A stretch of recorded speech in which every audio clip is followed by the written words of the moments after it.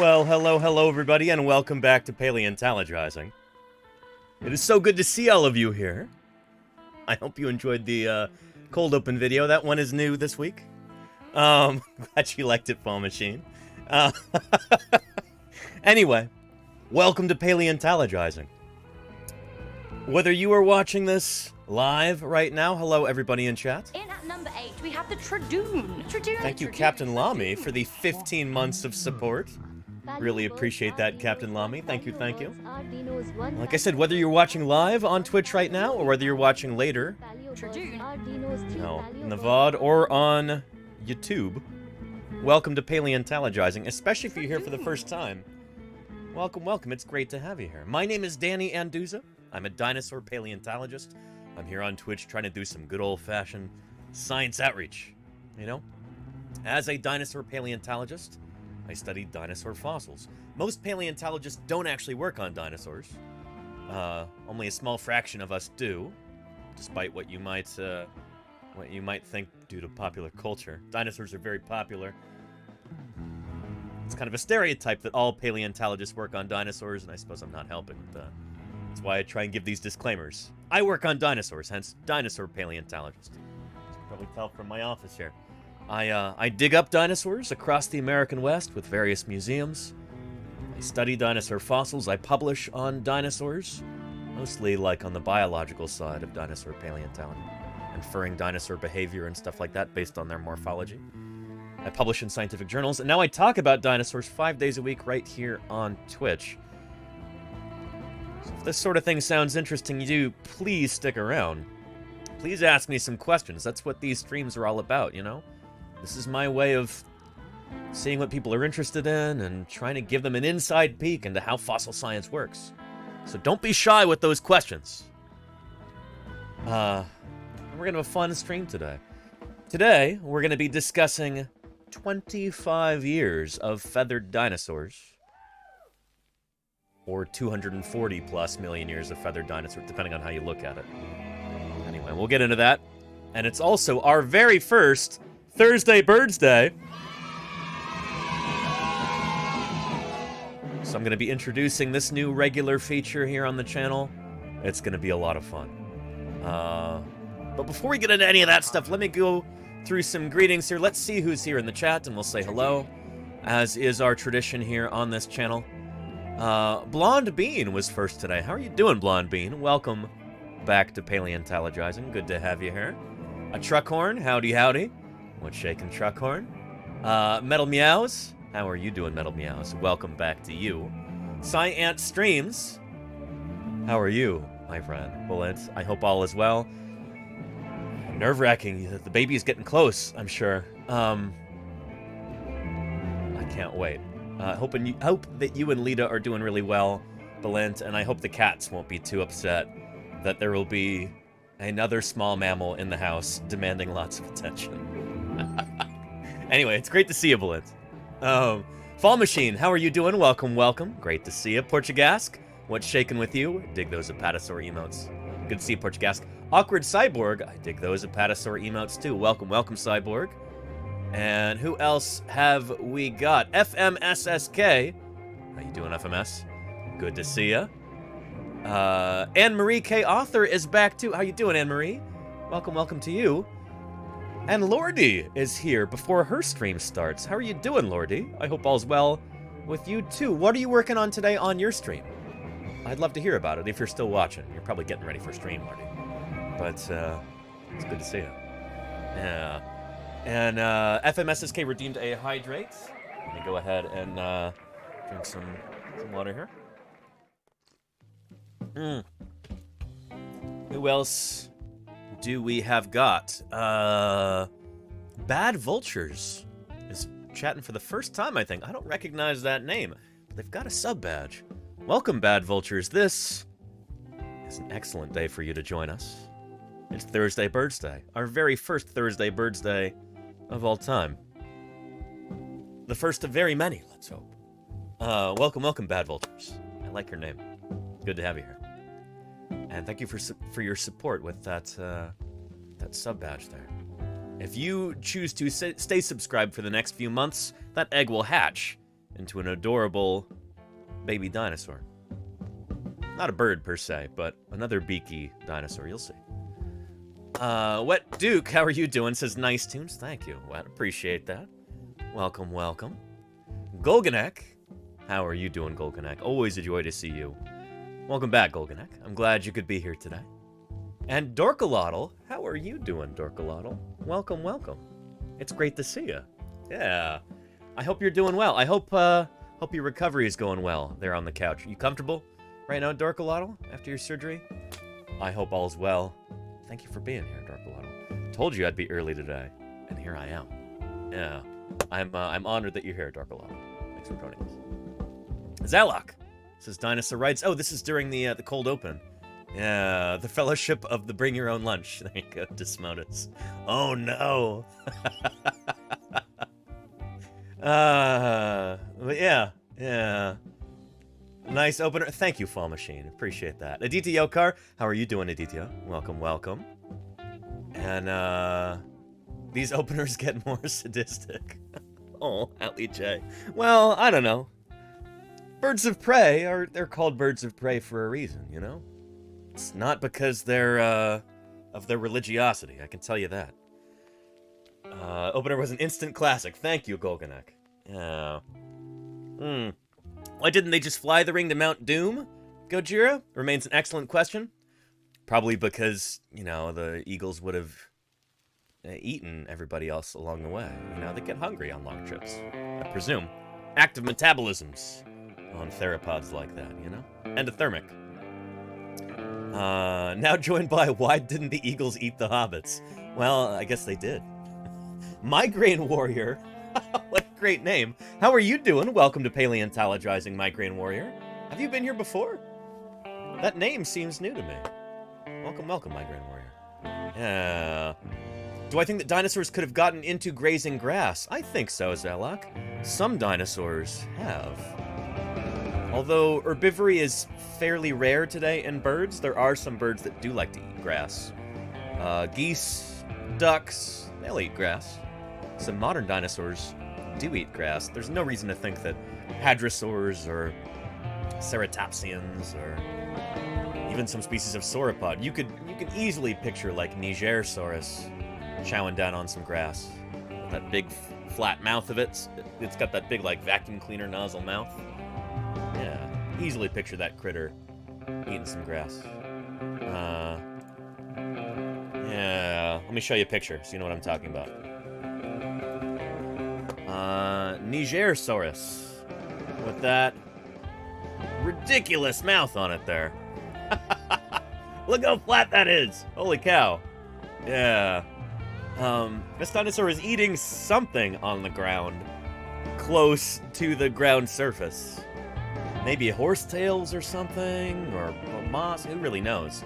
I'd love to see some study done on, like, fine-scale morphology of its teeth. Figure out what exactly it was eating. But, holy cow, what a weird-looking dinosaur. Yeah. But yeah, recovery's going great, says Dorkalotl. Cats are watching over me, and Husbando is here taking care of me. Very nice, Dorkalotl. Along with this stream, what more could I need? Oh, Dorkalotl, it's great to have you here. Thank you once again for gracing us with your presence. I appreciate you. And, this song is Don't Stop Me Now by Queen. It is, Aditya. Yes, sharp ears there, Aditya. Very nice. And Dogs love a bit of lawn. That's true, Gojira. They really do. Yeah. Migraine Warrior says, new Danny. As in, you're new or I'm new? 'Cause I don't think I'm new. Maybe I'm new to you, Migraine Warrior. At any rate, welcome to Paleontologizing. It is great to have you here. Thank you for joining us. Yeah. Yeah. Aditya wants to know, what is my favorite bird? Ooh, boy. Oh, boy. If Archaeopteryx could be considered a bird, then perhaps the venerable Archaeopteryx. But if we're talking about extant birds, man, I have many favorites, but I'll show you one of my very, very favorites. I don't know, if one of them had to take #1 spot.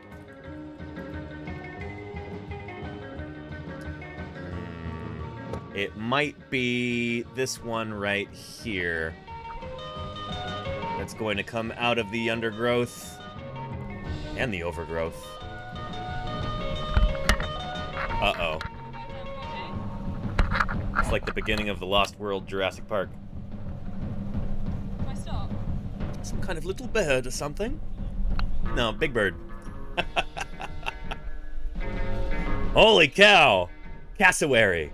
Yes, indeed, Golganek, Captain Lamy. Yeah. Ellie J. Yep. One of my, maybe my favorite extant bird. I know, it's so hard to pick one favorite, you know? What an amazing critter. Help, she says. Oh no. Here. Help me. Oh no. That girl's a goner. Not really. Presumably the video would not have been posted if that were the case, but anyway, it wants her snacks. Yeah, don't feed cassowaries. It's a recipe for bad times. Yeah. A southern cassowary, exactly, the largest species, Captain Lamy. Yeah.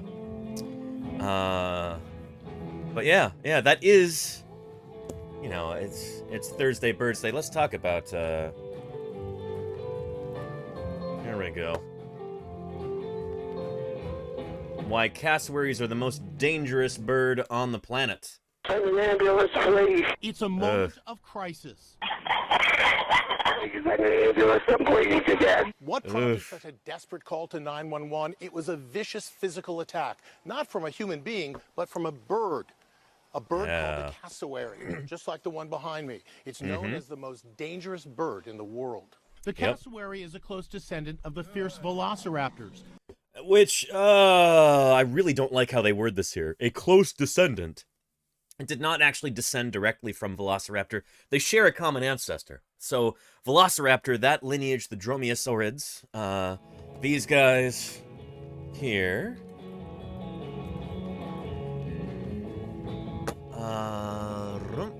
There we go. These guys, the Dromaeosaurids, went completely extinct. They didn't leave any descendants in the modern day. When the asteroid hit 66 million years ago, this whole lineage got wiped out. All the branches gone. But they are closely related to the origin of birds. There is Velociraptor of Jurassic Park fame right there.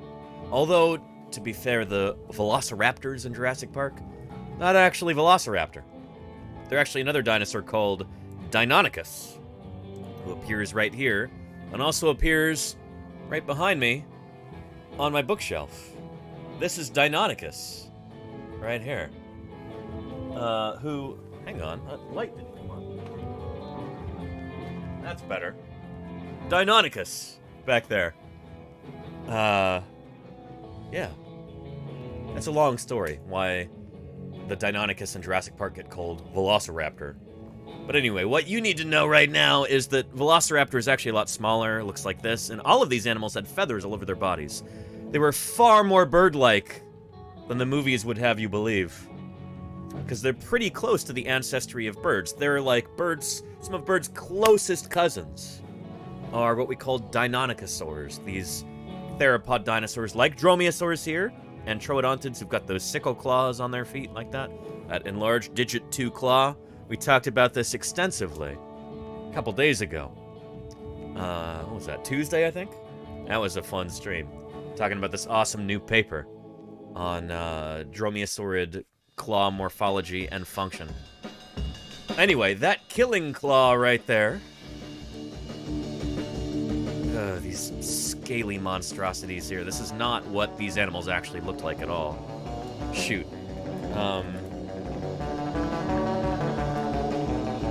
Here is a much, much better depiction. This is what these animals should have looked like in the movie. This is so much closer to reality, and it's also a zillion times cooler. What a missed opportunity. What a lack of creative vision on the part of the director of that film. Shame, shame, shame. You know? I mean, holy cow, look at that. Just, yeah, not great. Really not great. But anyway, these animals are very, very closely related to modern birds, and let's continue this right here and talk about why you should never approach a cassowary in the wild, nor try to feed it. The dinosaurs featured in Jurassic World. Stand down. Who would keep such a creature as a pet? This man did. 75-year-old Marvin Hajos of suburban Gainesville, Florida. Florida man. A call to 911 came after he was attacked by his pet cassowary. In a fight between cassowary and man, he didn't stand a chance. And let's see, December 360 says, was it hard to do CGI feathers? I'm sure it's not the easiest thing in the world. And no, the CGI in Jurassic World is not particularly good. Like, I don't know if it's due to a low budget. It's probably not low budget. It's probably just, I don't know what it was. But other films have certainly succeeded in doing very convincing CGI feathers. What was that movie with the owls? Owls of Ga'Hoole trailer. It's a suggestion there. Yeah. So here is, I've never seen this movie, but these are CGI owls, and they have very well-rendered feathers. This is certainly possible to do well-rendered bird feathers, you know? It's not at all impossible. So yeah, I don't know. It really was just a lack of vision on the part of the director in particular. In fact, let's see.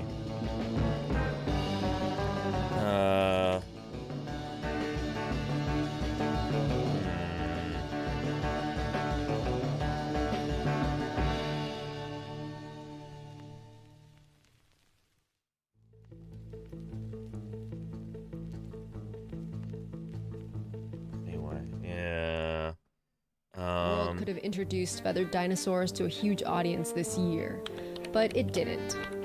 Yep. So there's the director of Jurassic World. He says, no feathers, hashtag JP4. There's a million things that could have been done to improve that film. And that's just one of the lowest hanging fruit there. You know, put feathers on the dromaeosaurs. Oh, yeah. Yeah. Anyway, one day you aspire to be a Florida man, FMSSK. How's the song go? Florida man, don't want them around anyhow. I forget. Garbage song. And Ali J says, as an Australian and unaware of the cultural/societal aspects of the U.S., I'm sensing a trend with Florida people. That's Florida man is the thing, Ali J. It's kind of a meme, you know? And there's actually a reason for that, apparently. It's not necessarily anything inherently unhinged about male people in Florida. But let's see. Well, there's probably even like a Wikipedia article for this. The Florida man phenomenon. I think it's because of something, it's called like the Sunshine Law or something like that, where journalists actually have access to all kinds of like local police reports and filings and stuff like that that are not necessarily available to journalists in other states. So lots of like anything weird and bizarre that goes on in Florida is more easily reported on by journalists. And then like any bizarre story that might make headlines is much more likely to come out of Florida than out of other states as a result. Florida man, let's see here. Yeah, Florida man is an internet meme, first popularized in 2013, referring to an alleged prevalence of male persons performing irrational or absurd actions in the U.S. state of Florida. Internet users typically submit links to news stories and articles about unusual or strange crimes and other events occurring in Florida. The story's headlines beginning with Florida man, followed by the main event of the story. The Miami New Times claimed that freedom of information laws in Florida made it easier for journalists to obtain information about arrests from the police than in other states, and that this is responsible for the large number of news articles. Anyway, if you would like to look into this further, there is a link. I have been to the state of Florida several times throughout my life. Here's what I'll say about the state of Florida. You ready? Any Floridians watching right now? I know there's a few of you. Florida is a really, really cool state. It's one of the southernmost U.S. states. It's got, large parts of the state have, a really tropical climate. And you get all kinds of cool critters there that don't necessarily live in other parts of the U.S. And the fact that the Everglades were protected also makes Florida a really, really special place. It's also very new, geographically. Florida, the landmass we now call Florida, much of it was underwater until very recently, due to a recent drop in sea levels, around the time of the last ice age and around there. Anyway, there is there we go. A species of cycad. Cycads are some of my favorite living plants. The only cycads that we have growing in the United States, in the wild, that are native to the US, are in Florida. Zamia integrifolia. This beautiful plant right here is the only cycad native to the United States. It grows in southern Florida there. Really beautiful. I'm actually planning on growing some of these here in my apartment. Gotta get my hands on those. But, yeah, they are really, really cool. And Florida is the only place in the U.S. where they occur. In the wild. We were talking about cycads a bit yesterday. But, take a look at this. I'm beside one of our wonderful natives here in Florida. This is a very ancient native. It's a kunti called Zamia integrifolia. Zamia integrifolia. It's the only cycad with a Z, native to the Zamia. continental United States. And it's found throughout the eastern part of Florida, and it might just barely get over into Georgia. Oh, I didn't know that. Oh, interesting. They will probably expand their range further north into Georgia, barring habitat destruction. I don't know. That's going to be a weird balancing act between habitat destruction and climate change. As the climate gets warmer and warmer, these might continue to expand their range north into Georgia. North and west, I guess. Or maybe just north. Hang on, Georgia. Yeah, just north. Sorry. Just north. They might expand their range north into Georgia, barring any further cataclysmic habitat destruction. You know, it honestly could go either way. Yeah. And Dorkalotl says the governor of Florida recently increased funding for conservation. So I guess it is true that a broken clock can be right twice a day. There you go, Dorkalotl. And you know what? Twice a day, that is, what's 365 times 2? It's that many times a year. Let's hope there's that many, but honestly, that seems a little too optimistic. Anyway, Dorkalotl, you keep the faith there in Florida. Holy cow. Along the coast. And And Bet Medler says, Googling cycads, it says eaten by Triceratops, Stegosaurus, not at the same time. We'll talk about that, Bet Medler. That is one of the reasons why I find cycads so fascinating. But yes. A member of a very ancient group of plants, the cycads that go back to way before the dinosaurs, and they reproduce with cones. They don't have flowers or fruits. They have cones and seeds. This is a female. It has a seed. Although they do have kind of like fleshy casings around their seeds that I guess you could refer to as fruits, but I don't know if, botanically speaking, they would be homologous with the fruit of, say, angiosperm plants. They're probably not. They're probably very different. Cone here. Yeah. And you need another individual with a pollen cone to produce viable seeds. And despite being so ancient, though, they have some interesting relationships with other animals. Yeah, and, beetles. Insects, weevils that actually actually are attracted to the male cones. They emit a special scent that attracts them, and then they pick up the pollen and bring them to the female cones. And this was actually only discovered a few decades ago, and it was discovered here in South Florida. Very cool. Enough, because it was assumed that they were so ancient that they were probably wind pollinated like conifers, but it turns out nope. They have this interesting. What a great video! This is so cool. With insects, just like the flowering plants. Another interesting relationship they have is with cyanobacteria in their roots. Yeah, they have nitrogen-fixing bacteria that they live symbiotically with. So these plants, like unlike angiosperm plants and other kinds of plants like that, I guess they're unable to actually fix nitrogen in their roots, so they actually have a relationship with cyanobacteria.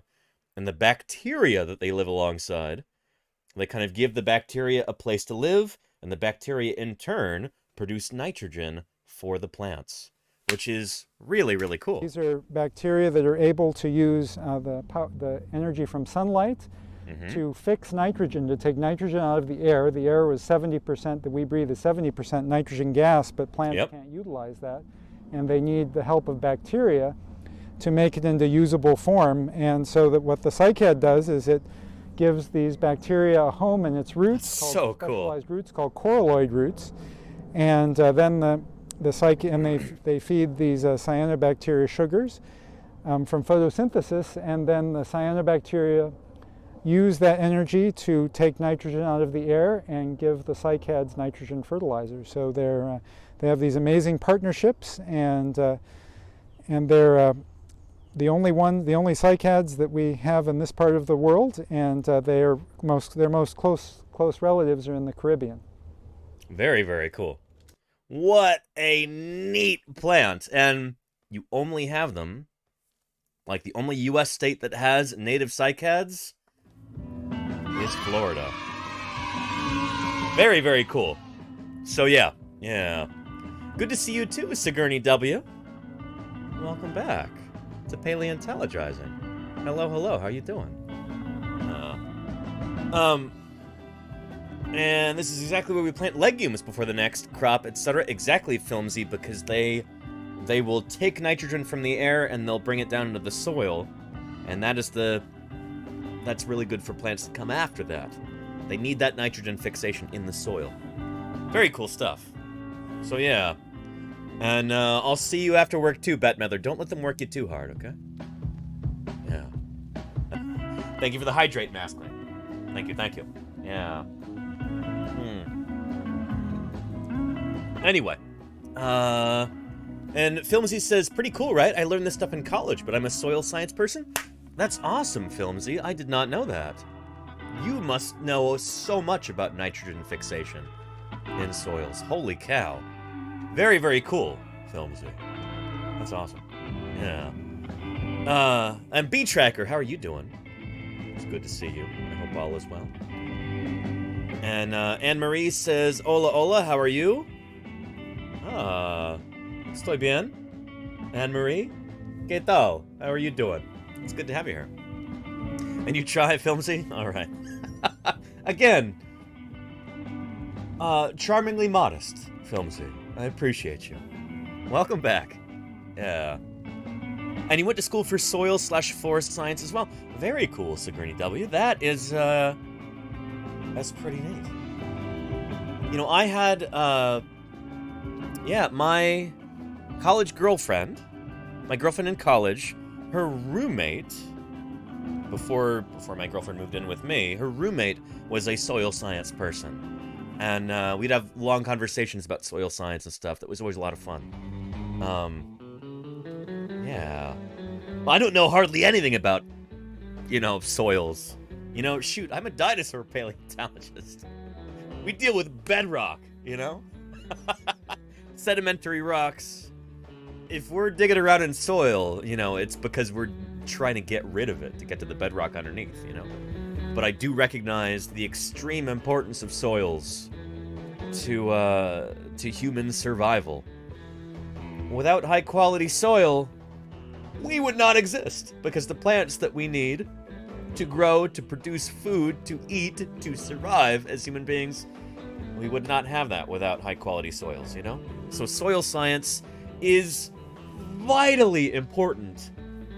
And I wish more people would realize that, you know? And I hope that that vital importance is reflected in the pay of professional soil scientists. Because there are... Sometimes it seems like a job's utility to society and to human survival is often inversely correlated with how well it's paid. Like the jobs that are the most useful to society are usually some of the least paid jobs. Jobs like teachers, service workers, sanitation workers, people like that.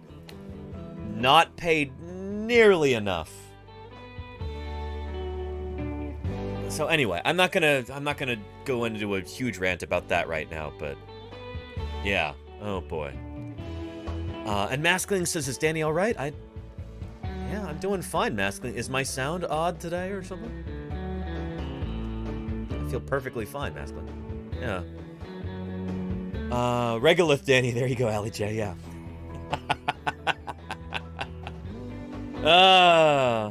And I'm just realizing, too, looking at my activity feed right there, we've got a dinosaur deep dive that I failed to log. Shoot. Let's do that real quick.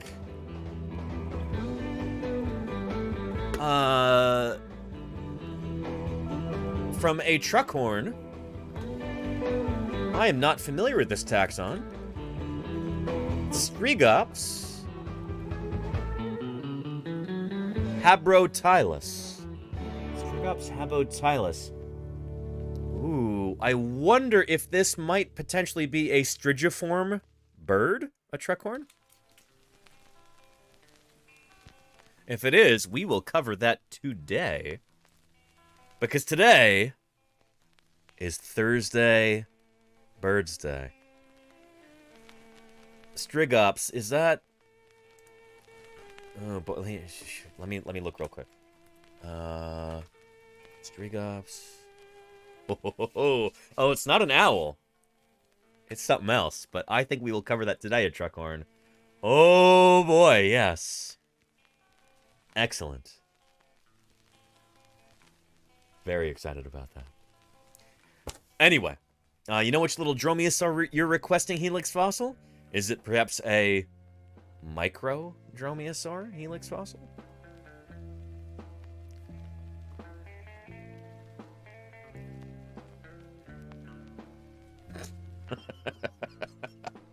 We will see. We will see. Oh, a bit bigger. Okay, shoot. All that for nothing. It's going to be Sinornithosaurus, isn't it? Helix Fossil. Okay. That'll be cool. Or maybe Velociraptor. The song is so quiet. You know what? Let's skip it. That's better. Yeah, let's skip this one too. There we go. So, for Thursday Birdsday, we are gonna take a look. Oh, my captions weren't working. Shoot. Testing. Closed captioner. Sinornithosaurus. No, Sinornithosaurus. Sinosauropteryx.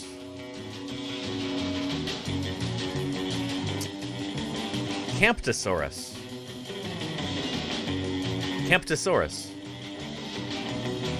Oh, come on. I feel like it used to be a lot better at this kind of thing. Kentrosaurus.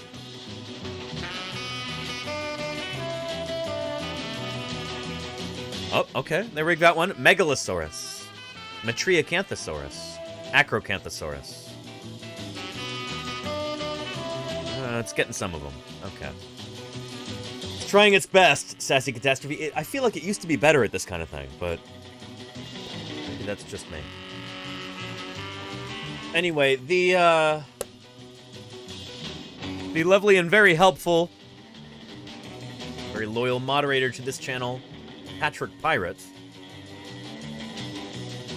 sent me the paywalled article that I could not access yesterday.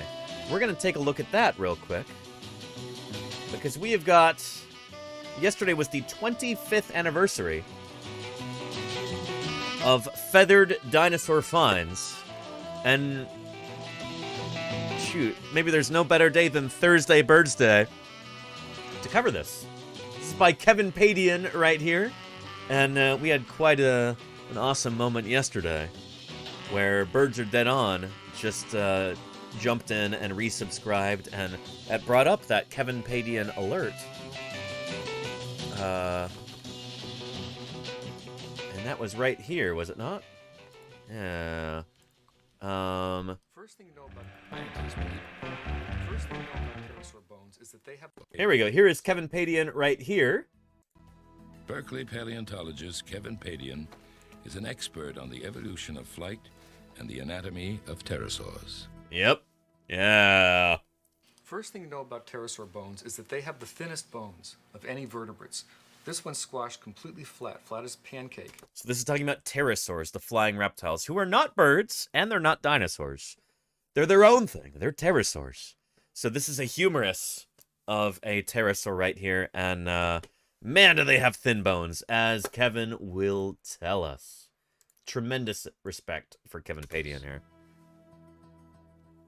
First thing you know about pterosaur bones is that they have the thinnest bones of any vertebrates. This one's squashed completely flat as a pancake, and it's like it was just like it was run over by an 18-wheeler sometime in the Cretaceous there in the middle of the ocean, right? And it's a this bone comes from the upper arm like this. It's squashed completely flat. The bone wall is so thin, it's about the same dimension as the wall of a dirter. A dirter is one of those things you get at the end of the paper towels, the cardboard thing in the middle, you go dir in it. Well, that's what this thing is like. I've never actually heard that phrase anywhere else, but I will forever, until the day I die, refer to the cardboard tube inside a paper towel roll as a dirter. Because of this clip here with Kevin Padian. Anyway, yeah, Kevin, living legend in dinosaur and pterosaur and bird paleontology. And here is a lovely little article that he wrote for Nature magazine, the prestigious Nature, on the 25th anniversary of the first feathered dinosaur finds. Our understanding of the origin of birds took a major step forward in 1998, thanks to the reported discovery of a remarkable fossil that unveiled the existence of feathered dinosaurs. Fossil publications that year caused a sensation. So let's get into it. Oh. Again, special thanks to Patrick Pirate for sending me this article here. She has journal access to Nature. I do not. So thank you for helping us jump that paywall there and do some good science outreach. So Kevin writes, it was at the annual meeting of the Society of Vertebrate Paleontology in 1998. And of course, I myself am a member of the Society of Vertebrate Paleontology. Here we go here. Let's see. Come on. SVP, Society of Vertebrate Paleontology.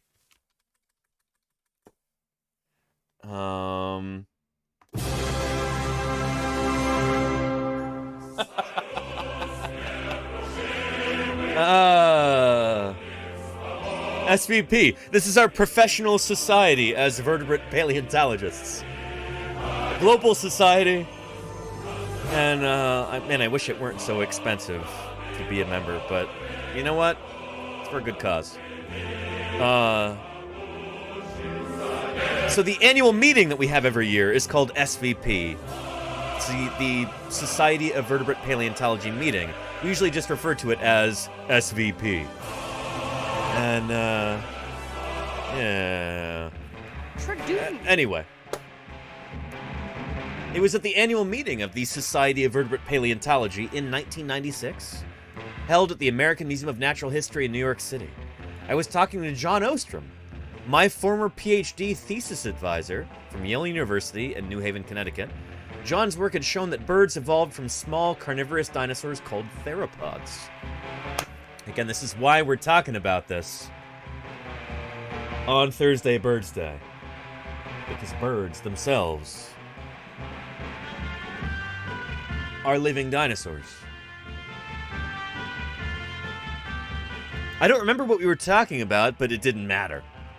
The world shifted when we were approached by our colleague Pai J. Chen from the Nanjing Institute of Geology and Paleontology in China. Chen graciously offered us a sheaf of color photos the size of index cards, explaining that there were images of fossils recently found in China's Liaoning province, approximately 500 kilometers from Beijing. As John leafed through the photos, his eyes widened and his jaw began to drop. "I need to sit down," he said. This is unbelievable. It turned out that disbelief was not an option. Chen had handed us the first photos of a fossil of a small carnivorous dinosaur, flattened, with all the bones exposed and a dark eye spot. But what caught the viewer's eye was the outline of the specimen. It was rimmed with hair-like structures that were undeniably feather-like. They were unbranched, lacking veins, feather components attached to a central shaft, and were unsuitable for flight. In short, this is a rudimentary form of feather, similar to those of flightless birds such as the kiwi. No one had seen anything like this in dinosaurs before, and few had even dreamt of them. I like to imagine what this would have been like at the time. In 1996, this has not been announced to the public yet. It's not made its way through peer review yet. This is just like very enticing rumors, but they're accompanied by photographs. And to have a researcher from China walk up to you at a scientific meeting and show you these, and to know that you are one of the first people to lay eyes on photos of an actual feathered dinosaur. This is before the public gets to hear about it. This is before other scientists get to hear about it. That must have been really, really special. And Kevin and John Ostrom must have realized that they were party to something very, very special indeed. This would cause a revolution in dinosaur paleontology. Oh boy, it did. It did! So yeah. Kennedy says, ironically, most of the attendees at SVP are vertebrates. Now, I don't know how ironic that is, Kennedy. I think that's very appropriate, actually. To be expected. If you had many invertebrate attendants at the Society of Vertebrate Paleontology, that would be ironic. Although,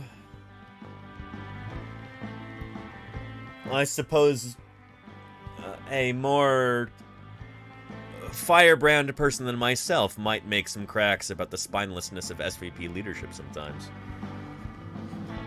But I'm not going to go there. Anyway, did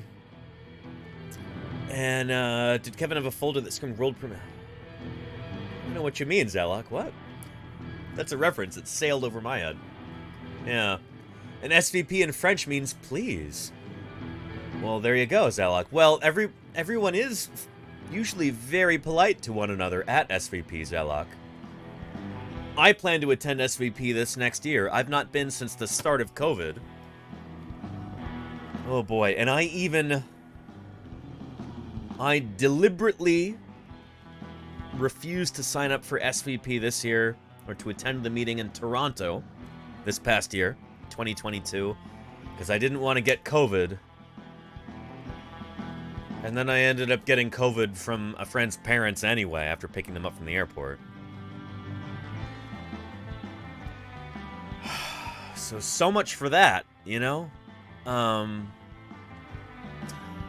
Anyway, this next year, I'm going to SVP. I will be there. And, yeah, it's going to be in Ohio. So, I've never been to Ohio before, you know? Sounds exotic. Oh boy. The intrepid wilds of Ohio. Exotic indeed. It'll be cool. So anyway, yeah. It's a society of vertebrate paleontologists who also study vertebrate paleontology. This is true, Goganek. This is true. Yeah. We ourselves are vertebrates and paleontologists. So the Society of Vertebrate Paleontology. Yeah. And oh boy, Ohio, says Kinamara. I know, right? So incredibly exciting. I've never been there before. You know, my good friends Ios and Lordy. Shout out to Ios and Lordy real quick, moderators, if you don't mind. S'il vous plaît. SVP. My good friends Ios and Lordy are themselves from the exotic wilds of Ohio, which I can only assume Ohio is itself short for Ohayo gozaimasu, which, if I remember correctly, means good morning in Japanese. So yeah. So Ohio to everyone watching, if it's morning time where you are, especially if you're in Japan or in Ohio. Although Ohio is on Eastern time, I think. So it's not morning time there. Anyway, if you are watching the VOD or the YouTube video in Ohio and it is morning time, Ohayo gozaimasu to you. And I'm glad you could be here. Wow, language is beautiful, says Psychoanalyst. It is indeed. Yeah.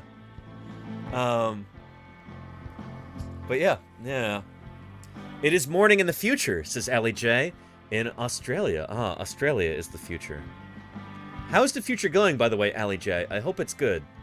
I hope it's more of a Star Trek future than a Mad Max future. Although Mad Max famously, Mad Maxwell himself is from Australia, is he not? Whether he's Mel Gibson or the other guy. The better guy. Shoot, what's his name? Such a better movie. Why can't I remember his name? Tom Hardy. Thank you, Psychoanalyst. Tom Hardy. There you go. Yeah. Stock on chrome paint just in case. There you go, Sayataka. See? Sayataka thinking ahead. We love our birds here. Thank you, Helix Fossil. We do love our birds here. I appreciate your support, Helix. Thank you, thank you. Yeah. Peter Steves. I feel like they needed video cameras in Star Trek. Do they, though? Yeah. Tom Hardy is English. The name or the person, Ellie J? Probably the person. He's English.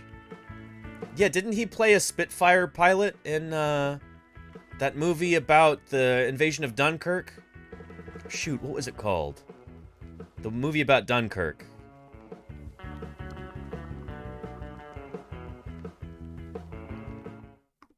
What was that called? The Dunkirk movie. What was it called? Dunkirk. Yeah, I know, Sigourney, but what was the movie called? What was it? What was it called?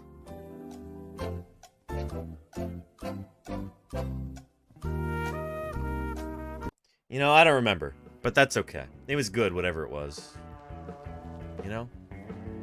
Yeah.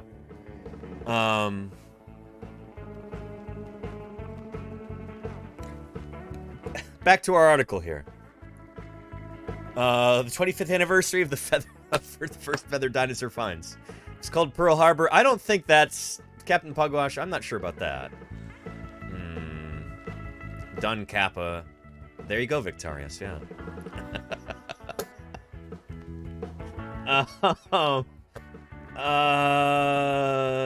Yeah. It turned out that disbelief was not an option. Chen had handed us photos of the first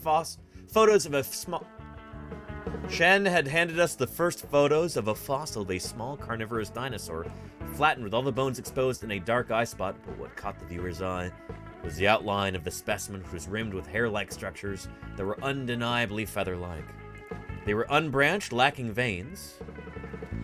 And so when John Ostrom had been surmising the existence of feathered dinosaurs since the late 1960s.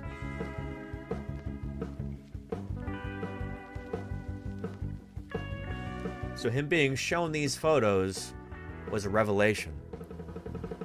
something that he had been predicting for 30 years turned out to be true. Imagine that. Imagine you are a scientist passionately advocating for a certain idea because you've seen clues for that in other aspects of your science. John Ostrom famously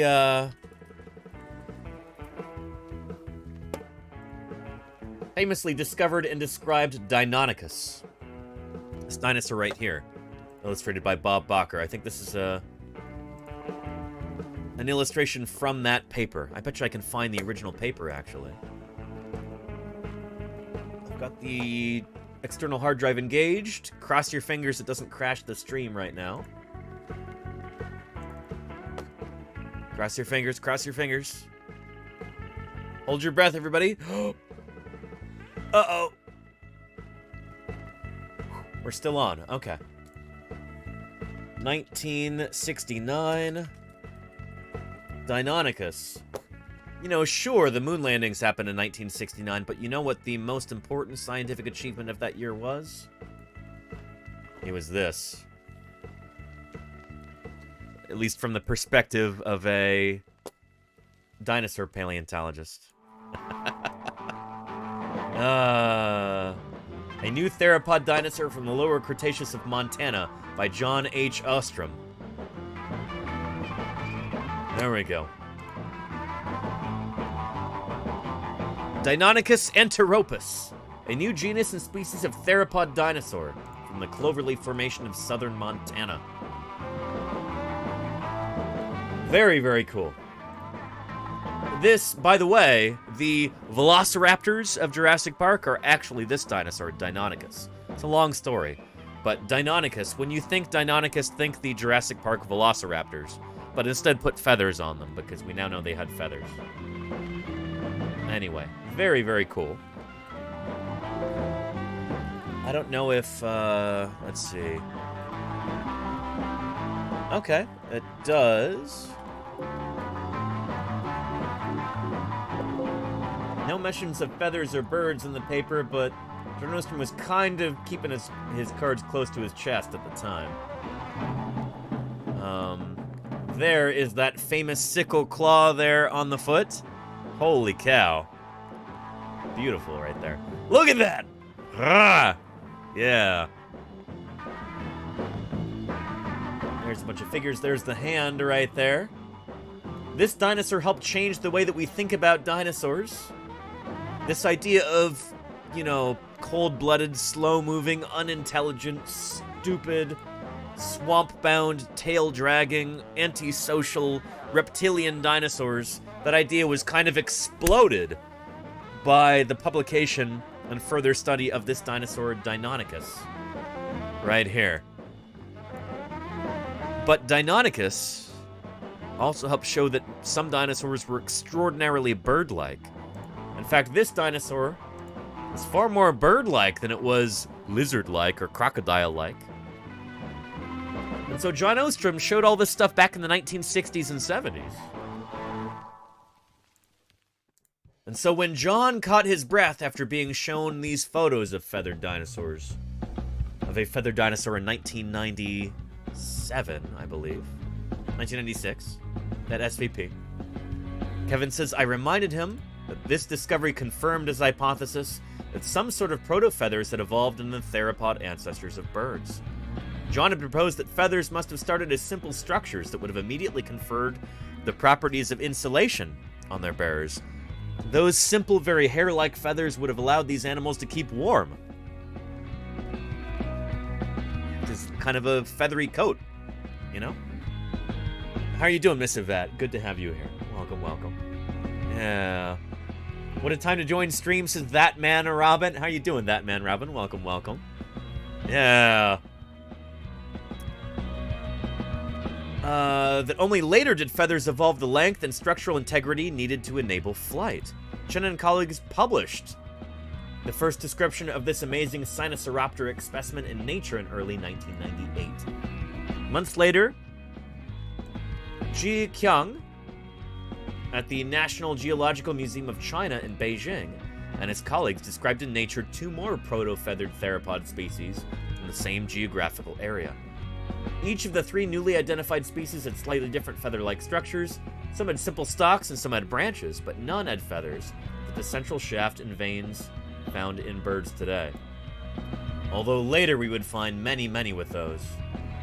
There is that original specimen of Sinosauropteryx right there with that fringe of proto-feathers running along its sagittal plane there. Right there, along the top of this animal like a feathery mohawk. Very cool. That is so cool. Yeah. The discovery that birds evolved from small theropod dinosaurs and therefore belong to Dinosauria is one of the great scientific revelations of the late 20th century. Agreed. Really, really cool little editorial here, in retrospect, from Kevin Padian. 25 years of feathered dinosaurs, or if indeed the first dinosaurs were feathered, which we're now starting to think that they probably were, I guess that would be closer to 240 million years of feathered dinosaurs. Continuing to today, with birds, their feathery descendants. But yeah. Very, very cool. Yes, indeed. Yeah. And doing good. Glad to hear it, that man, Robin. Yeah. And psychoanalysis, what did people think about bird evolution before then? Oh, that is a great question, psychoanalyst. Let's talk about that a little bit, actually. Yeah, let's get rid of these tabs here. And, let's see.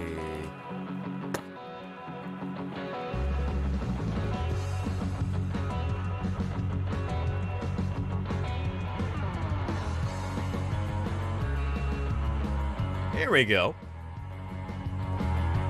So, the 1990s, here depicted in this 1994 episode of Paleo World. What year did this come out again, chat? Paleo World Dinos in the Air. It's an old TLC documentary about feathered dinosaurs and that kind of thing. The 1990s was really like the last decade in which you could really argue against birds evolving from dinosaurs. There was an idea that birds actually evolved from another critter.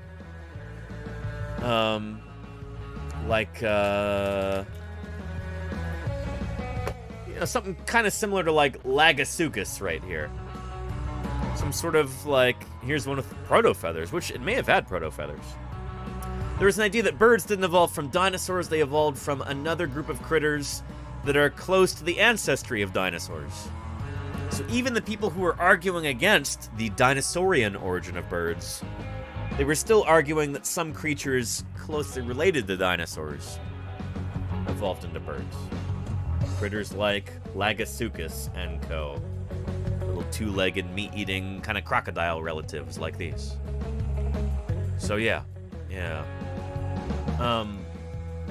But let's take a look at this old episode of Paleo World, because Larry Martin will be in the next scene here. Bless his heart and God rest his soul. He didn't buy this. He thought that, that dinosaurs did not give rise to birds. If you see a flock of birds today, you've really seen a flock of dinosaurs. Whoop. Here, let's go back. Well, somebody like Bob Backer might say that if you see a flock of birds today, you've really seen a flock of dinosaurs. Well, I'll tell you what, I think you've just seen a flock of birds. I'll tell you what. Well, that boy ain't right. Bobby, birds aren't dinosaurs, Bobby. Larry Martin believes birds evolved directly from reptiles. He sees no connection between birds and dinosaurs on the family tree. For him, timing is everything. He's quick to point out a flaw in Bakker's theory. A single, irrefutable piece of logic. And he does have a good point here, actually. One of the major problems with the dinosaur hypothesis is that the dinosaurs that they compare to Archaeopteryx, like Deinonychus, for instance, are all younger than Archaeopteryx. That is true. So it's really difficult to be younger than your grandparents. Archaeopteryx is... I'm sorry, what? It's not difficult to be younger than your grandparents. You know, shoot. I do it every day. Many of you probably do also. I think he meant to be older than your grandparents. Yeah. It's really difficult to be younger than your grandparents. Archaeopteryx is 150 million years old. Anyway. The earliest Again, bless his heart. God rest his soul. R.I.P. Larry Martin. Had a lot of really, really important contributions to vertebrate paleontology. But holy cow, it seems like he was wrong about this. Ever found is 50 million years younger. Unless an older raptor is discovered, the theory doesn't add up. It almost seems like they did him dirty in this documentary. Like, couldn't they have done another take? Did they not recognize until after this aired that he got that part wrong? Like, what? Archaeopteryx. And so it's really difficult to be younger than your grandparents. Archaeopteryx is 150 million years old. The earliest raptor ever found is 50 million years younger. Which today is no longer true. We now have dromaeosaurid, or at least deinonychosaurid dinosaurs that I think go back to about the same time as Archaeopteryx, but this is still kind of an issue. Like, there's a big gap in the dinosaur record here, where I don't know if we have deinonychosaurs that are older than Archaeopteryx yet. We might. Maybe things like Anchiornis might be around the same age, or they might be a little older, or maybe a little younger. I'm not sure. But anyway, it is an issue that we don't have, like, you know, very bird-like dinosaurs from long before Archaeopteryx, because there's usually a big old gap there. From the whole Middle Jurassic, we don't have very many bird-like dinosaurs there, you know? Yeah. Unless an older raptor is discovered, the theory doesn't add up. Until then, Larry Martin continues to chase his own evidence. There. Well, find the big one. Ooh, we've got a fish here, Dr. Martin. Yeah? I think. Well, come over, take a look. Okay. There's the negative side. Oh, that's not too bad. Really dark matrix. Yeah, it's hard to see it in that. I like that. Well, go back, see if you can get a bird. Okay, all right. Well, let's see. The birds ate the fish, didn't they? Right. That's a good place. Well, then we've got the food. We've got the bottom of the food chain going here. Anyway, so Larry Martin was looking for... Is vital. Fossils are scarce. In 1984, Martin's hopes were raised by a stunning discovery. Yeah, how stunning was it really, though? Texas, 7 fossil bones were unearthed. The creature was dubbed Protoavis.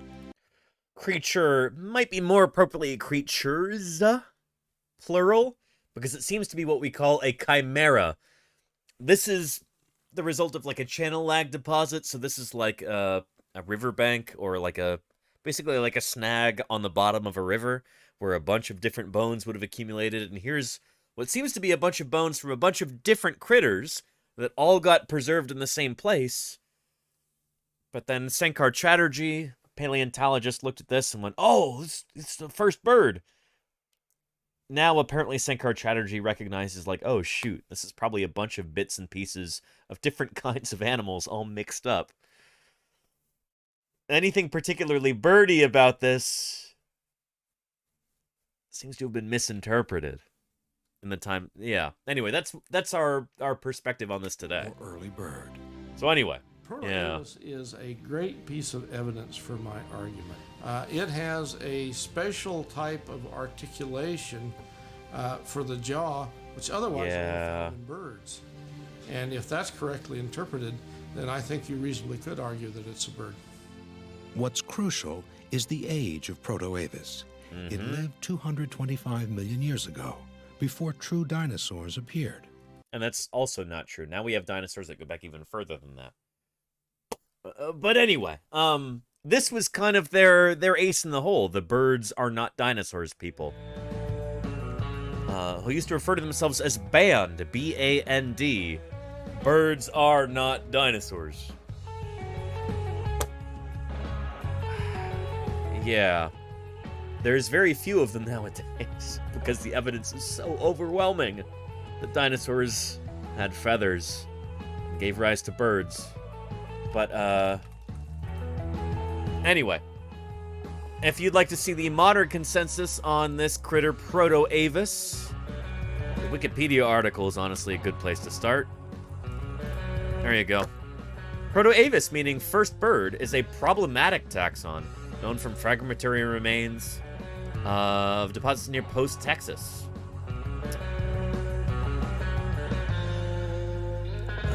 Here we go. Yeah, there we go. Many paleontologists doubt Proto-Avis is a bird, or that all the remains assigned to it even come from a single species, because of the circumstances of its discovery and the unconvincing avian synapomorphies of its fragmentary material. They were found at Tecovas and the Bull Canyon formations in the Texas Panhandle in 1973, the sedimentary strata of a Triassic River Delta. The fossils were in a jumbled cache of disarticulated bones that may reflect an incident of mass mortality following a flash flood. So anyway, here are the actual bones right there, and it seems to be an accumulation of different bones from different critters. So anyway, I guess, you know, time will tell. If future paleontologists go out and dig here and prospect for fossils, find more things from the Texas Panhandle, maybe we can finally put this thing to rest, or maybe it will turn out to be a bird. I doubt it, but, you know, it's always a possibility. We need more fossils, once again, you know? Oh, yeah. Yeah. Anyway, something just seems off about it, Captain Lummy. No, really? Something seems off about that? From a channel lag deposit? All these fragmentary remains that are... Oh, boy. Honestly, don't get me started on Proto-Avis. Oh, boy. Anyway. Yeah. And Texas is so hot to dig in, Miss Yvette? Well, you know, some of us are used to that kind of thing. I dig in eastern Utah during the summers now. It's easily over 100 degrees pretty much every day there. 100 degrees Fahrenheit, not Celsius. I'd be boiling. But yeah. Yeah.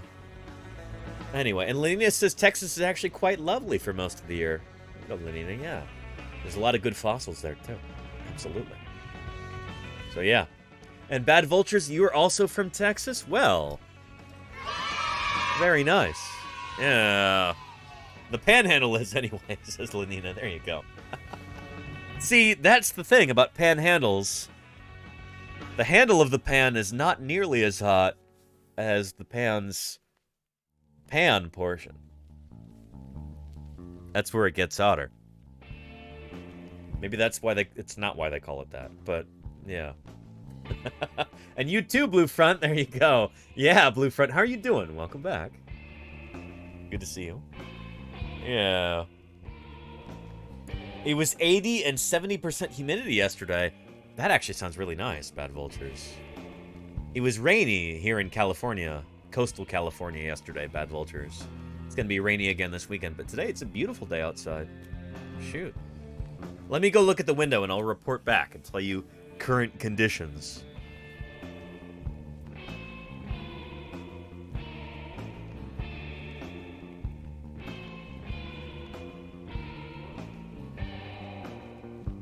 Yeah, gorgeous.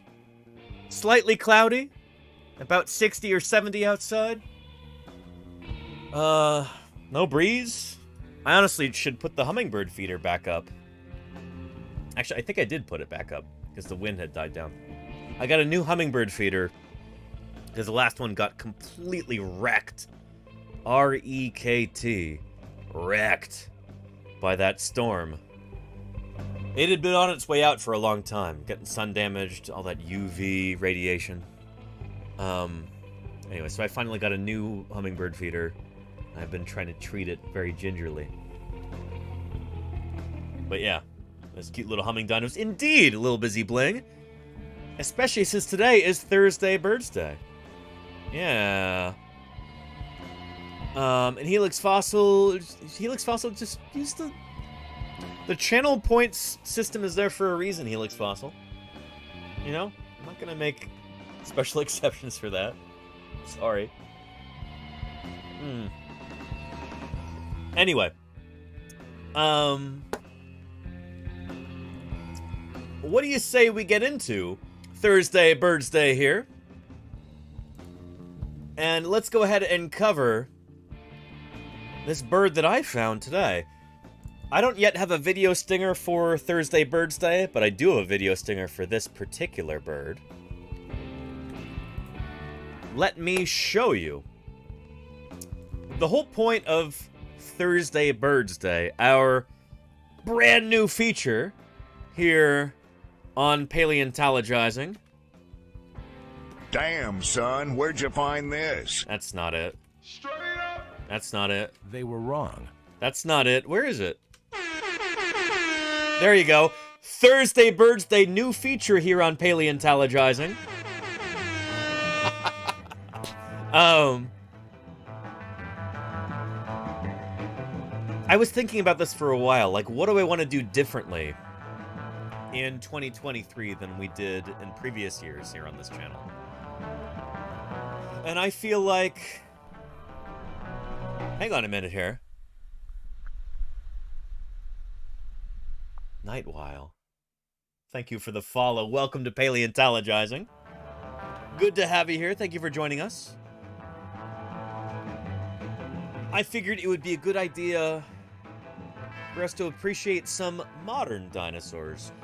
And I also recognize that, I don't know, in our modern age, especially in COVID times, it is all too easy to sit alone at home and just kind of have your eyes glued to the screen and, you know, not feel the breeze through your teeth or feel the sun on your hair or however those phrases go.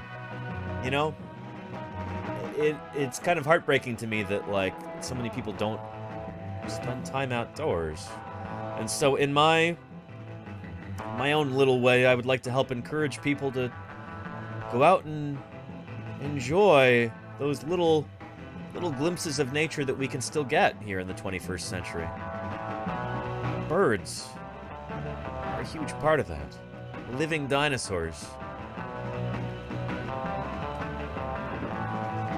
And so, I'd like to introduce a new series.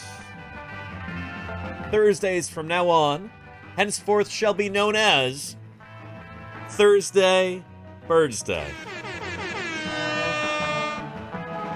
So on Thursday Birdsday, we'll be going over some birds that people have seen in their neighborhoods, where they live, or where they're traveling. The birds in your general surroundings, no matter where you are, if you're at home, if you're on vacation, if you're traveling for work, if you're on the International Space Station, if there's birds in your vicinity, I encourage you to take pictures of them and put them into the new Discord channel that we have for Thursday Birdsday. So we're kicking this off today. I went out for a walk this morning on my way to the grocer's, and I saw a really cool bird, and I managed to snap a picture of it before it descended beneath the water. Here it is right here. Can anybody tell me what kind of bird this is? And don't tell me it's a Loch Ness Monster.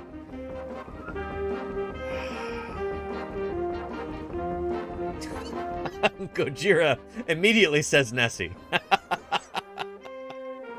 Yes. This, actually, is a very special kind of bird. I see some correct answers there in the chat already. It's a witch, says Dinosaur Dave. Oh, no. I happen to know what kind of bird this is. But, give me a second here.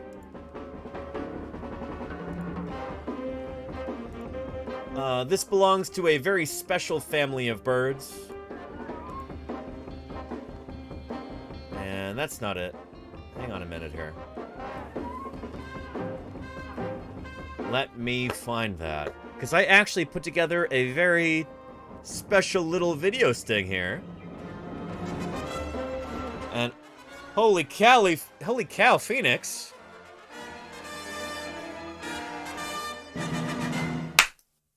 Thank you, Phoenix90. With those 5 gift subs.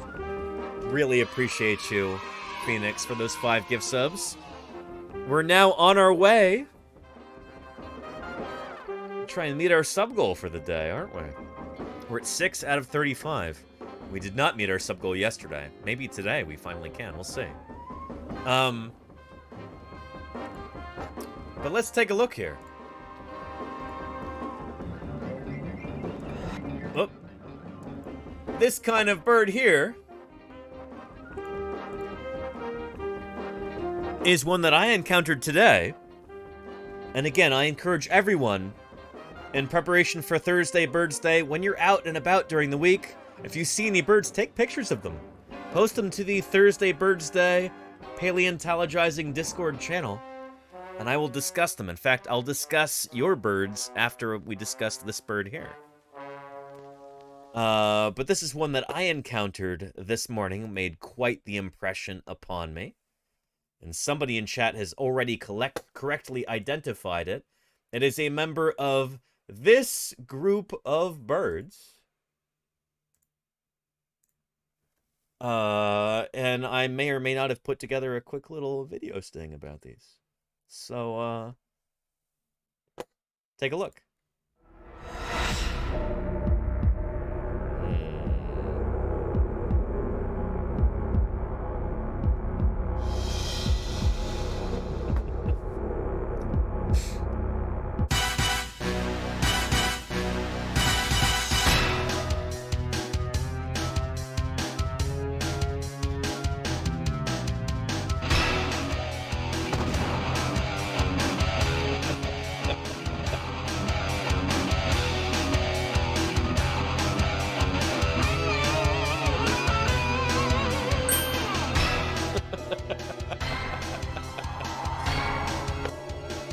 So this group of birds, as you may have surmised, is known as golden eyes.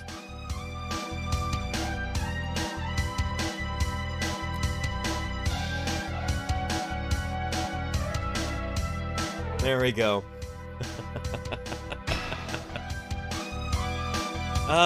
This is a female bufflehead in particular. So if you got that, congratulations to you for being an excellent birder there. Yes, indeed. This is a female bufflehead. And shoot, give me just a second here. Let me, let's see. It is a species of goldeneye. That's not the one I was looking for. Hang on a second.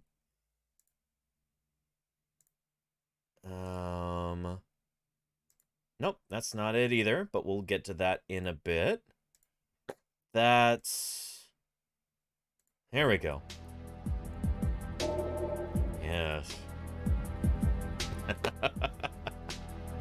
This group of birds is called golden eyes. Bucephala is the name of that clade. And Bucephala albeola is our taxon for the day. This genus and species, the bufflehead. You'll see this one here looks a bit more ornate than the one that I saw here. Here's a close-up. Zoom in and enhance. Not the best photo, but, you know, just took this with my phone on the way to the store today. These are very, very cool birds. And let's learn some facts about them right here. They happen to winter here in California. They breed way up north in Canada. But during the winter, they come down here to California and other parts of these United States. Kind of hang out down here where it's a little bit warmer than it is in Canada. Good on them for doing so, you know? Yeah. Let's take a look at bufflehead facts. The striking colors and playful behavior of the tiny bufflehead is... Hang on just a minute here. Let's turn this down a little bit.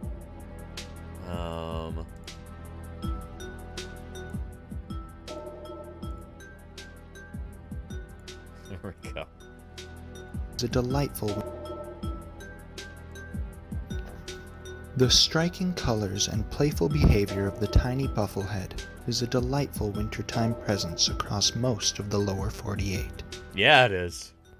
At a length of just 13.5 inches, just around the same size as a pie-billed grebe, the bufflehead is quite nearly the smallest duck in North America. Very cool. One of the smallest ducks in existence in our great continent of North America. And Bucephala would mean ox-headed, though. Bu from boss. Maskling, you are dead on there. Absolutely, yes. We'll be talking about that. And by the way, Bucephalus is actually the name of... Well, shoot, there's a significant historical character there whose name is Bucephalus. Does anybody know who that was? Bucephalus. There's a quiz for you, chat. Let me know.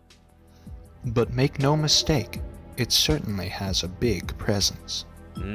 With males sporting a sleek white patch around the back of their heads, I saw a female today. A charming circle of white blush.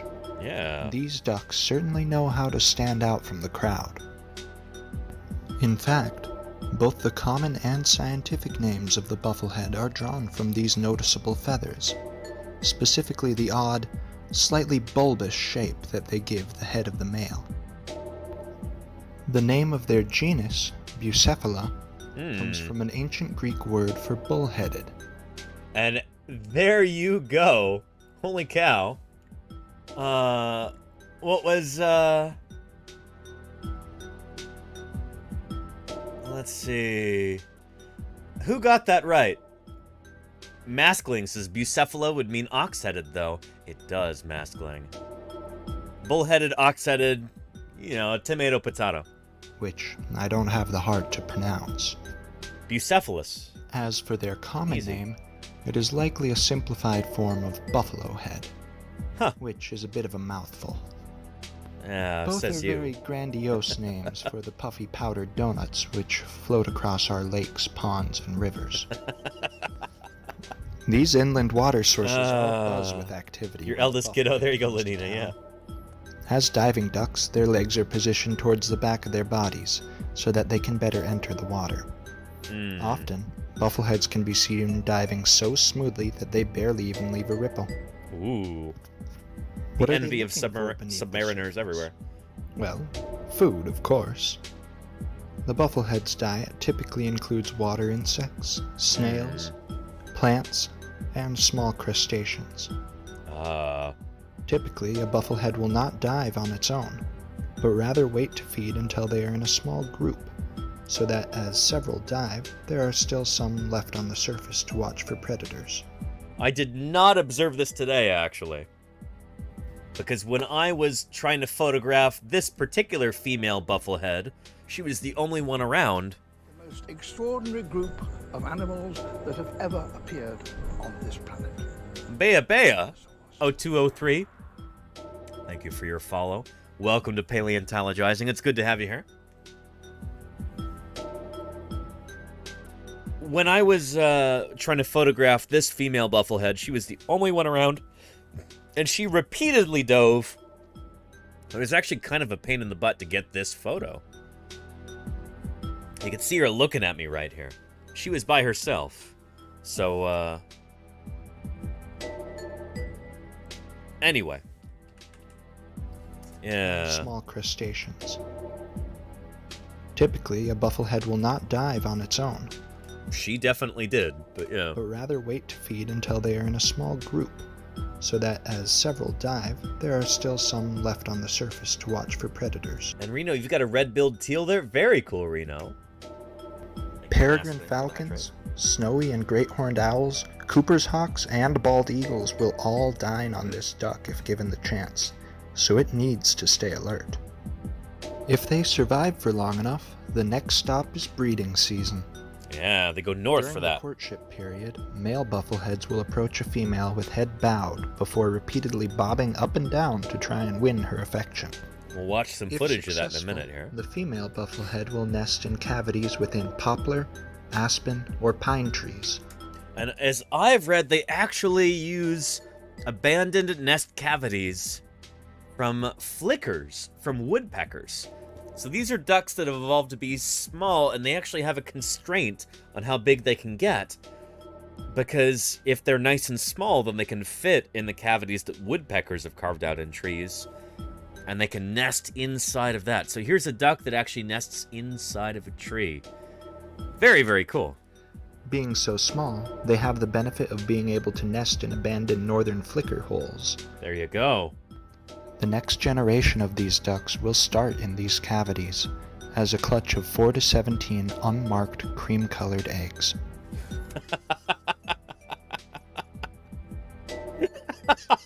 Sounds like something you would write in a ransom note. If you ever want to see your daughter again, leave a clutch of 4 to 17 unmarked cream-colored eggs in a briefcase at the bus stop.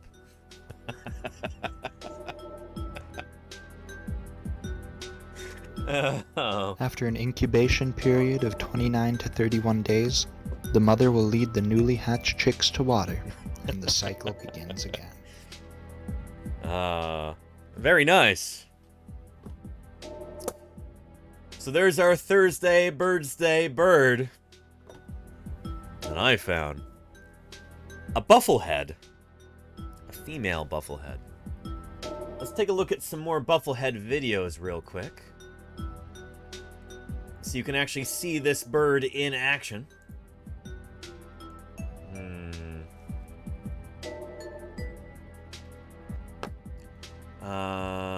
Where did that go? Oh, that's the same one there. Let's try this one. Yep. Wrong one. Alright, back to YouTube. Let's try to find these.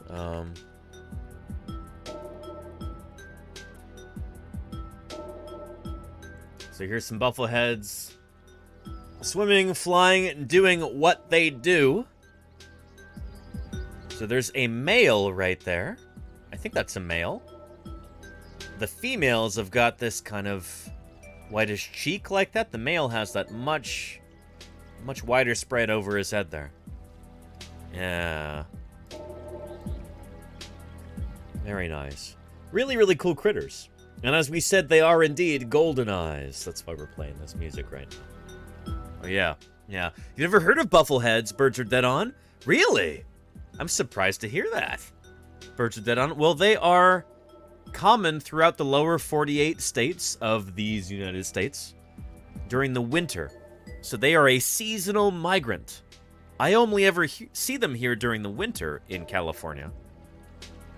During the summer, and I guess the spring and fall too, they're already up north in Canada doing what they do there. They're one of the smallest ducks that we have, and they are considered sea ducks. They're very good at diving, as you can see right here, and they feed subaqueously. They feed underneath the water. Yeah, they're in your backyard all summer. You must have a big backyard, Gojira, or a very wet backyard. Yeah, and they're like eiders. Maybe. Birds Are Dead On, yeah. You have 3 in your pond right now? Very cool. Alhua Lynx. Very, very nice. What about SoCal? I don't know if they... I bet you would find them in saltwater. In inlets and coves and estuaries and areas like that. And maybe some other waterways in Southern California too. But I'm not sure, Miss Yvette. In fact, let's go ahead and look that up real quick. Let's see. Bufflehead Range. There we go.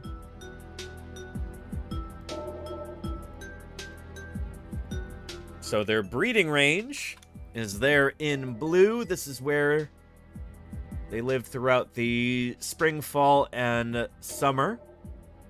Or I guess spring, summer, and fall. We're trying to keep that in order. But their winter range is here along the coast and then in the lower 48 states like that. I've actually seen other maps that show them as far north as like Wyoming during the winter.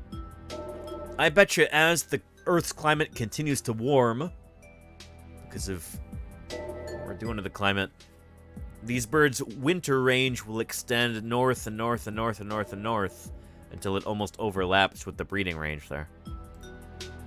But anyway, yeah.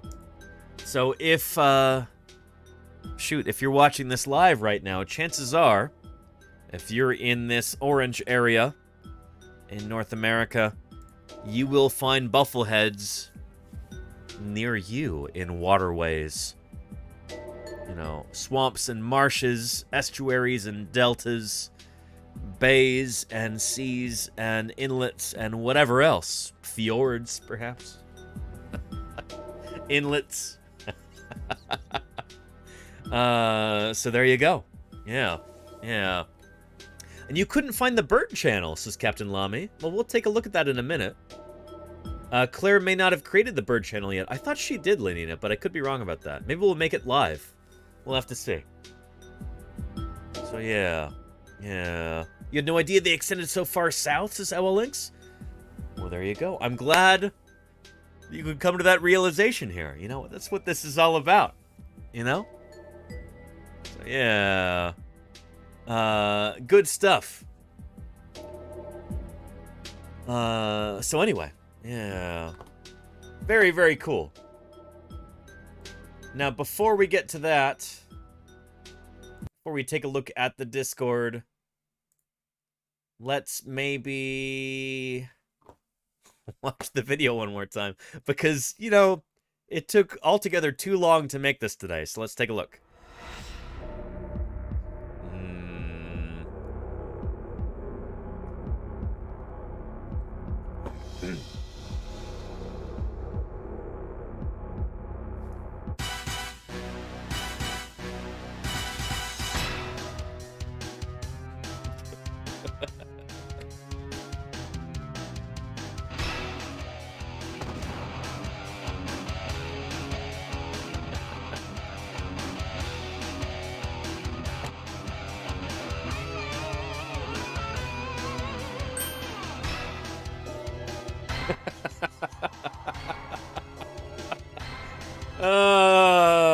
Anyway, I uploaded this to YouTube earlier and did it as an unlisted video.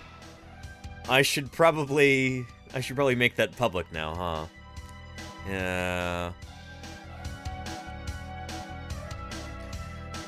Yeah. Let's check out the Discord. And, well, shoot, before I do that, let me go to YouTube and let's make this public, shall we? Yeah.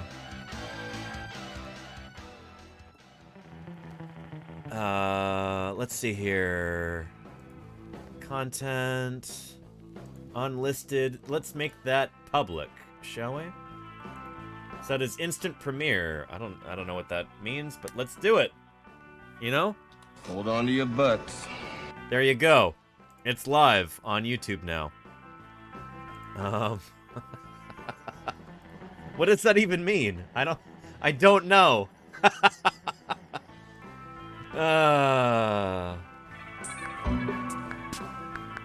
What?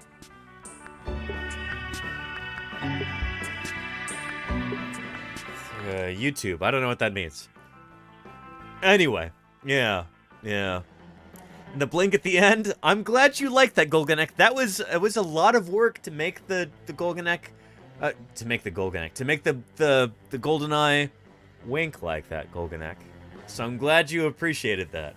Yeah. People used to my bird photography, it would fit right in. There you go, Elhua Links. Well, it's now public on the YouTube channel. Do we have a command yet for YouTube? I don't think we do. Shoot, let me do that right now.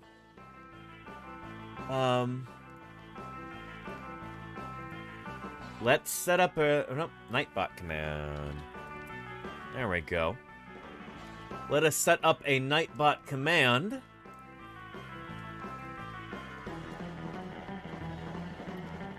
Let's just make it !YT.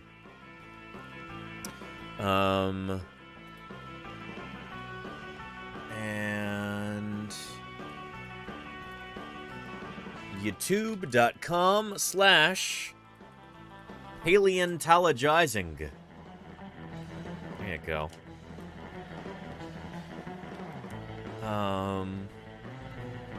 Let's see. On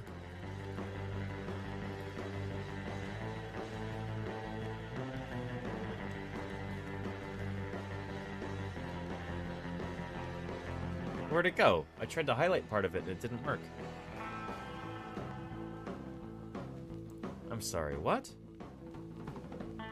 Let's try again.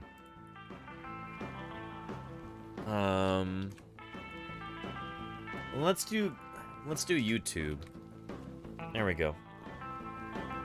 There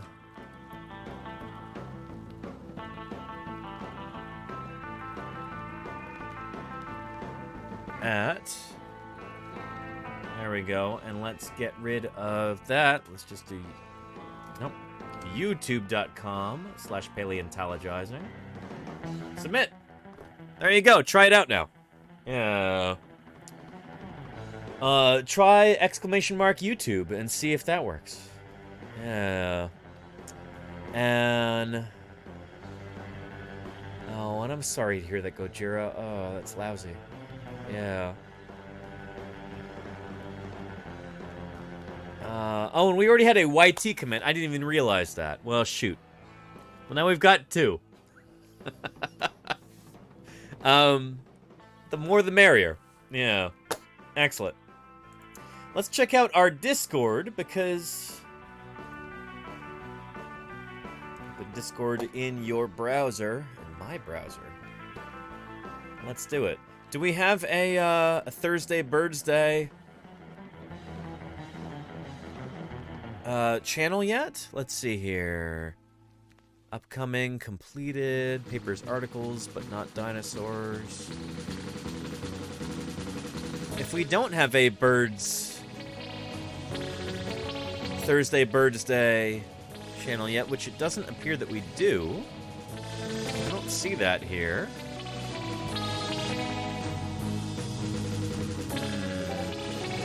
That's okay, we'll set one up, and that'll be good. A Thursday Birdsday. Maybe I made a goof, and I thought that Claire had made a Thursday Birdsday channel, which instead was actually a bingo channel, which very well could have been. So yeah, let's do that right now, actually. Let's make a new channel. See if I can figure that out. Community boards. There we go. Custom channel. Channel name. I guess we can't use capital letters. Thursday Birdsday. Create channel.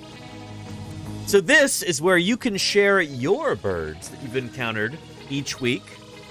Hopefully provide some photos, or if not a photo, at least a description. Photos preferred. And let me add my first one here. Give me a second. Some burb tracks from Helix Fossil. That was fast. Wow. Maskling. Holy cow. Helix Fossil and Maskling right there. Holy moly. Maskling, that's some kind of psittacosauriform. Psittacosauriform bird, like a parrot or relative. From from Spain eating a fry. Layered trop. Very nice passeriform bird right there. Looks like some kind of sparrow. Captain Lamy. Some skimmers. Oh, that's super cool, Captain Lamy. Which bay? I want to know. You're not talking about San Francisco Bay, are you? Because I don't think I've ever seen a skimmer in the wild. Holy cow. On your back deck, these look like Australian magpies, maybe? Art Forever has got a cassowary right there. Very, very cool. That's pretty neat. Yeah, holy cow. And Captain Lummy says, yes, SF? You're kidding me. There are skimmers in San Francisco Bay? I have never seen a live skimmer. You're kidding me, right? I want to see these. I want to see some skimmers. Where did you... Can you tell me where you spotted some, Captain Lamy? I want to go there. I'm going to be in San Francisco on Friday. I want to see some.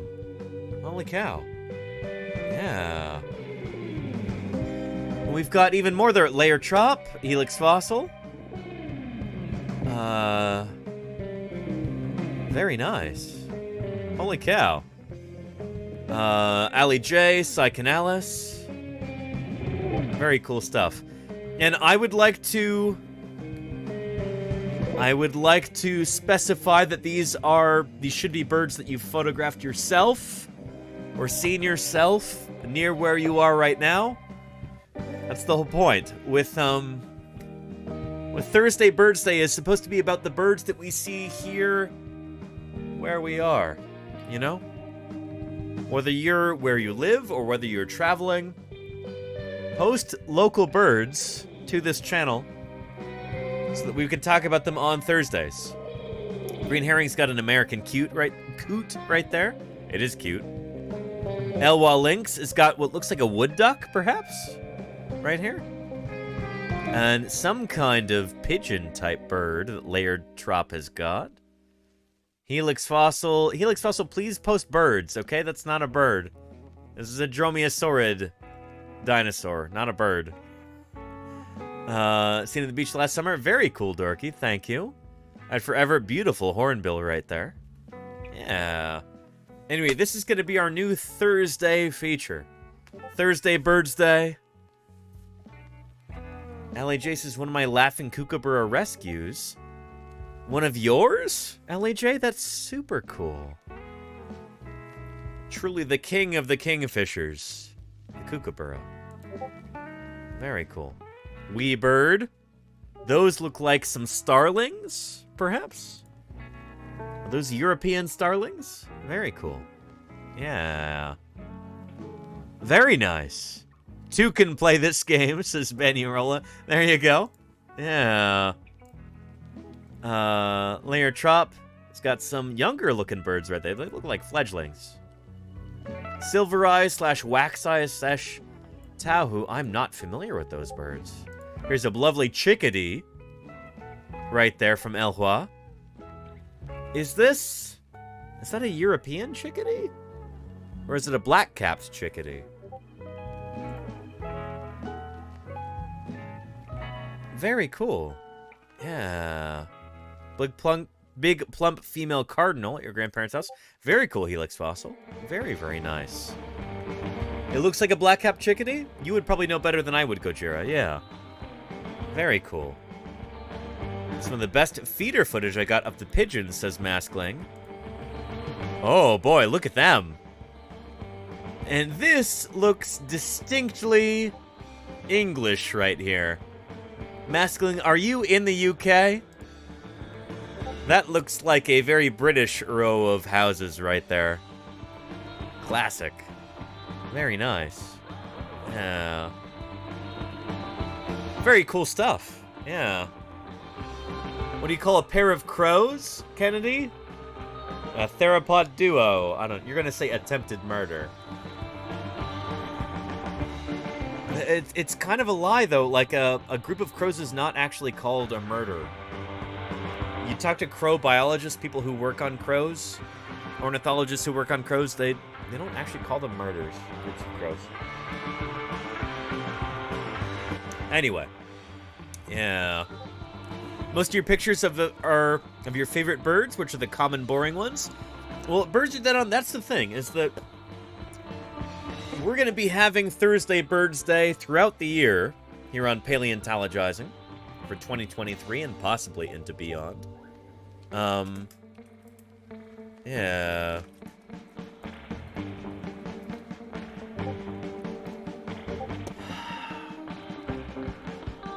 Here in the San Francisco Bay Area, we've got so many different kinds of birds that I think we are going to have more than enough. There's more than 52 right here, one for every week. Plus, I'll be traveling this summer. I am going to feature a new kind of bird every week. A new kind of avian theropod every week, I should say. And it is going to be a ton of fun. I actually have photos of most of these. I don't have a varied thrush, but I've got... or a pygmy nuthatch, but I've got many of these other kinds. Wood ducks, egrets. Oh man, there is a huge egret that I saw over in Alameda. I'm going to see if I can get a photo of me next to this gigantic egret. You won't believe how big it is, chat. Holy moly, it's huge. And it tends to stand very still, this egret right here. The big one I'm talking about. Yeah. Anyway, here are just some of the most common birds of the San Francisco Bay Area. And then these birds also change. Like, you will get different kinds of birds in different seasons here in the San Francisco Bay Area. And chances are where you are right now, you will also encounter different birds during different times of the year. So I think this is going to be a really cool ongoing series. I'm very excited about this, you know? Yeah. This is going to be a lot of fun. Since birds themselves are living dinosaurs, I figured this is a lovely ongoing series to have, and hopefully it also encourages you to go out and try and be intrepid. Take some photographs of birds in your local area, no matter where you are, and post those to the Discord. Maybe I'll come up with, like, a preferred, you know, format for these or something like that. Maybe I'll even demand that you write today's date on a piece of paper, put it in front of the lens, and photograph the bird with that or something. I don't know. We'll see. We'll see. Well, let's get back to the Discord here. There you go. One of the local emus, says Allie J.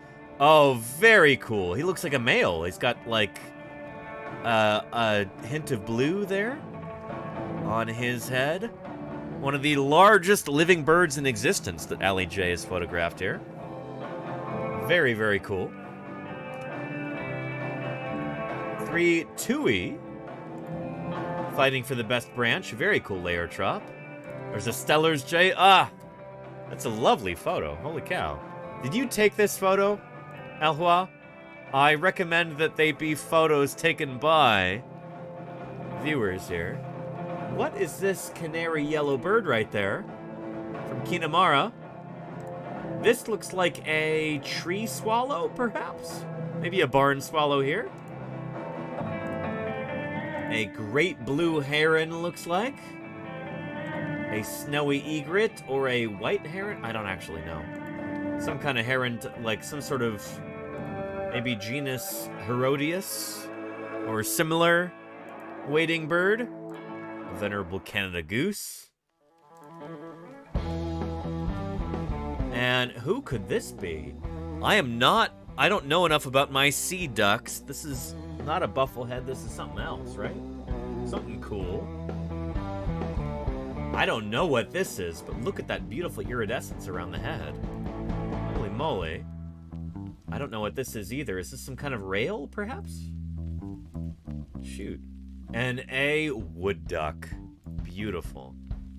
Thank you there, Kinamara, for some beautiful, beautiful birds there. From Allie J, a yellow-tailed black cockatoo in the backyard at your mom's place. Very cool, Allie J. Holy moly. I like that everybody is kind of post your bird pictures that you have on your phone right now so that we can have up-to-date ones as we continue. That is so cool, Allie J. That is beautiful. Holy moly. Yeah. Here are... Looks like some sort of galliform bird or partridge-type bird. I don't even know what those are. Layer Trups is visiting in the backyard. What is this? It looks so exotic. Look at that striking white head. Holy moly. Yeah. Very, very cool. Very, very neat. Yeah. And Jody Fish says, sorry, only mammals and snow on phone right now. That's okay, Jody Fish. You've got a whole 7 days until the next Thursday Birdsday. So try and photograph some birds for next week. And we'll get into those. Yeah. Smorphosaurus is like a bald eagle and a duck had a baby. It's much more duck-like than it is eagle-like, Smorphosaurus. I don't know.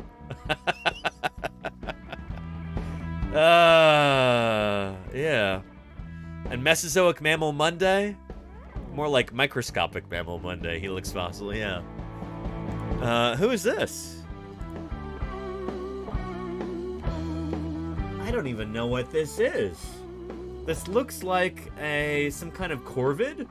Like a crow, or raven, or relative?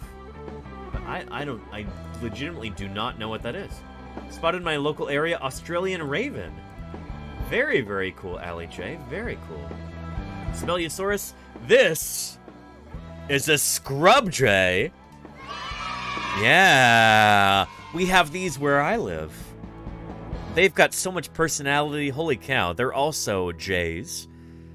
So they're corvids. They're like crow or raven relatives, I suppose. They're jays. Extraordinarily intelligent. Very, very cool. That's really neat.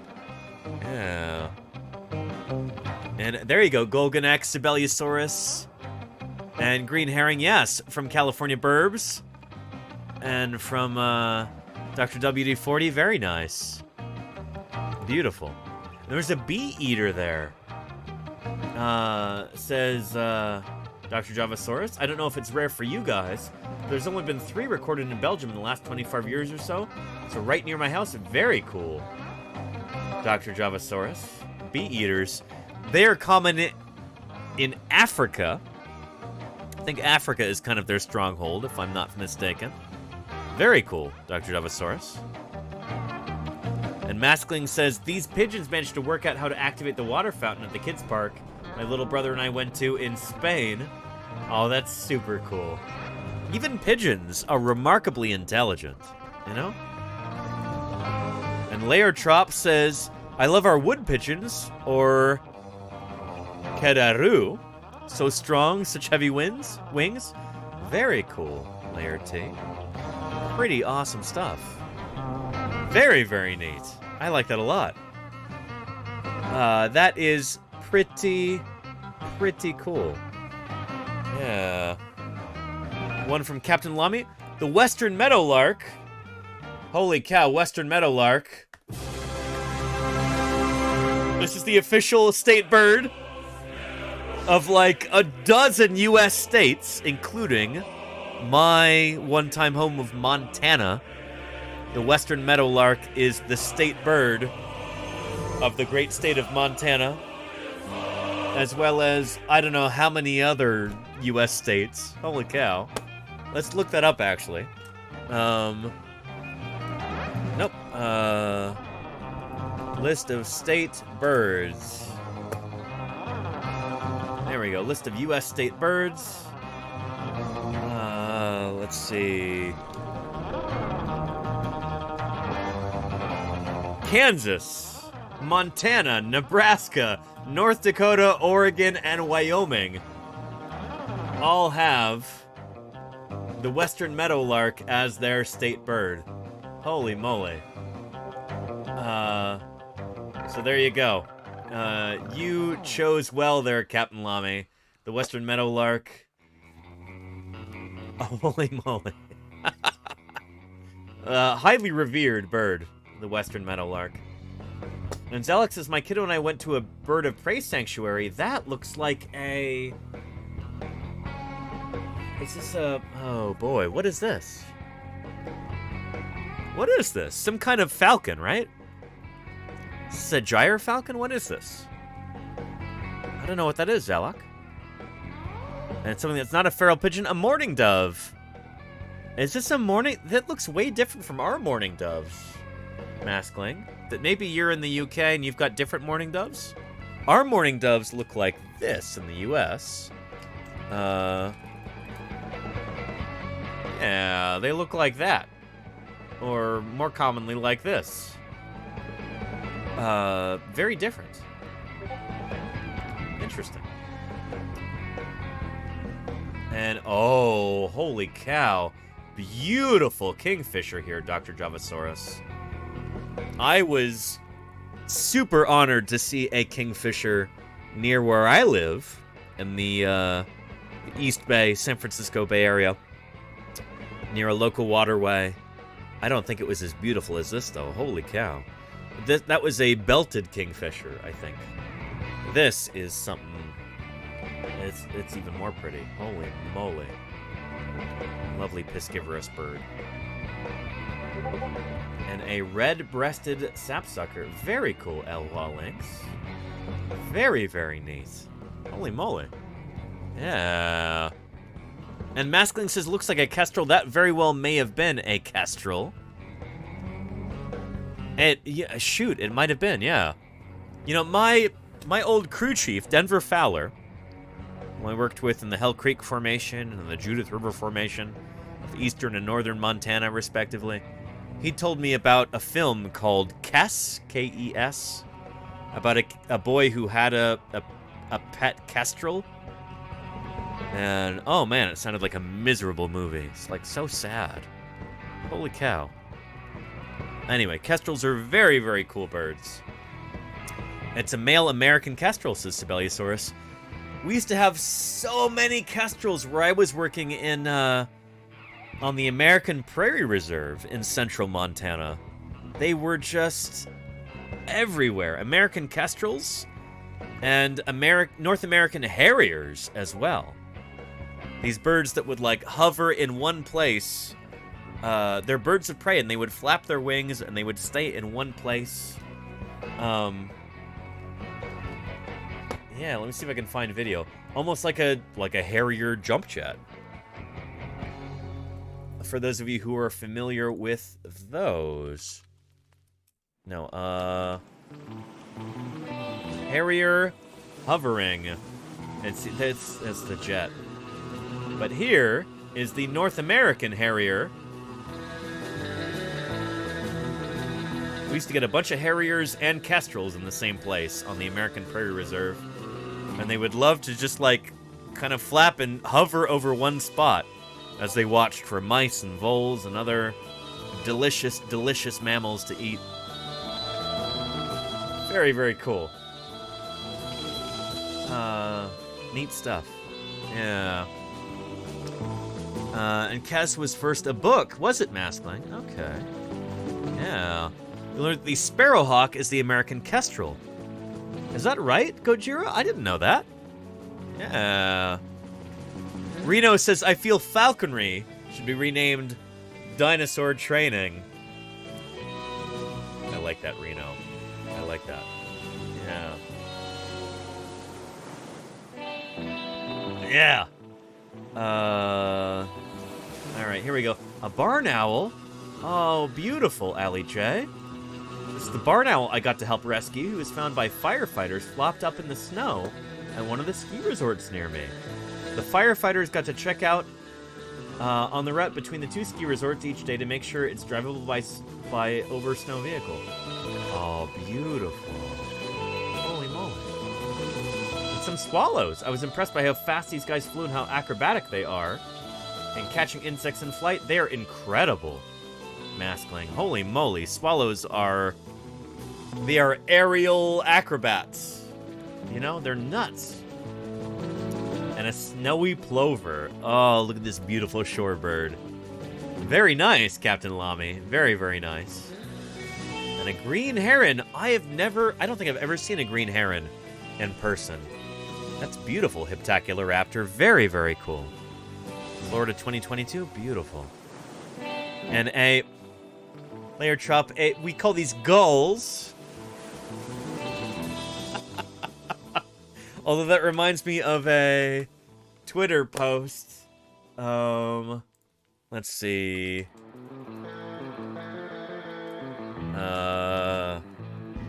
Let's see.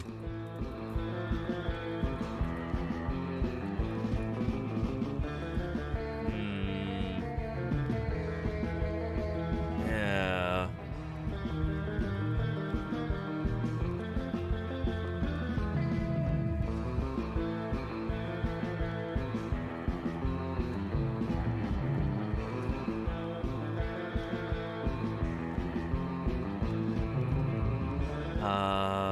Let's see.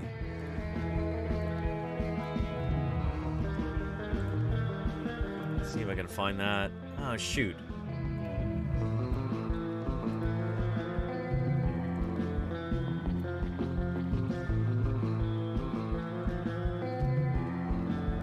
Man, there was a... Birders will find this funny if I can find it. Oh, man, this blew up the other day, but I can't find it.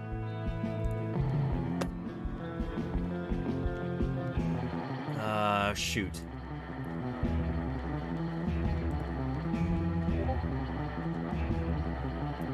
Oh well. If you call gulls seagulls, it does have a tendency to annoy birders.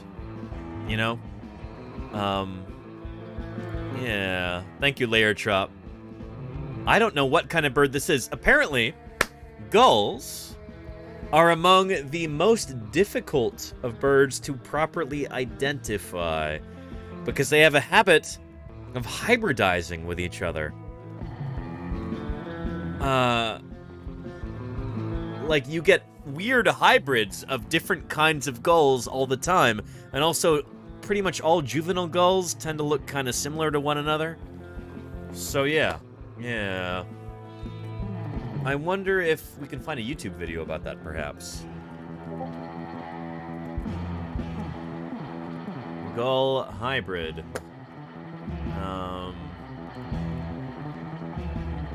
Gull hybridization. Let's try that.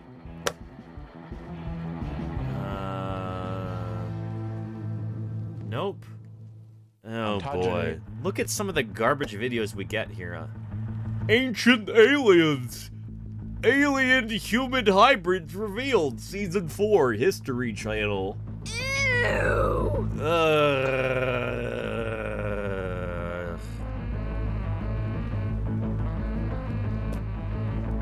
There's so much garbage around on the internet, you know?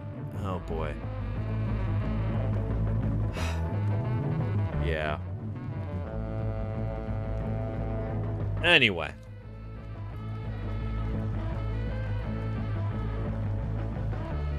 With that being said, you know, it's been a while. Let's take a look at this video right here. I actually have got to go use the little paleontologist room because it's been a number of hours since I started streaming. It's been like 2.5 hours, shoot.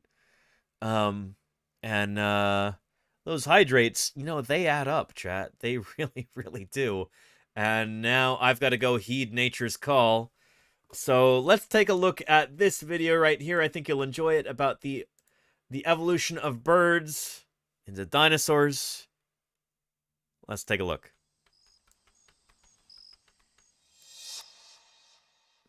I'll be right back. Grab this so I can monitor chat. The animal kingdom is made up of major groups. Why is it so quiet? Recognized by key traits. That's why. Fish have fins. Some land animals have 4 legs. Others, 6. And several different groups have wings. By Biologists have long sought to discover how groups of animals and their key features evolved. And one of the greatest mysteries has been the origin of birds. Our world has more than 10,000 species of birds with feathered wings. Where did birds come from? And how did wings and feathers first arise? To find out, scientists have scoured the fossil record. And they have uncovered surprising twists in the evolution of birds from their flightless ancestors. In the past 30 years, we've found a treasure trove of new fossil discoveries. They've made the origin of birds one of the best documented transitions in the history of life.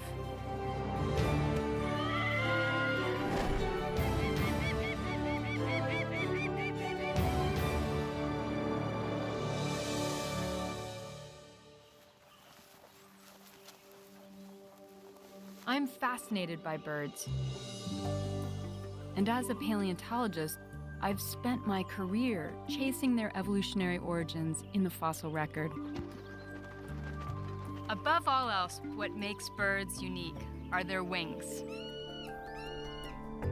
They're made of feathers that are stiff yet flexible. And bird wings are even more remarkable than airplane wings because they can flap, which allows them to maneuver rapidly and ultimately defy gravity. The quest to understand the origin of birds and other animals began in earnest over 150 years ago. When Charles Darwin wrote The Origin of Species, he argued that every major group of animals evolved from a pre-existing one. He predicted that we would find fossils with features that linked one major group to another. In fact, he staked his theory of evolution on the existence of these intermediates. Whoa! All right, I'm back. Yeah. Fossils were yet known that reveal these transitions. So yeah, old Chucky D really put everything on the line back then. In hypothesizing that major groups of animals evolved from one another and all of that. These were no small potatoes back then, you know? I mean, holy cow, he could have very easily have been wrong about all of this.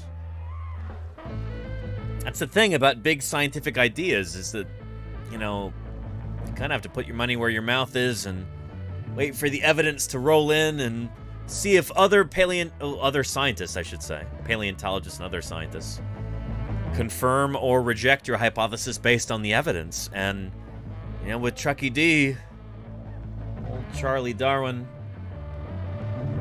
he could very easily have been wrong. But it turns out he wasn't wrong. Turns out his hypotheses were actually confirmed in great detail by the fossil evidence, by molecular evidence decades later.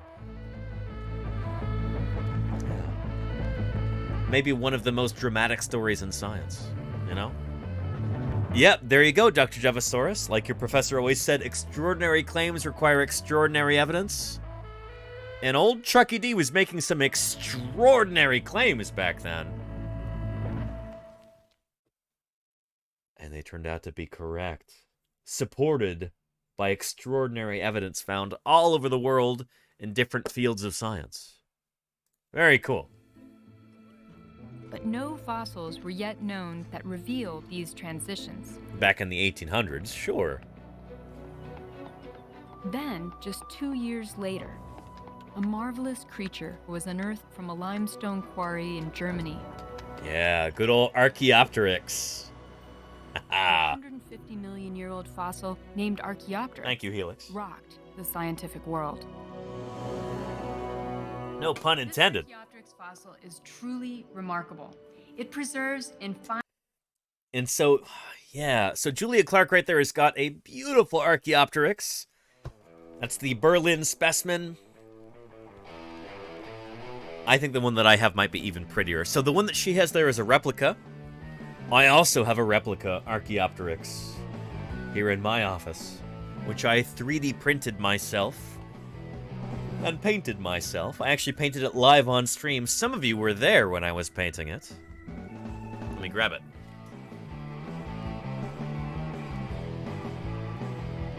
Here is my Berlin specimen of Archaeopteryx right here. I like to think that mine is even prettier. I was able to 3D print this. I'll even turn it around. Look. There's 4 separate panels right there, printed in this nice silver filament. This is actually the Prusa filament that came with my printer. Top of the line, you cannot get better filament than that, as far as I know. And this is what it looks like. An excellent paint job really turns it up to 11, you know? So I don't know. Do you think mine is prettier? Or is the one that Julia has there prettier? I think that mine looks closer to the original, which is what I was going for. But let me show you. If I do a Google image search for Berlin Archaeopteryx, that is the specimen right there. Here is a human child looking at this right here. That is the Berlin Archaeopteryx. I like to think that mine looks pretty similar to that. Different lighting conditions, of course. But yeah. And you've seen it IRL? Holy cow, Gompstar, you're incredibly lucky. You think mine looks more realistic than that one right there?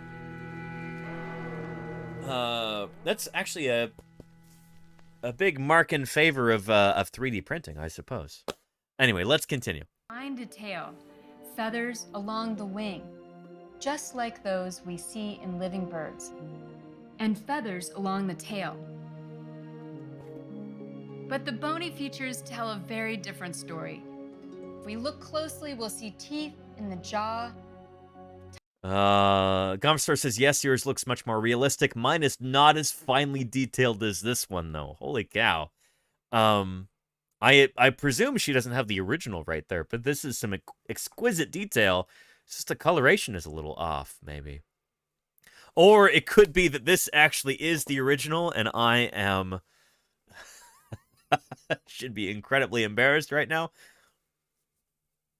No, this is probably just a really, really well done replica. But anyway, yeah. Tiny claws preserved in the hand, and a long bony tail, lacking in living birds, but present in things we think of as traditionally reptilian. So I'm again. I don't think this is the original. I think that's just an exquisitely detailed replica that's not necessarily painted as true to life as my less detailed replica, which I 3D printed. Because as far as I know, I've got colleagues who attended SVP in 2014, I think, when it was held in Berlin, and they got to actually go visit the Berlin specimen of Archaeopteryx. And apparently this thing is held in a big old glass, like, vault. And it's got, like, a... You know, it's quite the setup, apparently. You know, as esteemed as Julia Clark is, I don't know if they'd let her, you know, gesture this close to the actual specimen. One of the most important fossils ever found. Yeah, this thing is under like 24/7 lock and key. I don't know. I don't know. That's not the original, says Zibeliosaurus. It's probably not. You're right. Yeah. It's in a strange, super small, dark room, says Gompstar. Is that right? I mean, if we look at Berlin Archaeopteryx here, specimens of Archaeopteryx here on Wikipedia. There's the iconic Berlin specimen there in exquisite detail.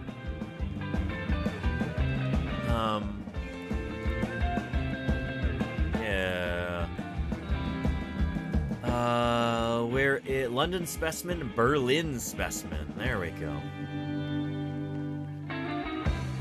Historical reviews, specimen, taphonomy, skull, trunk, limbs, plumage. Yeah. Let's see here. Oh, anyway. It's in Berlin now. This might not have very much information. Let's see if I can find it on the old YouTube, perhaps. Maybe we can see somebody taking video of this critter. Berlin Archaeopteryx.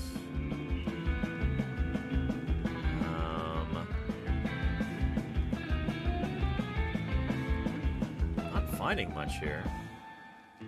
Here's a ridiculous creationist video. Oh boy, yeah.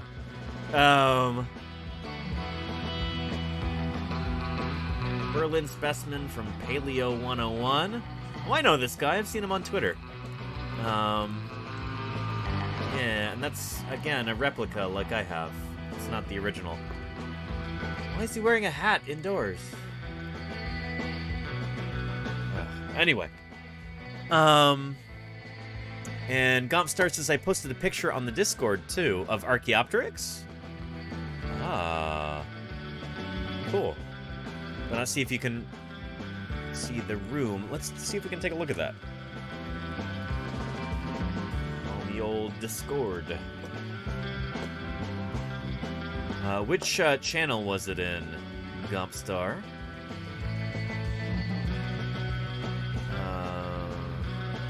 And I do not know how to use Discord properly.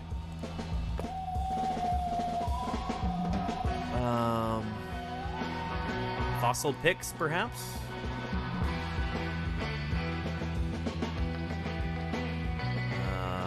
Let's see here. Which channel was it in, Gompstar?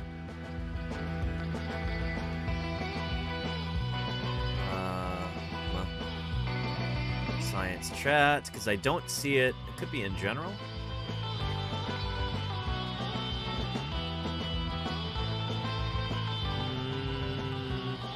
Which channel is it in, Gompstar? Let me know. Fossil pics. Okay. Thank you.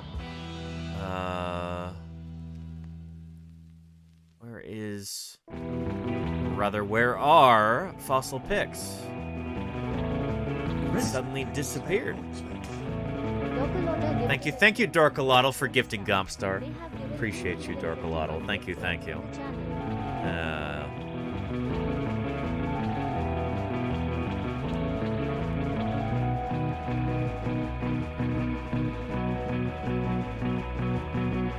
General books.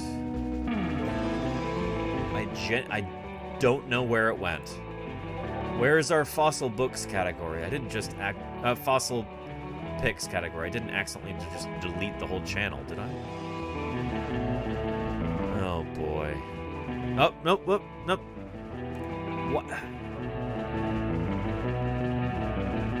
It suddenly went like all gray text about that. I don't see it here. Yeah. Not in there. Unless it's way further up. It's just not in here. Oh, no, there it is. Gompstar, thank you. I expected it to be at the very, very bottom. But, nope. You'd posted this a while ago. So there you go. Open en browser. This is the original right there. Holy moly, Gompstar. I am so glad you posted this. Thank you so much. That is pretty extraordinary. The original Berlin specimen of Archaeopteryx. And you know what? I think mine is a pretty good likeness.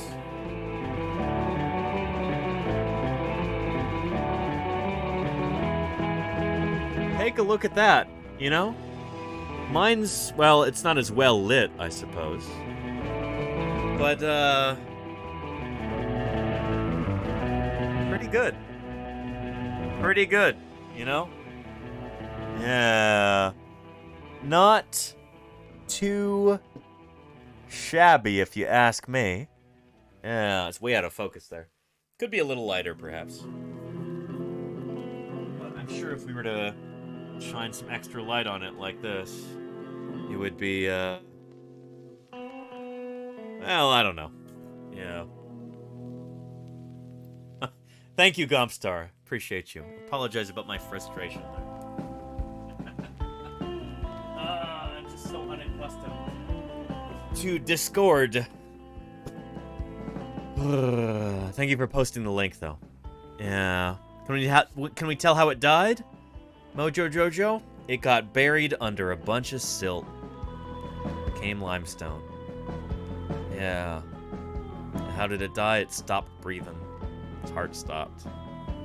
No, I'm being annoying. And there's an idea that maybe Archaeopteryx, maybe this particular specimen and other Archaeopteryx specimens may have drowned.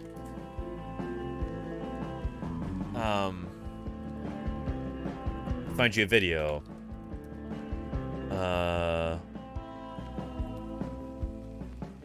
Let's see here. I'm trying to find that particular video.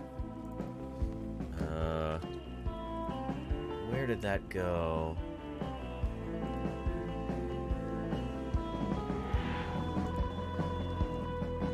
I do think it might be in here.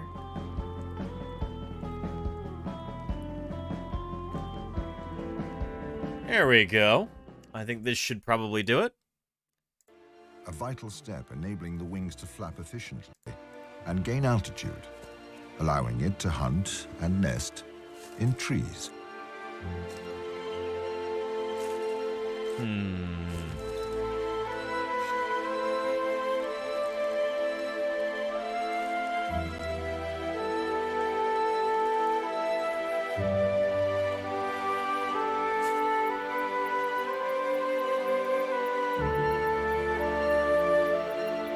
Throughout the 20th and 21st centuries, more Archaeopteryx fossils were unearthed in Germany.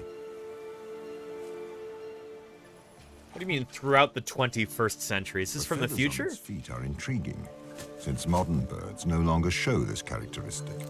True. Is this an exception? A primitive trait? What is sure is that this feature has not been selected by evolution. Just like this giant marine reptile, a Leopleurodon.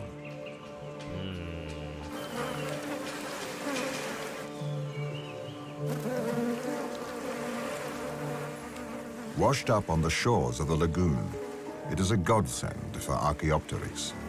The flies attracted by the carcass provide a hearty meal for this insect eater.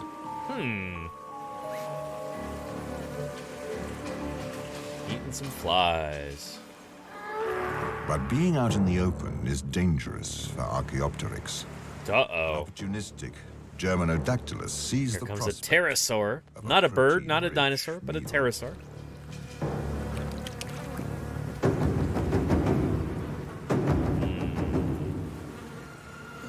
and doesn't appreciate the competition.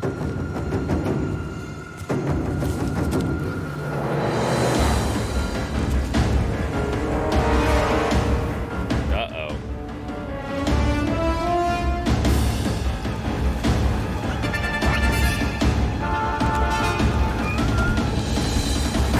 Watch out, little Archaeopteryx, little theropod. One of the mightiest creatures in the skies. Pterosaurs became extinct by the end of the Cretaceous period, 65 million years ago, while Archaeopteryx's descendants grew in number. Bogged down at the bottom of the Solnhofen Lagoon, this remarkable fossil launched the debate on the relationship between birds and dinosaurs. But with insufficient proof, this theory was shelved for more than 100 years. So there you go. There's one speculative reconstruction of, like, you know, a speculative depiction of how this animal may have been preserved in the fossil record, you know? Yeah. The head thrown back like it is in the Berlin specimen of Archaeopteryx is a potential clue that it may have actually drowned, because mammals and other warm-blooded animals, when they drown or when they die by like not having oxygen to breathe, there is a tendency for those animals to throw their heads back like this. So that is like a potential sign of asphyxiation. Whether it's through drowning or through toxic gases or whatever, you know. This is what we call the episthetonic posture, and there's a really cool paper about this, actually. Let me see if I can find that real quick.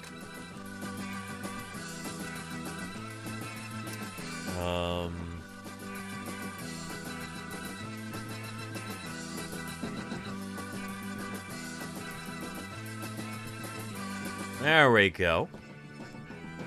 The episthetonic posture of vertebrate skeletons, post-mortem contraction, or death throes, by Cynthia Marshall-Foe and Kevin Padian. It's Marvin, your cousin Marvin Berry. And holy cow. That new sound you looking for? Well, listen to this. Lordy, thank you so much for the 7 viewer raid right there. How are you doing, Lordy? And welcome to Paleontologizing. Lordy, how did your stream go? I hope it was really, really good. Welcome back to Paleontologizing. Yeah. Lordy and Raiders, how did Lordy's stream go? And if any of you who were here in the channel before the raid are not yet following Lordy, oh man, are you missing out. Lordy is one of my very favorite people in this entire world. That's why I'm on a stream team with her. Lordy's wife, Ios, is actually the reason that I, found out about Twitch in the first place. So, I really owe Lordy and Ios an awful lot here. Anyway, check out Lordy's channel and see what she's up to. She's professionally trained as a chef and a baker.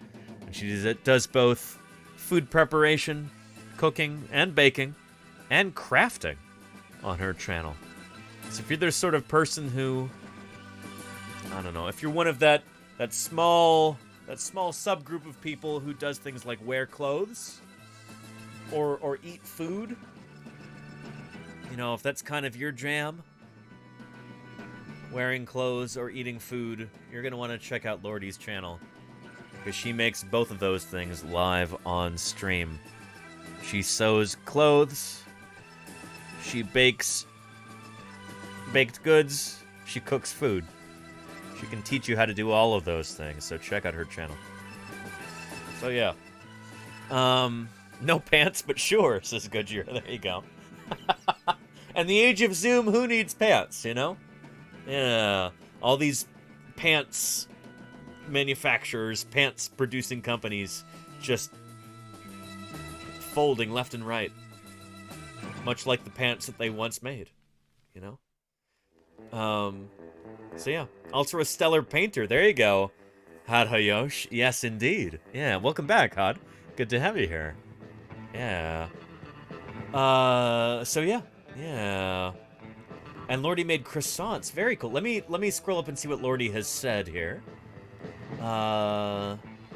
Lordy says, great stream, started early, so ended early. Thanks for the so and kind words. You're welcome for the so. And for the kind... They're not nearly kind enough, Lordy, for the wonderful streamer that you are. I'm continually astonished that Lordy doesn't have 100 times more viewers than she does. Go check out Lordy's channel. Always a very chill time. Honestly, far more chill than my streams, which are just a fever dream of you know, flurried nonsense by comparison. So check out Lordy's channel. And you didn't make croissants. You painted an angry buff. You painted an angry buff croissant. I'm gonna have to go back and watch the VOD, Lordy, because I have no idea what that means. But it sounds... it sounds enthralling. I'll have to check that out. Lordy is so kind. There you go. So SEW. There you go, Fall Machine. Yeah. And Cobraven says, Danny gives an illusion of professionalism, but below the camera's view, it is very, very lewd. What do you mean, Cobraven? Are you accusing me of not wearing pants right now, Cobraven? Is that what... Am I being j'accused right now? Because I will show you. I am indeed wearing, well, at least shorts right now. They're shorts. They're not long pants, you know? But, yeah. See? Even got a belt. So there. Anyway. Yeah.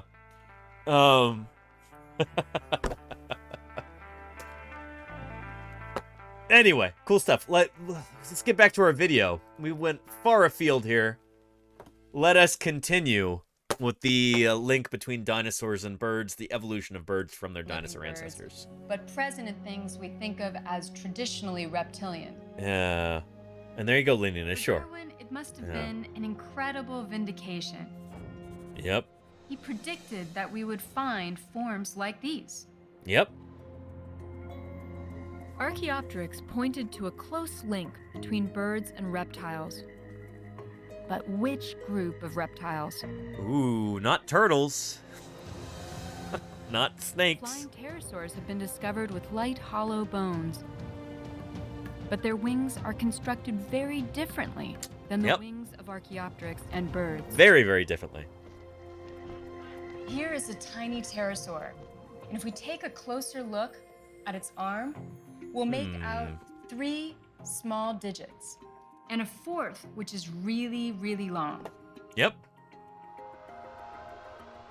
The membrane of a pterosaur wing attaches to this 4th digit and along its body and hind limb. In contrast, the wings of Archaeopteryx and birds have only 3 digits. This is true, just like Tetnor and theropod dinosaurs. Along their arm and hand bones. Yep. These differences tell us that pterosaurs and Archaeopteryx evolved flight independently. Yep. Archaeopteryx must have descended from different reptiles. From dinosaurs. From dinosaurs. Thomas Huxley, Darwin's champion, was astonished by Archaeopteryx's resemblance to a turkey-sized dinosaur called Compsognathus. The really funny thing is, Archaeopteryx and Compsognathus are not actually that similar when you really look at them. They're very different in a lot of ways. Archaeopteryx is much more similar to dinosaurs like Velociraptor. But at the time, Velociraptor wasn't published until 1924. Compsognathus was known in the late 1800s, so this is the dinosaur they had to work with, and this is the one that they drew parallels to Archaeopteryx from. Compsognathus's hand also had 3 digits. Yep. It had hollow bones and stood on... And Bette Medler says, I didn't realize compies were that big. That's the thing, is they're not actually as small as you see in the Jurassic Park or Jurassic World films. They're actually bigger than that. Compsognathus is not... It's not the tiniest of dinosaurs.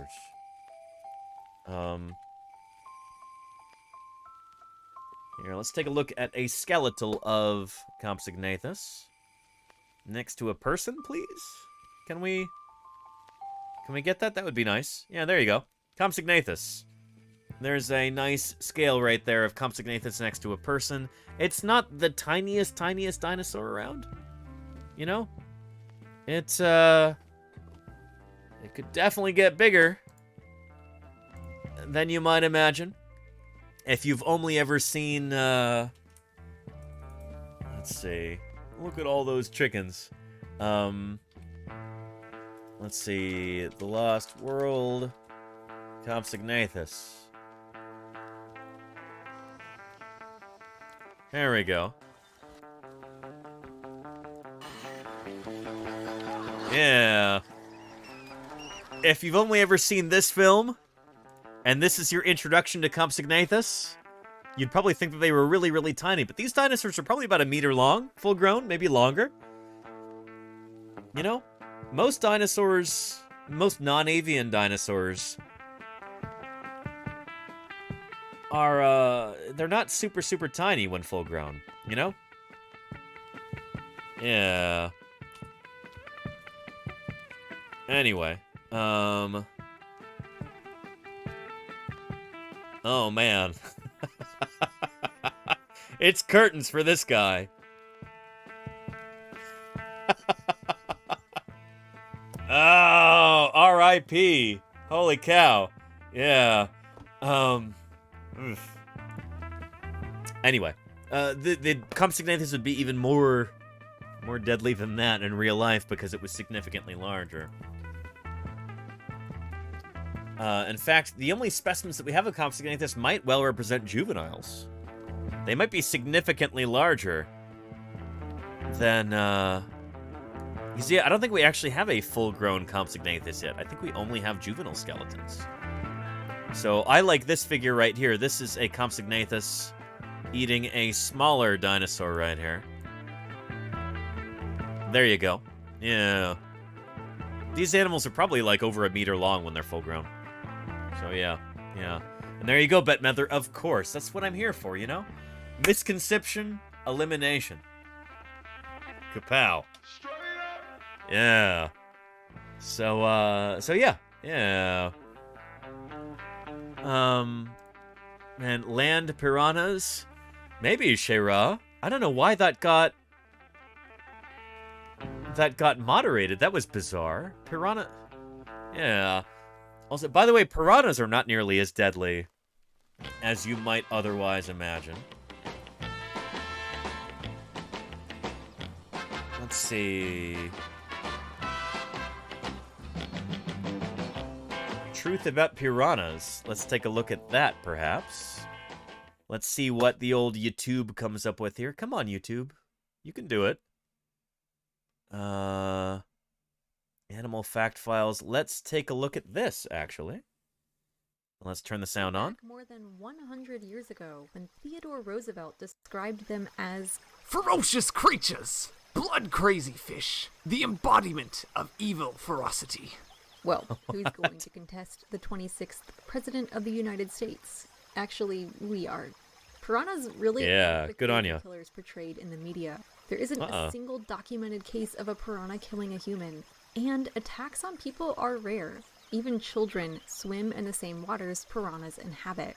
Yep. Piranhas live in South America. Their classification is currently all over the place, with some sources saying there are fewer than 30 species, and others saying there are more than 60. But the point is that there are multiple piranha species. They aren't just one type of fish. Yep. Piranhas enjoy fast-moving rivers and streams, but are also found in slower water systems, lakes, and flooded forests. During the dry season, they become more vulnerable to attacks from birds because waterways may dry up, leaving the fish exposed in shallow water. Yep. Piranhas Never are escape also those taken by dinosaurs. larger fish, caiman, turtles, and freshwater dolphins. They're not considered apex predators. In fact, the groups piranhas form, originally believed to be for hunting, are more likely for safety purposes. The phrase safety in numbers specifically applies here. When piranhas do take prey, they do so opportunistically, and some species are mostly vegetarian. Piranhas will eat smaller fish, crustaceans, insects, frogs, seeds, fruits, and just about anything else edible that falls into the water. They'll also take bites out of larger fish, nibbling on a fin or loose scale. Piranhas themselves don't grow larger than 2 feet, the average piranha being half that length or smaller. And on average, they weigh about half of what Chester weighs. Piranhas recognize the splash of falling... Oh, Chester. They mentioned Theodore Roosevelt right there. This is probably Chester A. Arthur, American president, U.S. president. So piranhas lay less than half of what Chester A. Arthur would have weighed, which is still probably kind of a lot. Anyway. Fruit as the potential for a meal, so they'll head to disturbances in water. This is why piranhas may also eat large mammals. If an injured animal is splashing around, it may attract the attention of a group of piranhas. But they can't strip an animal to its bones in seconds, like movies might have viewers believe. In fact, piranha feeding frenzies are more orderly than the average potluck. If a group of piranhas has opportunistically found a larger meal, they will swim around it, each taking a bite and swimming out of the way so the next fish in line can have its turn. Piranha teeth are amazing, not just for their scissor-like power, though they do come together and can slice just like scissors. Their teeth kind of look like shark teeth, but their teeth are interlocked, so piranhas don't lose individual teeth the way sharks do. Instead, piranhas lose an entire row of teeth all at once, which is quickly replaced by another entire row. This may happen upwards of 30 times in a piranha's lifetime, which may last up to 8 years. Piranha eggs are laid in bowl-shaped nests in the riverbed. The eggs cluster together after fertilization and attach to vegetation. A few days later, they'll hatch and the babies are on their own. They'll learn tactics to try and intimidate predators, such as making noises with their swim bladders and gnashing their teeth. But at the end of the day, they aren't nearly as terrifying as they're made out to be. For more facts on piranhas, check out the links in the description. Give a thumbs up. Here's a link to that video. Today, and thank you for watching Animal Fact Files. So anyway, piranhas not nearly the monsters that they've been made out to be.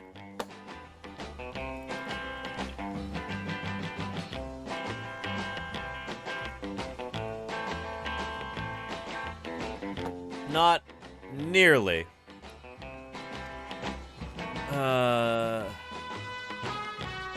Yeah. Here's the depiction of some piranhas in Disney's The Jungle Cruise. You know, we had a pool come by here not too long ago. Terrible audio. I guess they recorded this audio with a toaster oven or something like that. Going on over here. Oh, this is garbage. Why am I even showing this? Yeah. Anyway, garbage. Basura.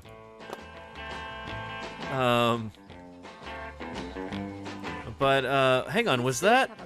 Hang on a minute.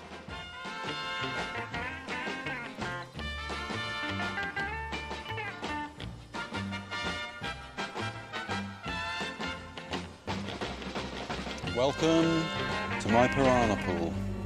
Here's Jeremy Wade, fish guy, with some piranhas.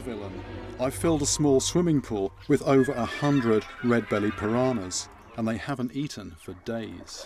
Uh-oh. It's the perfect opportunity to test just how voracious these creatures are. Surely they will eat him alive, right? Sharks being bloodthirsty killers. Just wondering if piranhas have the same kind of sensitivity to blood. Oof. He's bleeding into the pool there? Oh, okay. It's out of a measuring cup. Which reminds me. Piranhas have evolved to live in the murky, sediment-filled waters of the Amazon, where visibility is often less than a foot, so a good sense of smell to locate their next meal is surely essential. That's definitely getting a reaction. There's a number of fish have come into that cloud of blood and they're looking around. They want something to chew into, but there's nothing there at the moment. I think time to put a bit of flesh in there for them. Uh-oh. I might have to cut away from this video because surely this will be in violation of Twitch TOS.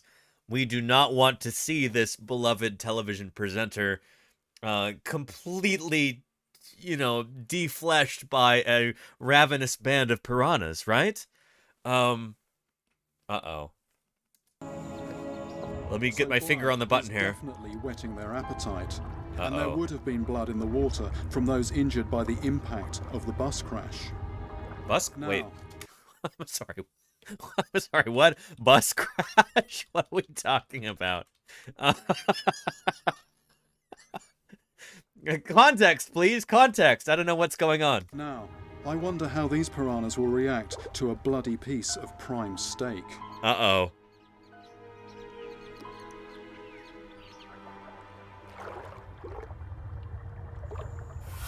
There we go, it's the first nibble, the first nibble, the first nibble. Oh, there we go. They're all piling in. Once the first one started, there we go, they're all over it now.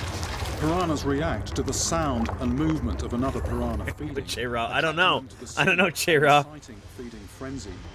As soon as one piranha takes a bite, it moves away, allowing a fast turnover of feeders and a rapid succession of bites. It's no wonder they are known for stripping their food to the bone in just minutes. There we go, meat definitely works. I just wonder now how they might react to something that's alive. Uh-oh, let's get our producer and throw him into the pool. Oh, criminy, dude, put some shoes on.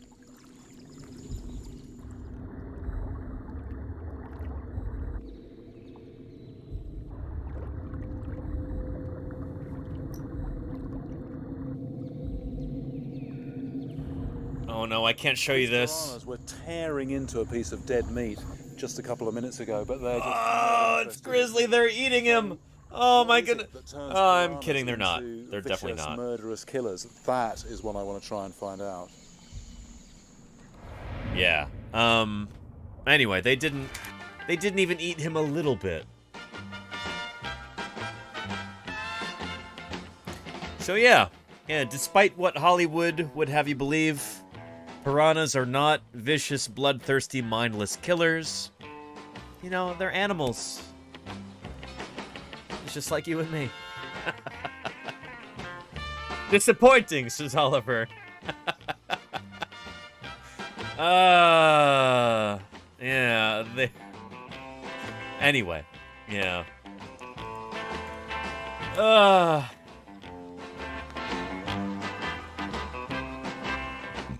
I don't know how we got on piranhas all of a sudden.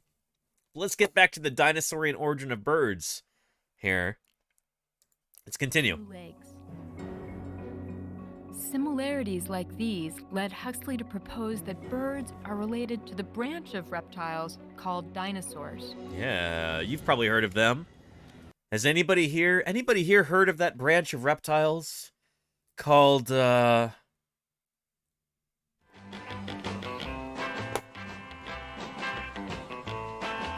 called, stem birds?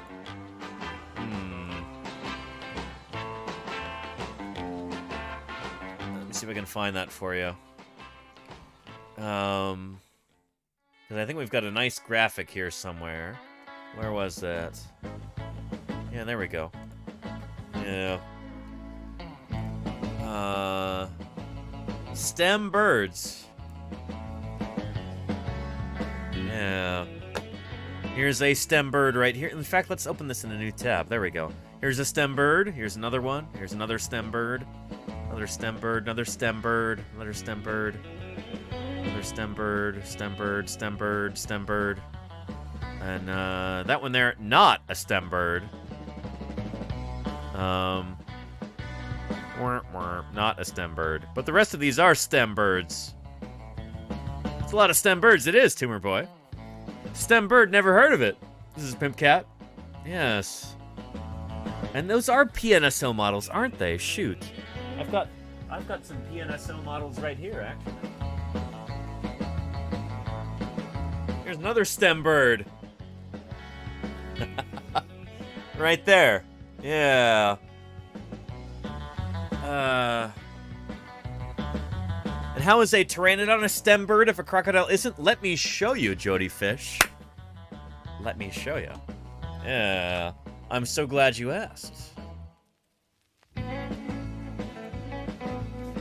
So this, as we've seen many, many times, is what we call a... Come on now. There we go. A phylogeny. This is an evolutionary family tree. The way that we, as scientists, classify living things, it's not based on arbitrary characteristics like, oh, what color is it? Or how many legs does it have? Or something like that. It's based on what are characteristics that actually reveal their ancestry. You know? Who did they evolve from? All that good stuff. So this is an evolutionary family tree. You have an ancestor, and you have descendants that branch off of that. So this particular phylogeny shows what we call Archosauria. These are the ruling ruling reptiles. This is dinosaurs and their relatives. So dinosaurs start right here. Everything that evolves from this ancestor is a dinosaur. These are all dinosaurs here. Oop, wrong button. There we go. Crocodiles are up here, so they are not part of Dinosauria. Not dinosaurs. Does that make sense? Crocodiles, not dinosaurs. Pterosaurs are much, much closer to dinosaurs. Are flying reptiles, quote-unquote, pterodactyls, or, as we say, pterosaurs. It's like the proper name for this group. Pterosaurs right here are pretty close to dinosaurs. They're a lot closer than crocodiles are, who are way over here. Does that make sense? So according to that chart we just looked at, these critters right here would be what we call, if you want to be a little bit, inflammatory, you could call these stem birds. So birds today, who are right here, birds, there's like 10,000 species of birds today. 10K species of birds. And how many species of crocodilian are there? There's like 40 or something? Probably fewer. Anyway, so birds are like the big dogs on the block nowadays. They're incredibly speciose. So, yeah. From that perspective, you could call the rest of these stem birds. And stem taxa are, well, shoot. I wonder if we can find a YouTube video to kind of help explain this idea. A stem group is kind of like all of the relatives around the ancestor that gave rise to a big important group today. So like stem mammals would be things like Dimetrodon.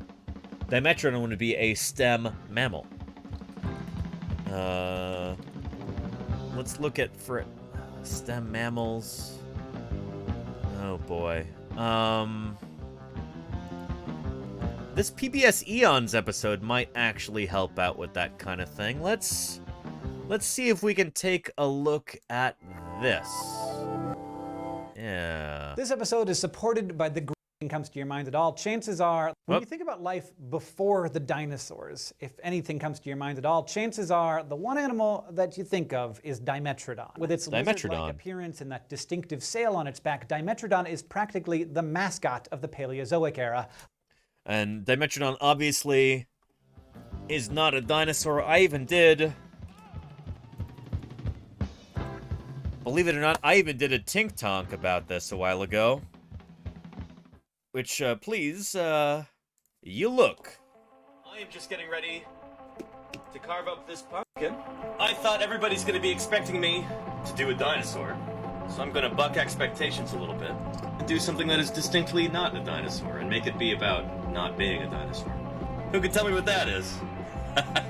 Dimetrodon, there you go. Yeah, Dimetrodon. This critter is more closely related to you and me than it is to any dinosaur. It's true. Pretty cool to think about. Yeah. They're very, very charismatic animals. You see them in all kinds of assorted plastic dinosaurs boxes and stuff. But they're not dinosaurs. These predate the dinosaurs by, what, probably a solid 60 million years? Let's go ahead and get started with pumpkin carving. First thing that I've got to do for this is carve out the top. Unfortunately, I don't have any anesthetic for our pumpkin friend here. It's time for your lobotomy. And, there we go. Look at that. Are those L's or I's? Right here. Hino the Third. I only have 3 Tink Tonks. And I've probably watched them more than anybody else has. You can say, hey, live on stream. So that's not a dinosaur. That's a Dimetrodon. Anyway, it's not a dinosaur, it's a Dimetrodon. That's the point I'm trying to get across here. Check it out. I kind of despise Tink Tonk. So this is not a dinosaur. Dimetrodon. I have to force myself to do this, you know. Ah, yes. Check that out. Oh, man. That is pretty cool. This is from last Halloween. Not the previous Halloween, but the Halloween before. Halloween 2021. Pretty happy with this. Anyway. Yeah. Let's stop. Close. There we go. Anyway, Dimetrodon, not a dinosaur. Not even close to dinosaurs. Dimetrodon, this beautiful critter right here. This critter is far more closely related to you and me than it is to a dinosaur. Take a look. A time before flowers, birds, mammals, and even crocodiles. Yeah. Dimetrodon. And Smorphosaurus says, and Dimetrodon and other non-dinosaurs are in those packets of dinosaur plastic toys for kids. I know! They're very misleading. Because Dimetrodon is not a dinosaur. In fact, I betcha, if you were to do a Google image search right now for, assorted dinosaur toys, let's take a look at some of these. Let's take a look at this right here. Yeah, assorted dinosaur toys. Let's see.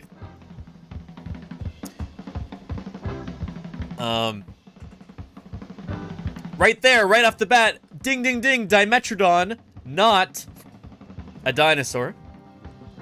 There's a pterosaur, not a dinosaur. There is a second pelycosaur, maybe a different species of Dimetrodon, not a dinosaur. All the rest of a plesiosaur, not a dinosaur right there. The rest of these are good. Yeah. But, yeah. Interesting stuff. Let's take a look at maybe some more here. Here's another one. And holy cow, here's fewer of them right here. But you know what?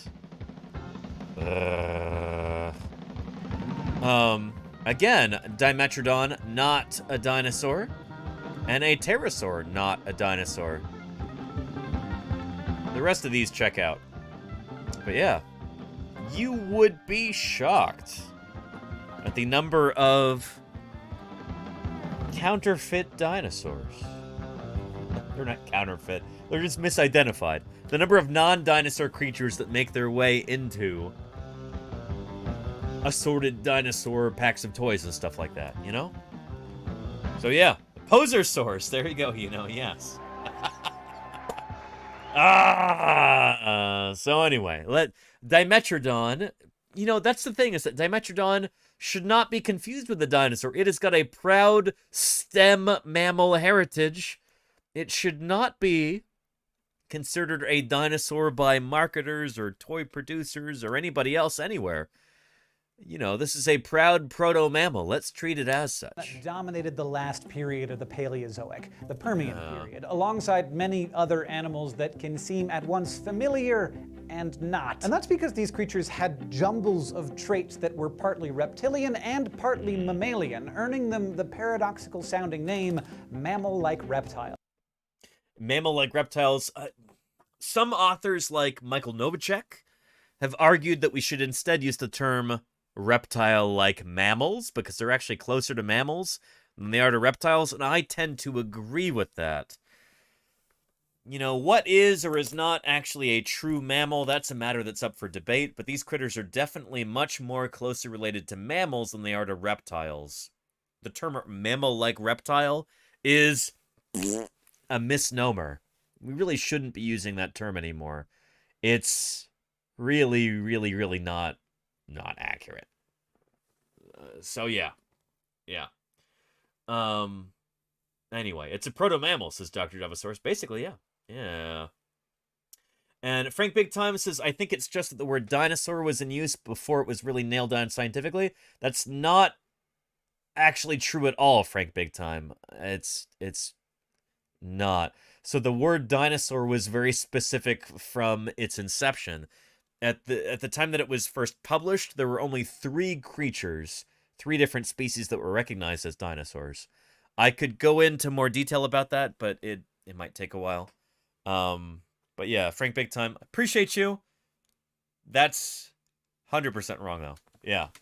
But these beasts don't belong on the reptile branch of the tree of life. And you're good, Frank Big Time, yes. Yes, indeed. We'll talk about that. It's not that scientists were vague about what is or was not a dinosaur. It's that the public has been vague about that. Marketers have been vague about that. Artists have been vague about that. Yeah, and maybe that's our fault. Maybe that's our fault as paleontologists, and that we've not done a good job of communicating that to the public. I got to take responsibility. You know, here I am trying to talk about dinosaurs and trying to inform the public about them and, you know, talk to folks about what makes a dinosaur a dinosaur. And, you know, there's a lot of work left to be done there, you know? So, yeah. Anyway, back to our video here. Paleozoic, the Permian period, alongside many other animals that can seem at once familiar and not. And that's because these creatures had jumbles of traits that were partly reptilian and partly mammalian, earning them the paradoxical sounding name mammal-like reptiles. Which again, I really don't like. The reptile in this context doesn't make any sense. But these beasts don't belong on the reptile branch of the tree of life. They are not reptiles at all, and Hank is right about this. Yeah. They're not part of this group at all. Dimetrodon is not part of the reptile branch. Instead, you'll find them over on the mammal branch, because they're more accurately known as stem mammals. Yes, it could be easily mistaken for a primordial lizard, but Dimetrodon had a bunch of game-changing adaptations that foreshadowed the rise of mammals millions of years later. And so this is when I'm getting into the phrase like stem mammal or stem bird. This is what we're talking about, where it's not quite a true mammal yet, or not quite a true bird yet. It's not like it evolved before the ancestor of all the true mammals, or before the ancestor of all the true birds, but it's kind of there in the neighborhood beforehand. Before you have true mammals evolving, Dimetrodon is there. Before you have true birds evolving, theropod dinosaurs and other dinosaurs are there. They're kind of out there hanging around before you have the evolution of this new, really successful group that we still have today. You know, mammals or birds, you know? Does that make any kind of sense? I hope it does. We'll go into more detail in a little bit. Distinctive features. Yeah. Simply astonishing. One of the most singular specimens I've encountered in all my distinguished career. Roy's Parrot Club. About my work. What did you want to show me, Lisa? Thank you for the follow, Roy's Parrot Club, and welcome to Paleontologizing.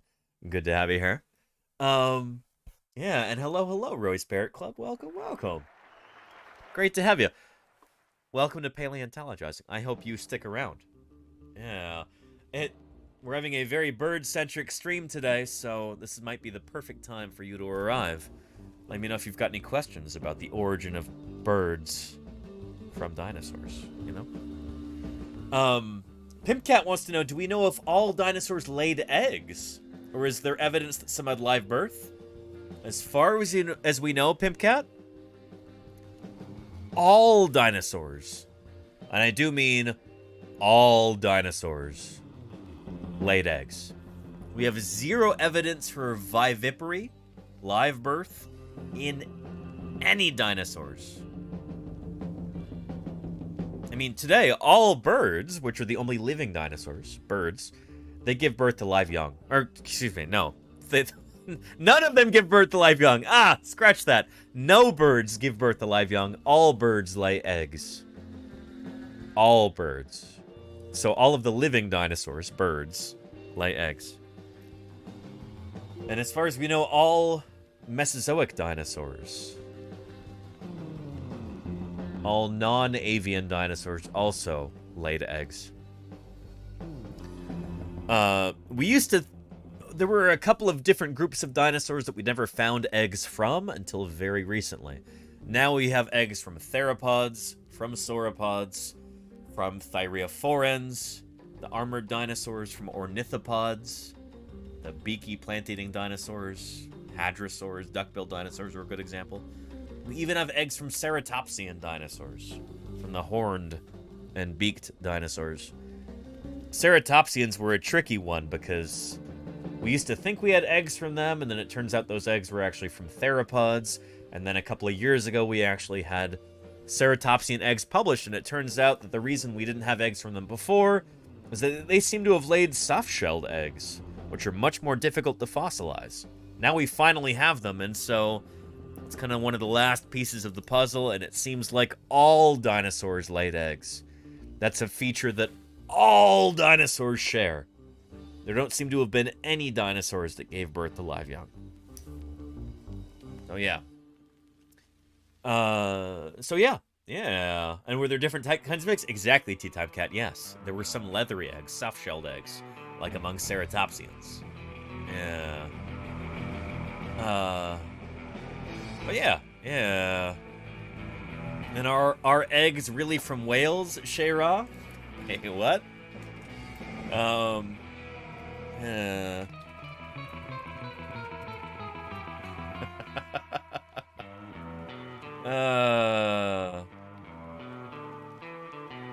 Where did that go? I was looking for that Simpsons clip.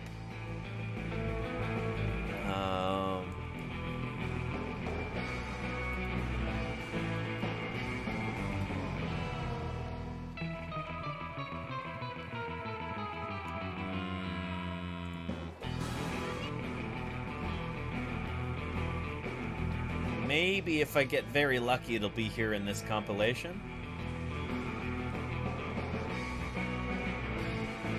But, no guarantee. Anyway, it wasn't particularly great anyway. Let's do a GIF search.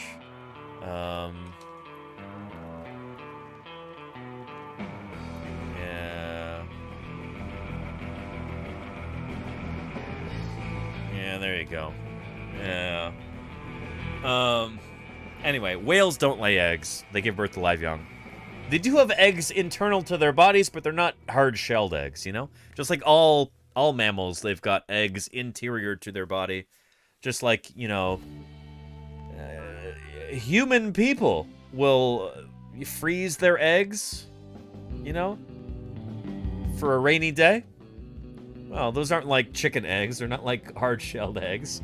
They're like really, really tiny, you know, internal eggs, you know. But yeah, monotreme mammals do lay eggs. Cobraven, echidnas, and platypus. They lay eggs. But yeah. That's where they did. Yeah, except the home sensory deprivation tank, Pimp Cat. That's exactly what this is from. Yes. Yeah. And Mayor Space, as far as we know, most non-avian dinosaurs did solo nests. Like the female would lay eggs in her own nest. Mayor Space, yeah. Who was asking about that? But yeah. And Layer T, I'm just trying to stay with the times, you know? Human people, I don't know. Anyway. Back to our STEM mammals right here, like we were talking about STEM birds. Again, STEM birds, how to identify a STEM bird. Yeah, let's get back to our STEM mammals, and hopefully Hank will introduce that term to us here. Variety of teeth. Dimetrodon's name actually means two-measure tooth, because before it and its kin came along, most animals had rows of teeth that were basically identical. Meat eaters, for example, tended to have simple, pointed teeth that all served the same function, to pierce through meat. But Dimetrodon had different teeth for different jobs, turning its mouth into a kind of physiological Swiss Army knife. Up front, it had long canine-like teeth for killing prey, but it also had distinct incisors and teeth in the back that pointed backward, perfect for dismembering carcasses. It was also among the earliest animals to have serrated teeth, making this STEM mammal the perfect Permian butcher. Oh, and he used the term right there, STEM mammal. making this stem mammal. So basically, I mean, if you're thinking about, let's see here,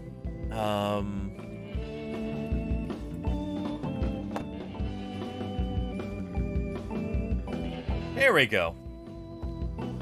Think of it like this. You're looking at a flower right here. I'm trying to explain what a stem mammal is. Here is the stem right here. So say you've got critters like, you know, you've got mammals up here. We're using a flower as an analogy. All the mammals are up here, monkeys and platypus and, you know, rats and whales and giraffes and okapis and whatever else. But then down here, you've got Dimetrodon right there. It comes off of the stem. So it's like before you get to the true mammals, you've got things that are on their way to mammals here, but they're not quite mammals yet. Does that make any kind of sense? I hope it does. And let's look up here. What is a stem mammal? Maybe there will be a more concise way. What are stem mammals? Okay, we got a YouTube video about that. There we go.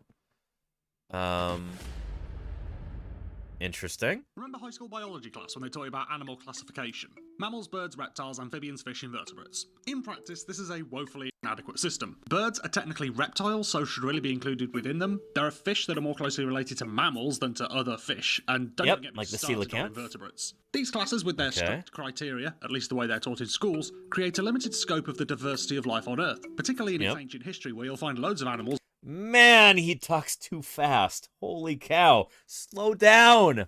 Let's start that over and maybe... This video is sponsored by established titles. Playback speed 0.75. Let's try that. Okay. Remember high school biology class when they taught you about animal classification? Mammals, birds, reptiles, amphibians... Oh no. And because of his accent, when we slow it down to 0.75 speed... Remember high school biology class? I know. Oh, I'm gonna tell you about this. It doesn't work. Sorry. Let's try to listen really carefully, and let's turn it back to normal speed. And, yeah. Fish, invertebrates. In practice, this is a woefully inadequate system. Birds are technically reptiles, so should really be included within them. There are fish that are more closely related to mammals than to other fish, and don't get started on invertebrates. These classes, with their strict criteria, at least the way they're taught in school. You know, it's not actually that fast. This is good, and I get a feeling I'm gonna really like this video. So sorry for disparaging it. Create a limited scope of the diversity of life on Earth, particularly in its ancient history, where you'll find loads of animals that don't conform to any of these groups. It's in this taxonomic negative space that we find the Permian synapsids, or stem mammals, and it's... Yeah, and there is Dimetrodon right there. It looks like some sort of Dicynodont, maybe Lystrosaurus here. Cynodont. This looks like a Stemnosuchus right here. Oh, this is nice. Yeah, and mammals are fish. Got it? I mean, Snowfall, I hope you're not being sarcastic, because... it's true. Mammals are fish. Amphibians are fish. Reptiles are fish. Birds are reptiles, which means they are fish too. So yeah. Yeah. Think of it more of like a Russian nesting doll kind of a deal than like, you know, distinct groups like that. Like all vertebrate animals, except for stem fish, I guess, are fish. Does that make sense? Yeah, half sarcastic, half literal. I mean, that's why we're talking about this, you know? This is really, really important because, like he said at the beginning, no, not the, there we go. Remember high school biology class when they taught you about animal classification? So our animal classification that most of us learned in high school, I'm not going to say it's completely wrong, but it's woefully incomplete. And here in the United States, There's reasons for that. There are people who fight tooth and nail to keep actual classification, actual biology from being taught in schools. In pre-college classes, at least. If you go to college and then you take a biology class, chances are you'll be taught real biological classification, but generally, before college, there are people who fight tooth and nail to keep real biological classification and evolution out of the curriculum. You call those people creationists. They have had a really negative impact on schooling here in the United States and in places like Turkey, which apparently is just far worse than the U.S. Also places like South Korea, anywhere that you've got like creationist strongholds like that.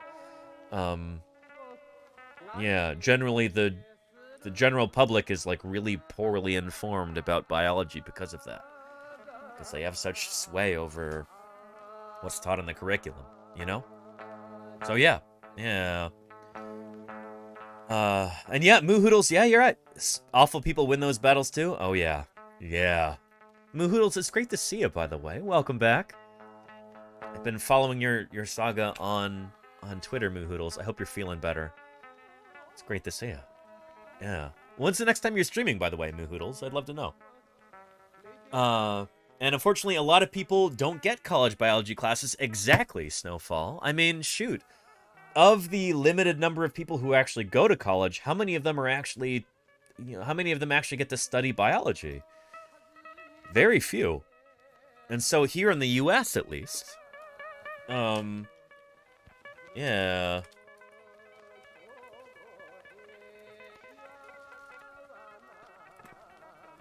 Here we go.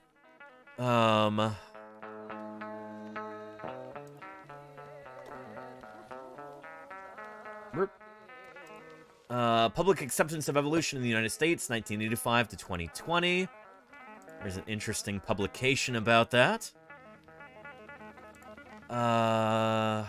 Yeah, well, shoot. Let's take a look at... No, Eugenie Scott is an author here. Good for her. One of my personal heroes. Nope, that's not what we're... Come on. Here we go. Level of support for evolution. According to a Pew Research Center, 62% of adults in the United States accept human evolution, while 34% of adults believe that humans have always existed in their present form. Poll involved over 35,000 adults in the United States. Anyway, this is actually encouraging. It used to be fewer than half of Americans accepted the idea that living things change over time. And the closer you get to humanity, like if you say, oh, do bacteria evolve? Just about everybody says yes. And if you talk about, oh, do vertebrate animals evolve? Animals that have backbones? Fewer people will say yes. Then you get closer to human ancestry. You say, well, did humans evolve from earlier species?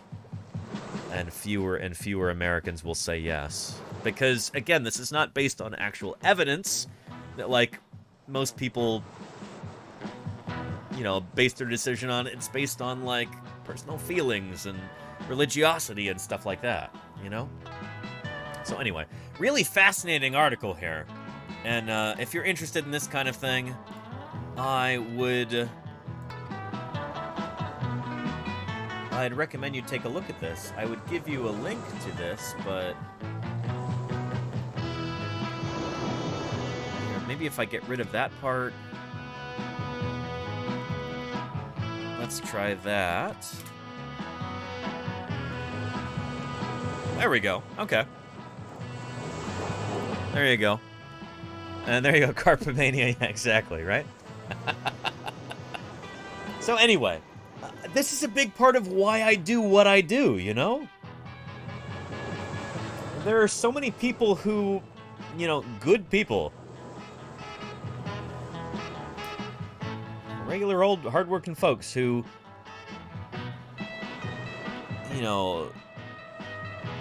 they grew up in an environment where they're not exposed to science, to the wonders of the natural world, all of these incredible things that we scientists have been able to discover about the history of our planet, the history of life upon our magnificent Earth.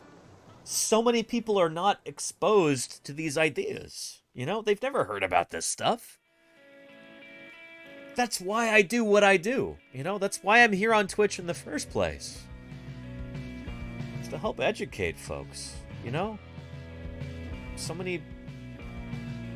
There are so many people in positions of authority and leadership positions who are, like, terrified of these ideas. The idea of biological evolution. Or, you know, geologic time. The idea that the Earth could be older than a few thousand years old. Or a few million years old. The idea that the Earth is 4.54 billion years old. That idea scares certain people out of their wits.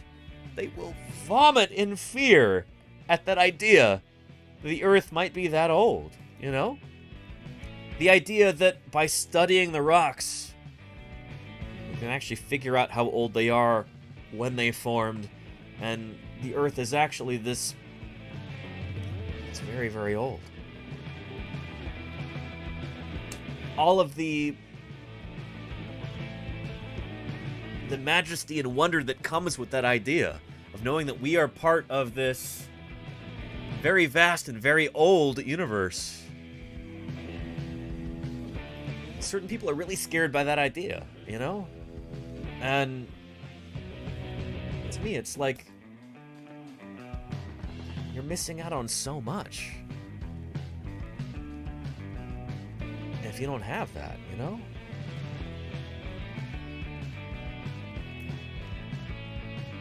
Shoot, it would be like, for those of us here in the United States, it would be like believing that American history started in November of 2022, you know? Or that's probably not even a dramatic enough analogy.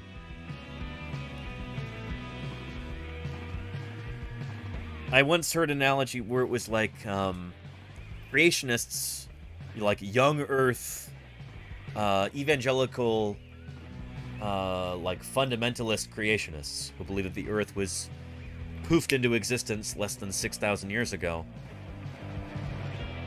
You know, believing that the Earth is only 6,000 years old is like believing that the distance from San Francisco to New York City is like 3/4 of a mile.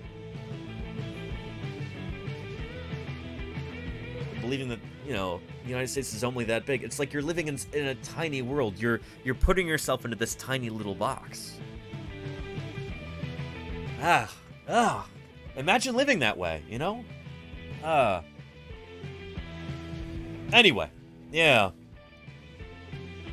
And Moonrise Rabbit says, that's why I love your stream so much. You're making it accessible and relatable. I'm trying to, Moonrise Rabbit. We'll see. I'm off on a bit of a rant here. I hope this is still relatable, but we'll see. Yeah. Let me scroll up a little bit and see if anybody's asking any other pertinent questions or anything like that. Yeah. And Maximum Darner says, I saw an evolution is a lie billboard today. Oh no, Maxim Darnage. Imagine being that hostile to the idea of scientific discovery, you know? It's just, oh, that makes me sad. Yeah. And a stream tonight, you hope. Very cool, Moo Hoodles. Well, shoot. If you start Moo Hoodles anytime in the next hour, I might have a chance to raid you. We'll see here. Moo Hoodles. Great to see you back, and I'm so glad that you're doing better. Welcome back, Moo Hoodles. Maskling says, are marsupials and monotremes considered stem mammals? They are considered true mammals, so they're just inside of Mammalia, Maskling. But they're kind of close to stem mammals, I guess. But they're not considered stem mammals, Maskling. Yeah. Thank you for asking. I appreciate you. Yeah. Anyway, Cymeri says, imagine if education was better, what we could have been as a species. I mean, there's still time, Cymeri. Absolutely. You know? Let's see, with climate change going the way that it is, we'll see how long that window stays open. But yeah. Maxim Darner says, my physical anthropology teacher ranted about anti-science education at least once a week. can relate, Maximum Darnage, I can relate. Yeah. But yeah. And sometimes you have to reconcile your beliefs with modern knowledge. Exactly, Eagle Star Trucker. See? Eagle Star Trucker knows what's up. Absolutely. You know? That's the thing about like creation stories and stuff like that. Like, truly wise people understand that the value in creation stories is not in their, like, literal truth in terms of, like, oh, this happened this many years ago and it happened exactly this way and, you know, the Earth was born out of the egg of a turtle or whatever. It's like, no. The value of those stories is in their morals or in their significance to your culture. It's not in, like, literal truth, you know? It's beyond that. It's cultural significance. It's something that means something to you personally, rather than it being like, oh yeah, this is actually how those rocks came to be, you know? We have geology for that, you know? So yeah, 100% on board with you there, Eagle Star Trucker, sounds like. Yeah. Yeah. They're great stories. Exactly, Moohoodles. Yeah. So yeah. Anyway, and Shay Ross says some things were just how they understood things. Absolutely, yes. The giant stomped its feet and moved the earth, but they didn't understand earthquakes. Exactly, Shay Ra. I mean, I don't know. And that's the thing, is that when people with, like, who insist on clinging to, really kind of outmoded, irrelevant fundamentalist beliefs, when they take their entire faith and all of their religion and they pin it on one little thing, like, oh yeah, the Earth is only 6,000 years old.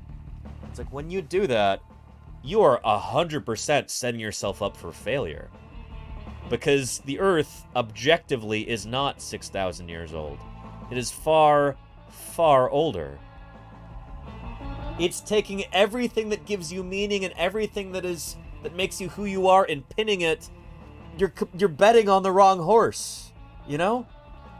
You're going to the racetrack and you're betting it all on a horse with no legs. Don't do that. Ah! Oh boy, the horse is already dead and it's got no legs.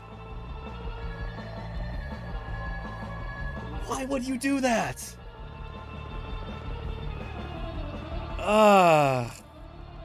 So yeah. Yeah, anyway. Where were we? I've gone off on such a tangent here. Let's go back to what are STEM mammals. Let's talk about this, shall we? Carpamini says, he might still win. I don't know. I don't think that horse is getting out of the... I don't think it's getting out of the gate there. This video is sponsored by established titles. Anyway, let's check this out. Remember high school biology class when they taught you about animal classification? Mammals, birds, reptiles, amphibians, fish, invertebrates. In practice, this is a woefully inadequate system. Birds are technically reptiles, so should really be included within them. There are fish that are more closely related to mammals than to other fish, and don't even get me started on invertebrates. And hang on, that coelacanth right there. That are more closely related to mammals than to other fish. So, coelacanths like this aren't just more closely related to mammals, they're also much more closely related to amphibians and reptiles and birds. They're kind of equidistant to those groups, I suppose. Well, maybe amphibians first. Anyway, yeah. And don't even get me started on invertebrates. These classes, with their strict criteria, at least the way they're taught in schools, create a limited scope of the diversity of life on Earth, particularly in its ancient history, where you'll find loads of animals that don't conform to any of these groups. And so, yeah, that is a really, really important point to make, because, holy cow, the incredible diversity of life on Earth is something that creationists would rather you not understand at all. They fight tooth and nail to keep this kind of thing out of biology textbooks in elementary school, middle school, and high school. They don't have nearly as much sway over those sorts of textbooks in college, which is why college is really the place where most most Americans first learn about evolution in earnest is in college. These groups. It's in this taxonomic negative space that we find the Permian synapsids, or stem mammals, and it's really tricky to explain what these things are, which is kind of why I love them so much. They were part of a truly ancient lost world, a vast landscape of unbroken wilderness, something which is increasingly hard to come by these days, what with urban development and climate change. Which is why I'm happy to say this video is sponsored by Established Titles. Scott Established Titles are working to keep it on square foot for the benefit of nature. Cool stuff. Yourself or as a gift. Anyway, I'll give you the link to this video in a little bit. The environment on your way to become evolutionary delinquents by the name, much like the synapsids were. You may have heard these evolutionary delinquents by the name mammal-like reptiles, with the implication there is a sort of evolutionary link between the two, but that doesn't... That's... yes! Thank you, thank you! Because that's not true. Oh man, this is a good video. I like this a lot. Yes. So, reptiles did not evolve into mammals. So, the split between reptiles and mammals happened way, way, way early on, like when vertebrate animals first came up onto land. So, the term mammal-like reptile is kind of a misnomer like that. It's not like we had a neat, orderly transition from like, oh, the reptiles, they're getting increasingly more mammal-like, and now they're mammals. It didn't happen like that at all.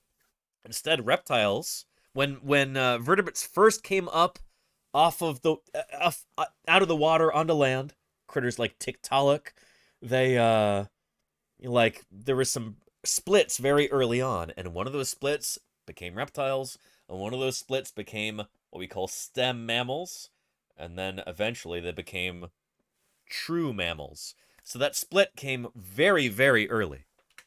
Mammal-like reptiles, with the implication there is a sort of evolutionary link between the two, but that doesn't really work. The logical ancestors of true reptiles and mammals split from one another long before either group appeared, so the term stem mammal has come into fashion as it's more accurate to think of these guys as being mammal-adjacent. So that interview clipping where the effects guy from Jurassic World said Dimetrodon was his favourite dinosaur? That's wrong. Because I'm pretty hungry and I did not get to eat lunch today. So, what did he say about Jurassic World? Hang on, I gotta take a look at this. So the term stem mammal has come into fashion as it's more accurate to think of these guys as being mammal adjacent. So that interview clipping where the effects guy from Jurassic World said Dimetrodon was his favourite dinosaur? Oh no, I did not know that happened, but oh my goodness, that speaks volumes. Oh,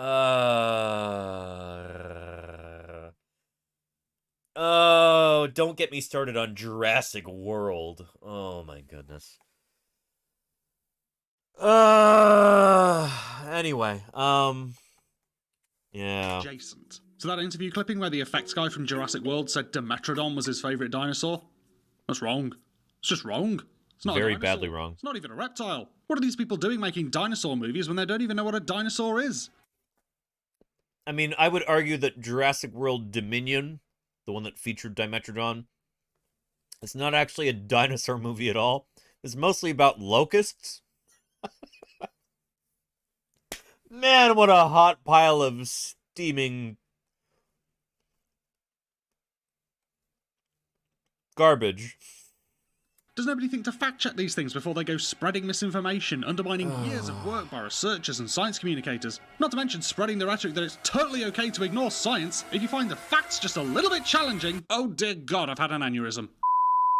The first synapsids predate the dinosaurs by over 80 million years, and thanks to the unity of the supercontinent Pangaea, they never needed passports. In fact, the widespread fossils of the Dicynodont Lystrosaurus, among other plants and animals, helped German geologist Alfred Wegener develop the theory of continental drift. Wegener, yeah. Their massive range allowed the stem mammals to fill a huge variety of ecological niches, from tiny burrowing foragers to gigantic saber-toothed predators. But as is often the case, their success was no match for some deeply inconsiderate forces of nature. The Permian era ended around 250 million years ago.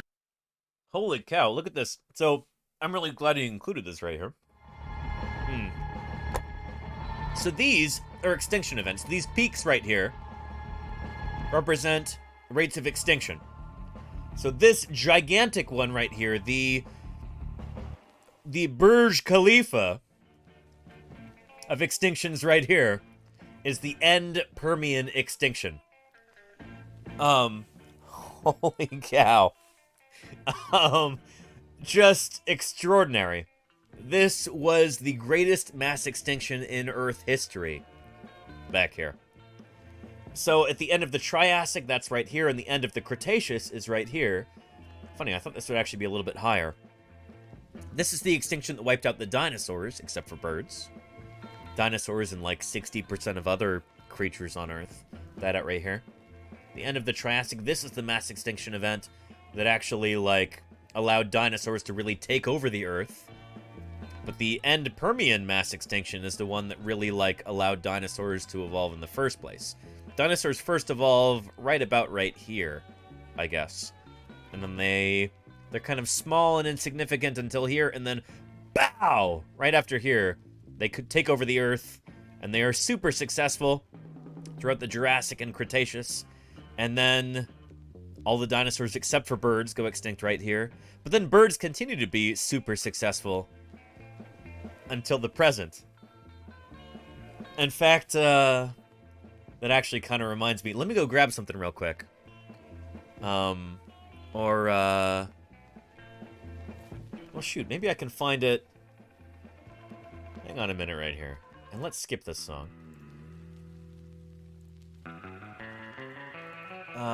Let's see. Where was that?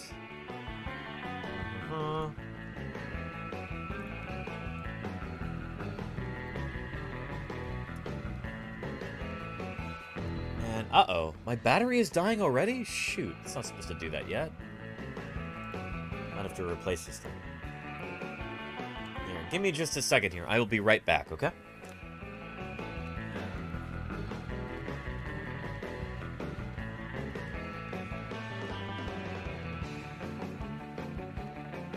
This is what I wanted to show you.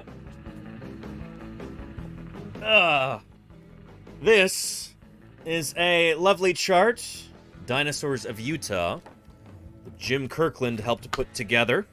State paleontologist of Utah. And co-author of mine. Current co-author. Dinosaurs of Utah. So here at the end of the Cretaceous period, you have the non-avian dinosaur extinction. It should be 66. I guess this is a little bit old. But up here, the Cenozoic, and he has right there Age of Mammals, and it's crossed out, and he put Age of Birds.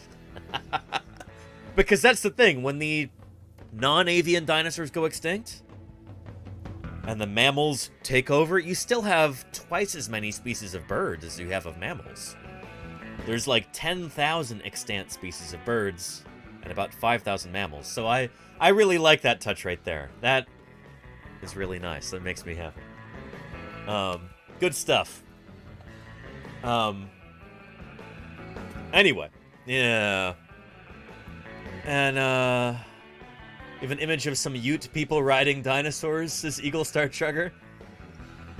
Well, the non-avian dinosaurs died out 66 million years before the venerable Ute people ever did their thing in Utah. So, yeah.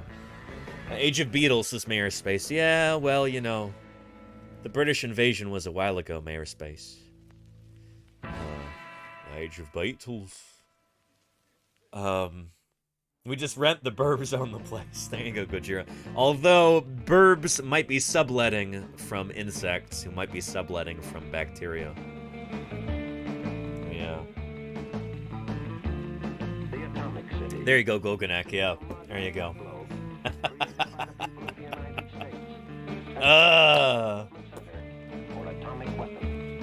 Anyway, back to this right here. Let's go back a titch. There you go. They developed the theory of continental drift. Their massive range allowed the stem mammals to fill a huge variety of ecological niches, from tiny burrowing foragers to gigantic saber-toothed predators. But as is often the case, their success was no match for some deeply inconsiderate forces of nature. The Permian era ended around 250 million years ago with the worst mass extinction event of all time, killing over 80% of all life on Earth. The prevailing theory is the centuries-long eruption of a supervolcano in Russia. The eruption pumped lethal volumes of carbon and methane into the atmosphere, creating rapid climate change and destabilizing the world's ecosystems. Ooh. Sound familiar? Uh-oh. We might actually be triggering our very own Permian mass extinction level event today. But it didn't even take a volcano to do it, you know? Oh, how fun! It is somewhat tragic that an entire order of life outside of conventional... Oh, and he just made the same exact point that I did. ...ecosystems. Oh, how fun! Yeah. And Elwa says that's rapid, likely slower than what we're doing now. What we're doing now is like 1,000 times faster, it seems. Like, what we're doing now would not even be, like, measurable in the geologic record. We can tell how fast the Permian mass extinction happened, how fast that methane release occurred. But what's happening right now is orders of magnitude faster than that. It is somewhat tragic that an entire order of life outside of conventional classification no longer exists, but it speaks to the immeasurable diversity of nature that can't be defined by our very human need for neat categories and easily definable criteria. It's estimated that 99.9% of all life that has ever existed on Earth is extinct, and that 99.9% of them aren't lucky enough to be preserved in the fossil record. It's almost beyond the capacity of the human mind to imagine such numbers. Maybe life on Earth isn't best represented by a tree diagram with straight lines and tidy boxes, but a fractal, endlessly dividing and radiating in all directions at once with no clear-cut end or rigid organisation. Such a shame then that our meagre mortal eyes only let us see a tiny fraction of a percentage of what there is to be found. There you go. Yeah. Hey, thanks for watching. If you enjoyed this video and you want to help me make more like it, please... Anyway, very, very cool video there. I'd never seen this guy before. This is some good stuff. There's a link there in the chat for you. So hopefully that helps explain what a stem mammal is. But just in case you're still a little bit, you know, kind of squishy on the subject. Stem mammal phylogeny. We'll see if we can figure this out.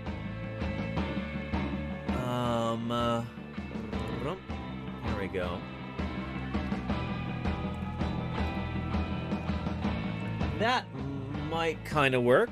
Okay. There, let me turn this fan on.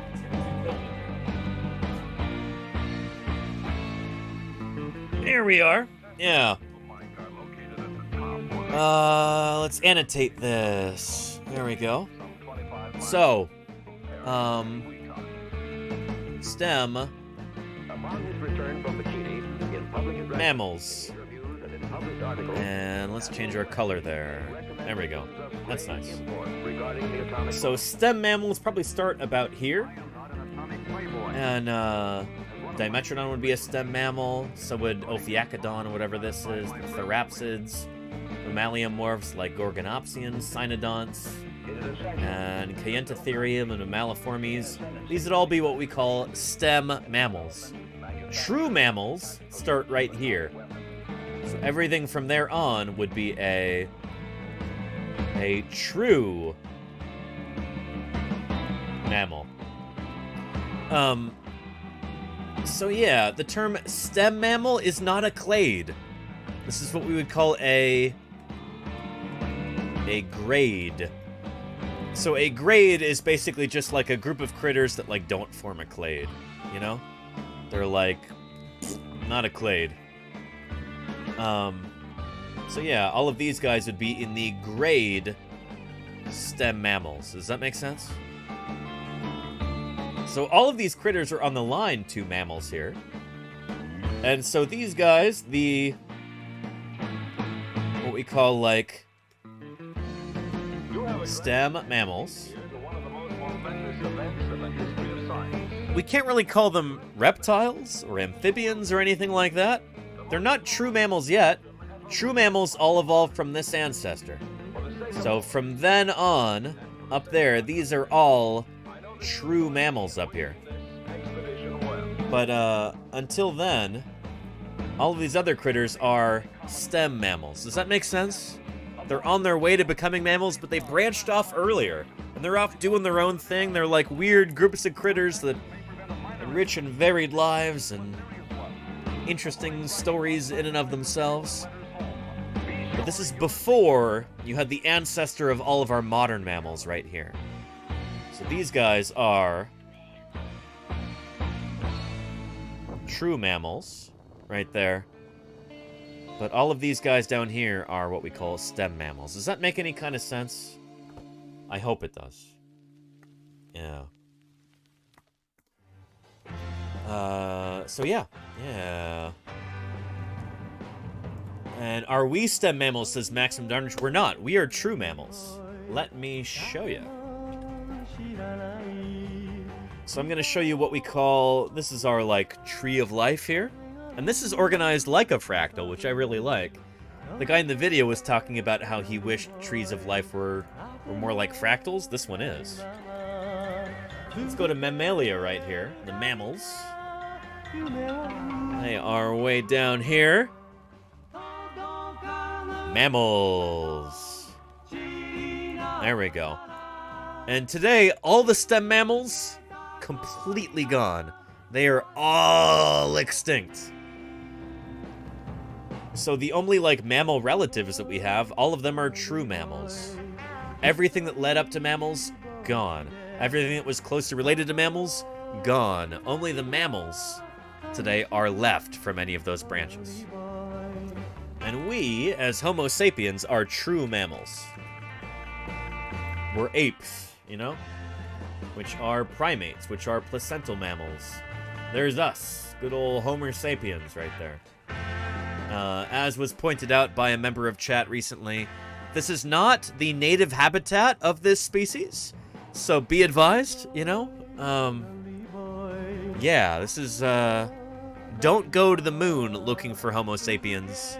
You will not see them here. This is what we would call a vagrant individual, well outside of its natural range. So, yeah. Anyway, these are originally from Africa, just like the other African apes, like bonobos, chimpanzees, and eastern and western gorillas. That's why we're part of a clade called the African apes. We as human beings are African apes. Came out of Africa. And, you know, you could quibble with the terminology here. Great apes, I don't know, we're pretty okay. But we're part of the great apes, which are part of the apes, which are part of old world monkeys and apes, which are part of old world, oh, no, hang on. Which are part of monkeys and apes, which are part of monkeys, apes, and tarsiers, and you can keep going further and further back into primates. Uh-oh, what did I do here? There you go. Which are part of eukaryotids, which are part of rodents, primates, and more. It's like Bed Bath & Beyond. Rodents, primates, and more. Which are part of Boroeutheria, and you can keep going back further and further and further. Placental mammals. These are mammals that give birth to live young without the use of a pouch or anything like that. Which are Therian mammals, which don't lay eggs. But then you go back into mammals, and this includes mammals that lay eggs, and you can keep going back further and further and further. There's amniotes, which are mammals and birds, and lizards and turtles and snakes and crocodiles. Further back than that, you get to tetrapods, which are land-living vertebrate animals. You could keep doing this all day until you go all the way back to the origin of all life on Earth. Way back here. There you go. All life. Because as far as we know, all life on Earth evolved from a single common ancestor about 3.5 billion years ago. So yeah. There you go. Yeah. So yeah. Yeah. Anyway. And did who go extinct in the Mesozoic era, Captain Lamy? What do you mean? Who do you mean? You mean stem mammals? Because they did. Stem mammals did go extinct at the end of the Mesozoic. Yeah. Or during the Mesozoic era. None of the stem mammals survived the asteroid impact. Most of them were gone before the asteroid impact by like the... There you go, Captain Lamy. Yeah. Yeah. In fact, actually, that's a great question. When did stem mammals actually bite the dust? It was a good while ago. Yeah. Yeah. So yeah. Yeah.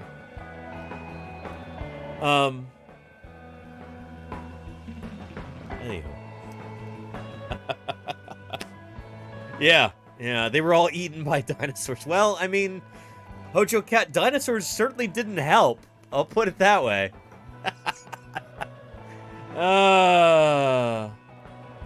And what say prosimians, says Pimp Cat? Well, I wonder if prosimians are here on the tree. I can show you. Prosimians are critters like lemurs. Oh, shoot.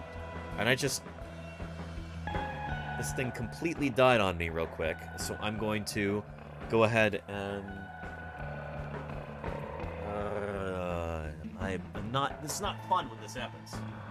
When the earbud dies prematurely. I'm going to... Here, we'll go like this. Use these headphones, and I know this is going to look weird, but we'll just have to go like that, you know? Yeah. Anyway, prosimians. Strepsirrhini. There you go. These are the strepsirrhinids, also called prosimians. And these are lemurs and their relatives. So yeah, lemurs, sifakas, galagos, slow lorises, fast lorises, and gentle lemurs, and rough lemurs too, presumably. Strepsirrhinids. I'm kidding. Rough lemurs. Fast lorises. These are jokes, folks. These are jokes. Anyway, lemurs are part of this group, like the ii, who is very agreeable. Tell by its name. Other lemurs. See, this is why we as scientists use scientific names like these. And thank you, Epic of Sam, for the 128 bits. That's very specific. I appreciate that, Epic of Sam. I do. Turn the volume up on this. There we go. What about medium-paced lorises? There's just no market for medium-paced lorises, Chef Daddy. They've either got to be fast or slow. Nobody wants an in-between. Then Captain Lamy, yes, the other lemurs are lemurs minus iis. This is true. There's lemurs minus the iis. You get other lemurs. But again, this is why we as scientists use scientific terms. Which, that's not the scientific term. What? That's not correct. Anyway, a lot of these terms probably change every now and again. Because a lot of these things are kind of in flux. Like, as we as scientists are, you know, we're learning more about these groups all the time. And so, yeah, with new discoveries come new names, new clades, that kind of thing. Our understanding of these critters gets more and more fine. And some old terms that are no longer useful, they get abandoned. And maybe we don't have a new term for this, or if there is a new term, it might be so new that it's not yet represented on this website. So yeah. 128. Oh, there you go, Oscar Juniors and Epic of Sam. Are you a developer, Epic of Sam? And what are punch monkeys classified as? Punch monkeys, Eagle Star Trucker. Are those like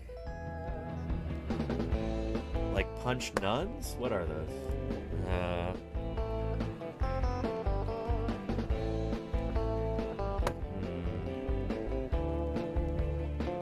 Like these, right? But a monkey? I don't actually know. Punch monkey. I'm not familiar with this. Smoking monkeys are a different, or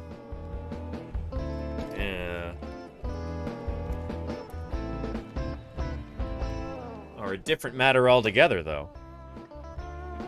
Here we go. Now, Marge, you've come to the right place. By hiring me as your lawyer, you also get this smoking monkey. Better get down there, Smokey. Mr. Hutz. Look, he's taking another puff. Mr. Hutz, this was all a misunderstanding. I didn't mean to take anything. Now, don't you worry, Mrs. Simpson. Uh-oh. We've drawn Judge Snyder. Uh-oh. Well, he's had it in for me ever since I kinda ran over his dog. You did? Well, replace the word kinda with the word repeatedly, and the word dog with son. Look, Marge, I'll just talk to our pool. Anyway, yeah. So punch monkeys, smoking monkeys. Yeah, not familiar. Jody Fish, what is this?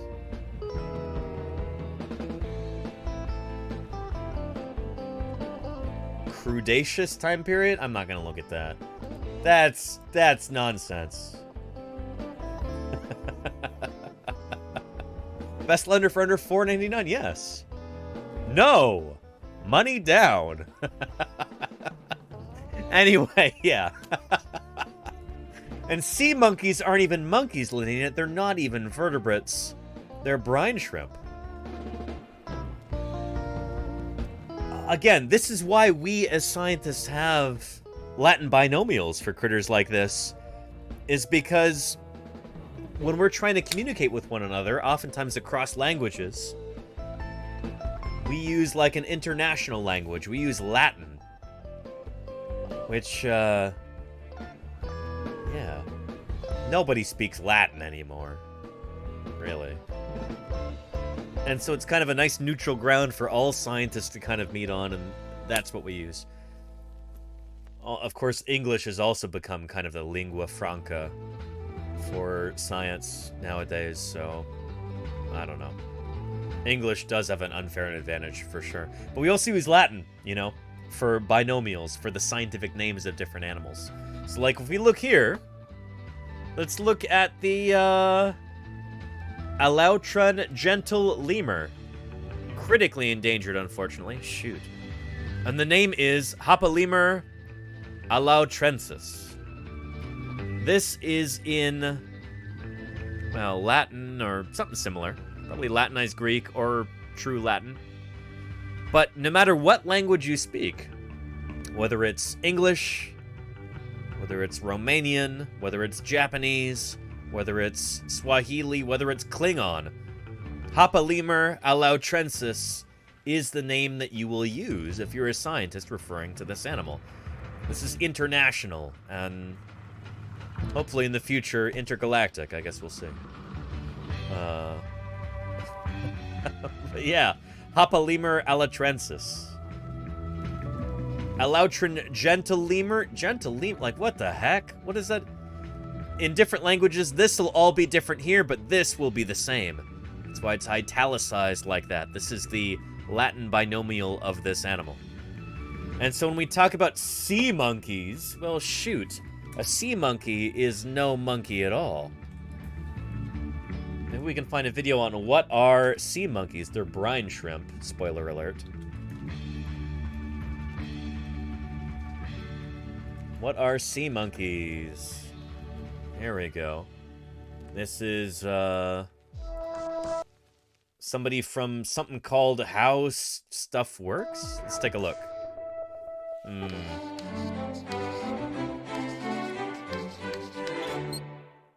Brian Stuff. Hi, I'm Josh Clark, and you're not Brian. Oh, sorry, Brain Stuff with Josh. And have you ever wondered what sea monkeys are? Well, I'm here to tell you. They ain't monkeys. Turns out they're brine shrimp. I like the way you said it. You know what? They ain't monkeys. You jabroni. They's shrimps, you know? Which are a pretty cool little creature in and of themselves. And brine shrimp are very, very cool. Salt lakes. Little lakes that are so high in salt content, that usually you only find the brine shrimp and the algae they feed on living in there. Nothing else can survive. Everybody else dies. Which makes the brine shrimp and their algae friends extremophiles, which are sponsored by Mountain Dew. The other cool thing about brine shrimp is that they can survive up to 25 years encapsulated in what are known as cysts, which are kind of protective layers that form around their eggs and allow the brine shrimp to just kind of sit there in suspended animation, and the cyst can actually dry out and survive just sitting there on the vast dry plains of the Salt Lake in Utah. True. You get sea monkeys, that's what comes in the packet. Add some salt water and the egg hatches, and within about 8 to 10 days, you have a fully grown half-inch brine shrimp, aka a Brian shrimp. You're not Brian, though. You're Josh. a sea monkey. Anyway.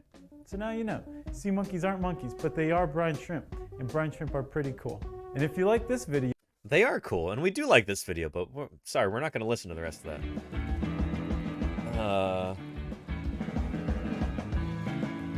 Yeah.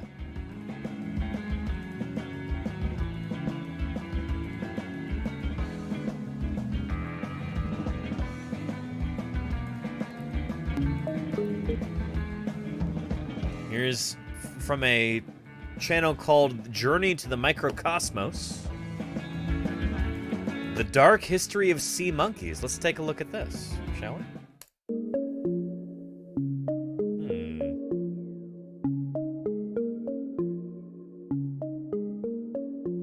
That is what they actually look like. To tell you And thank you, Bois, for the follow. Welcome to Paleontologizing. Good to have you here. Story that you might think you know. But unless you know that the Ku Klux Klan was involved, you're going to want to stick around. Wait, what? The interface of humanity and the natural world is always a very fraught place. Uh-oh. Huh. Pets are a matter of personal preference, but they're also a bit about the branding. Huh. Like, we all know that there's kind of a feel to a dog person and a cat person, but also take brine shrimps. That's not a name that suggests a particularly exciting pet, but that did not stop me. When I was 7 years old, my dad helped me follow the instructions on an ad in, I think, a Teenage Mutant Ninja Turtles comic, so that I could order my very own brine shrimp. Huh. Of course, they were not called brine shrimp. They were called sea monkeys, and they were, I'll be honest, pretty difficult to take care of. I don't think they lasted very long. Now, not everyone had sea monkeys, just like not everyone watched the 1992 sitcom The Amazing Live Sea Monkeys, about 3 human-sized sea monkeys and the professor, played by Howie Mandel, who enlarged them. In fact, given that the show lasted only 11 episodes, I don't know that anyone watched it, but that's okay. Because we do not need a professor to enlarge our sea monkeys. We have a microscope. You actually remember that show, Captain Lamy? Well, interesting. Wow. Yeah. And Eric is Serene Little Q. How are you doing? Well, welcome, Eric. Good to have you here. But before we get to the organism behind all of this magic, let's talk a little bit about the magic itself. The experience of instant life, as it was marketed, packaged into a toy. The premise is kind of immense. Like, you feel as if you are creating life, but the instructions were simple. All you needed, according to the original 1972 patent, were 3 packets. Packet 1 contained the water conditioner, Packet 2 contained the eggs, and Packet 3 contained the food. Okay. Just add Packet 1 to get the water ready, wait 24 hours, then add Packet 2, and voila, watch in amazement as they instantly hatch. Now, the instant life of the sea monkey is actually the achievement less of you or the people at Sea Monkey HQ, and more of Artemia salina, the brine shrimp. Yes. While not technically a shrimp, the brine shrimp is a crustacean found in salty lakes and ponds. I wonder if these would be considered stem shrimp, or if they're a different sort of thing altogether, but we'll see. And while their rebranding as sea monkeys is a more recent innovation, Artemia have been around for over 100 million years. Artemia swim upside down and breathe through their gills near the base of their limbs, and they spend their days seeking out their favorite food, algae. But Artemia also make for great food themselves, which is why they are cultivated to feed fish being farmed for your own future meals or aquariums. This is true. In fact, actually, when I was, back when I was living in Montana, when I was in college, my girlfriend at the time was really interested in, like, aquaria and stuff like that. She's like, why don't we get a saltwater fish tank, Danny? And I'm like, well, that's a neat idea, but I don't know if we're ready for that yet. because I don't know, if those of you who have been watching for a long time and know me pretty well know that I get pretty sentimental about critters. Don't like to see them die. Like, it's kind of devastating to me. One of the reasons why I'm a vegetarian. Anyway, so I said, you know what? Why don't we start off with something a little simpler? Let's start off with some brine shrimp first. Let's get some sea monkeys. So we did. She was in charge of taking care of them. They were all dead within a couple days. So I'm really, really glad that we didn't end up getting any saltwater fish or anything like that. So, yeah. Anyway, and Eric says, one of my students drew South America and Africa sutured together for me today. With geology with your student. Very cool, Eric. Very, very neat. Yes. So Africa and South America, yes, used to be joined together into them along with Australia, Antarctica, Madagascar, India, and New Zealand used to be together as a massive supercontinent called Gondwana, which is today most obvious in like the coasts of Africa and South America that fit together like puzzle pieces. But yeah. Anyway, let's continue here. The Artemia's downfall, if you want to call it that, is its own resilience. Female Artemia can produce two types of eggs. The first, when the world around it is comfortable, will be thin-shelled and quick to hatch. The second, though, when the world around it is less If you're feeling a comfortable, bit cheated, will be try blaming the dinosaurs. Next week's activity is reconstructing Gondwana. Very cool, Eric. That is really, really neat. Are you going to be talking about the dinosaurs that lived upon Gondwana? Abelisaurs and who else? Megaraptorids and titanosaurs and critters like that? hard shell. Very, very cool. Cyst. And inside that cyst is a larva, fully developed but kept in wait until the conditions are okay for it to leave the cyst. With just the right mixture of salty water, the Artemia will emerge from its rest. Scientists, of course, have done the obvious thing and sent these cysts into space, launching them aboard the Apollo 16 and Apollo 17 moon missions to assess their hardiness against cosmic radiation, and many of the eggs were able to hatch after that exposure, though with some deformities. But back here on Earth, the hardiness of those cysts makes them well suited for the more mundane concerns of fish food.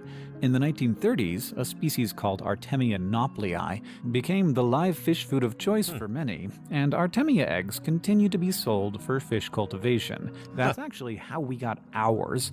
James, our master of microscopes, ordered a packet of about 1 million eggs on the internet, and then concocted his own special briny mixture like a mixologist at a microscopic bar to give them the right conditions to emerge. Very cool. And Artemia could have remained largely just a matter of fish food, except that in 1957, a man named Harold von Braunhut entered a pet store and left with an idea. We'll get into this in a second, but Eric says Lystrosaurus, Mosasaurus, and Glossopterus. Lystrosaurus at the end of the Permian, beginning of the Triassic. And probably Mesosaurs is what you're thinking of. Eric, yeah. Mesosaurs are the ones from Gondwana. Mosasaurs come later. It's one letter difference, but that one letter makes a world of difference. Yeah. Yeah, there you go. Yeah. Anyway, yeah. With an idea. His muse was a bucket full of fish food. You know, Artemia. This was a time when ant farms were popular, and von Braunhut was struck with the notion that maybe what ant farms needed was an aquatic twist. Interesting. But there was a challenge. Hatching Artemia as fish food is not quite the same as hatching Artemia as a pet. Very true. You need the fish food to last as long as it takes the fish to eat it, but the Artemia that von Braunhut wanted to sell as a pet only lasted a few days. And here. So, as one would do, he recruited the help of a marine biologist, a guy named Anthony D'Agostino, to create a hardier Artemia, though the secrets of how they did this we have not been able to uncover. Really? The science alone is not enough to sell shrimp, and von Braunhut was dealing with a customer base that already had its heart broken by a similar product called the instant fish, which used dormant African killifish eggs but was unable to meet the demands of its buyers. Those poor fishes. The thing to know about Harold von Braunhut, though, was that his main occupation was showman. He'd successfully sold a product called Invisible Goldfish, which came with a fishbowl and fish food, but no fish. So if you are a man who can sell no fish, then you are definitely a man who can sell sea monkeys. And von Braunhut was able to do that by turning to comic book advertisements, and there, the kingdom of sea monkeys was built. Are you going to show us the advertisements? Please do, because I was going to look those up. But the showmanship wasn't just... he's not going to show that. Well, I can do that.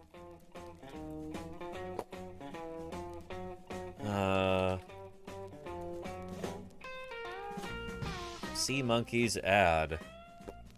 Let's see here. Shoot, this is from way back in... I don't know. Since 1960, millions of delighted customers have discovered a true miracle of nature in a hobby so fantastic it staggers the imagination.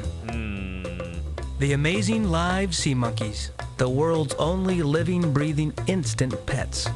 Raising your sea monkeys is fun and easy. Come join us as we step boldly into the secret realm of some of the strangest creatures ever to confound science. Come join us as we go through they're brine the shrimp. three-step process. They're as simple as it Using gets. ordinary bottled spring water Oh, and the boy. mysterious instant life crystals, we will single-handedly create life.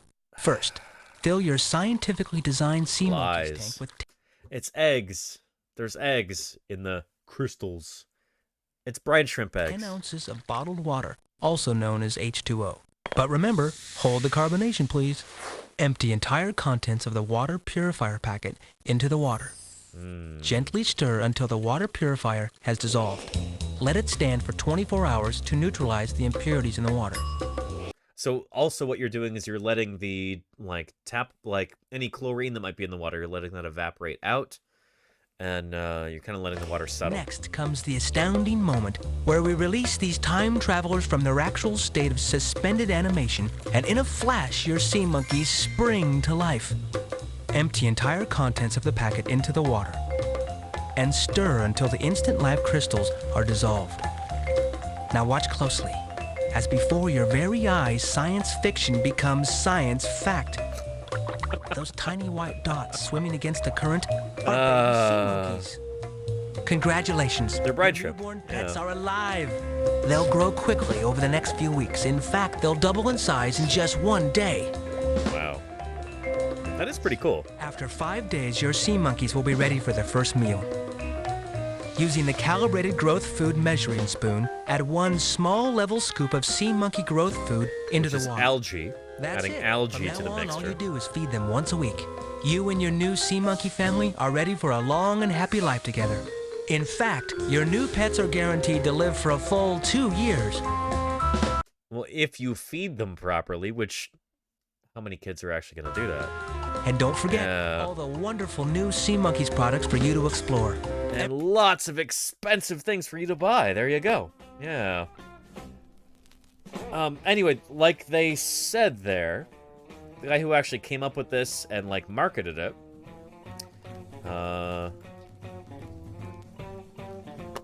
what actually sold it was the artwork.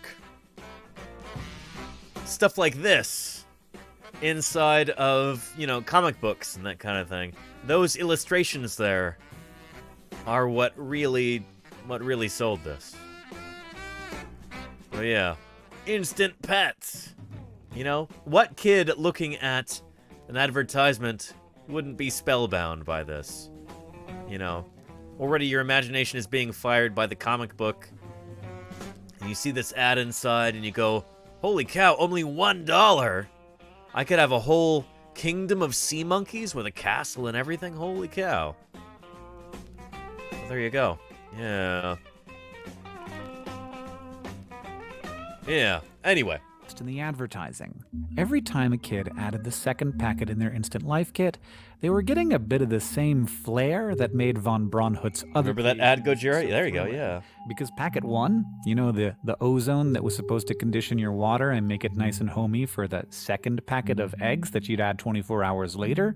Yeah, that packet wasn't just water conditioned. It's the eggs. It also had some eggs. Yep. And packet 2, the one with the eggs, didn't just have eggs. It That had also food in it, had right? some water-soluble dye in it. Oh. By the time you added that packet, the first round of eggs would already have been hatched, but they would be difficult to see until the water filled with dye. That makes and a lot made of the hatched sense. bodies visible. Yeah. The result, as the patent says, is the impression of instant life. There you go. We should warn you now that the history of the sea monkey only gets darker from here. Oh boy, and I don't. You know, we'll continue. We'll continue. There's like only a few minutes left. Shoot, this is a 10-minute video. We're already at 7.25 minutes. We'll watch the rest of this, and then we'll probably think about packing up. Harold von Braunhut was a white supremacist Oh, who, when he boy. had to go see the U.S. attorney after lending a member of the Ku Klux Klan money to buy illegal guns, did bring some sea monkeys with him, and because of this association, comic book companies stopped advertising his creations. But Really? von Wow. Braunhut was still able to sell his sea monkeys in other ways. After his death in 2007, von Braunhut's widow signed a deal with a toy company to sell sea monkeys, only to later sue them for breach of contract and trade infringement. The toy company claimed they were actually sourcing different Artemia now, and while the case was settled, we do not know what the terms were of this sea monkey settlement.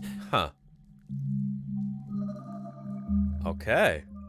Harold von Braunhut created a story around Artemia that created an entirely different creature to turn their most remarkable accomplishment into a sleight of hand.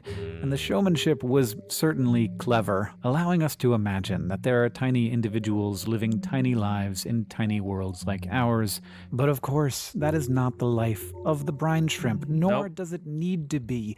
Exactly. Brine shrimp don't have to go commute to work and sit in a cubicle all day and, you know, pretend to look busy in front of some, you know, overweening boss. They've got much more carefree lives than we have, you know? The sea monkey's less contrived story is out there, not frozen in time, but simply unfolding in millions of different directions over tens of millions of years. Artemia, you were once a sea monkey to me, but now I know the truth. You are you, which is a much better thing to know. There you go. Yeah. Very cool. Thank you for coming on this extra surprising journey with us as we explore the unseen world that surrounds us. And don't forget, you've only got one day to pre-order that tardigrade t-shirt in the Yeah. or click the link in Yeah, cool stuff. Anyway, here is a link to this video if you'd like to watch the whole thing again. Really awesome stuff. This is well done. You just watched a 10-minute video about brine shrimp. How cool is that? Anyway, Lordy says they just have to worry about getting eaten.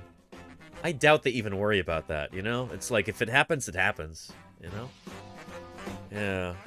Next up, the dark history of water bears. Did you know they're not actually bears, Stavros?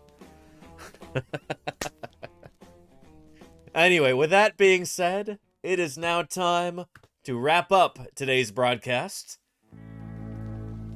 There's our lovely Berlin specimen Archaeopteryx there to run our credits over. And here come those credits. Thank you to everybody whose names are showing up in there. Let's go ahead and get rid of those tabs. And let's find somebody to raid here. We will continue the science love this evening with... Who else is on right now? Moohoodles is on. Well, excellent timing there.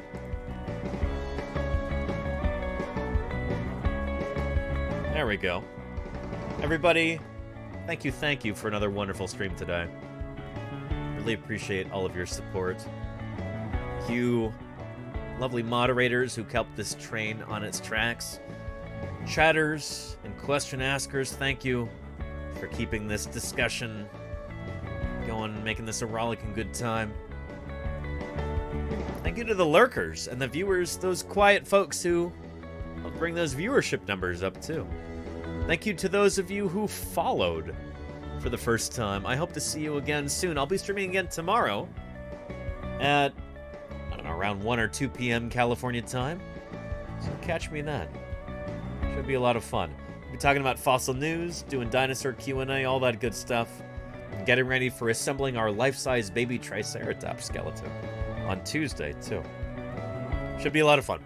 So anyway, thank you, everybody, and I look forward to our next Thursday Birdsday stream next Thursday, too. If you see any birds in the next week, take some pictures of them. We'll talk about them next week. Till then, everybody, thank you, and let's go see what Moo Hoodles is up to. I'll see you there. Bye-bye.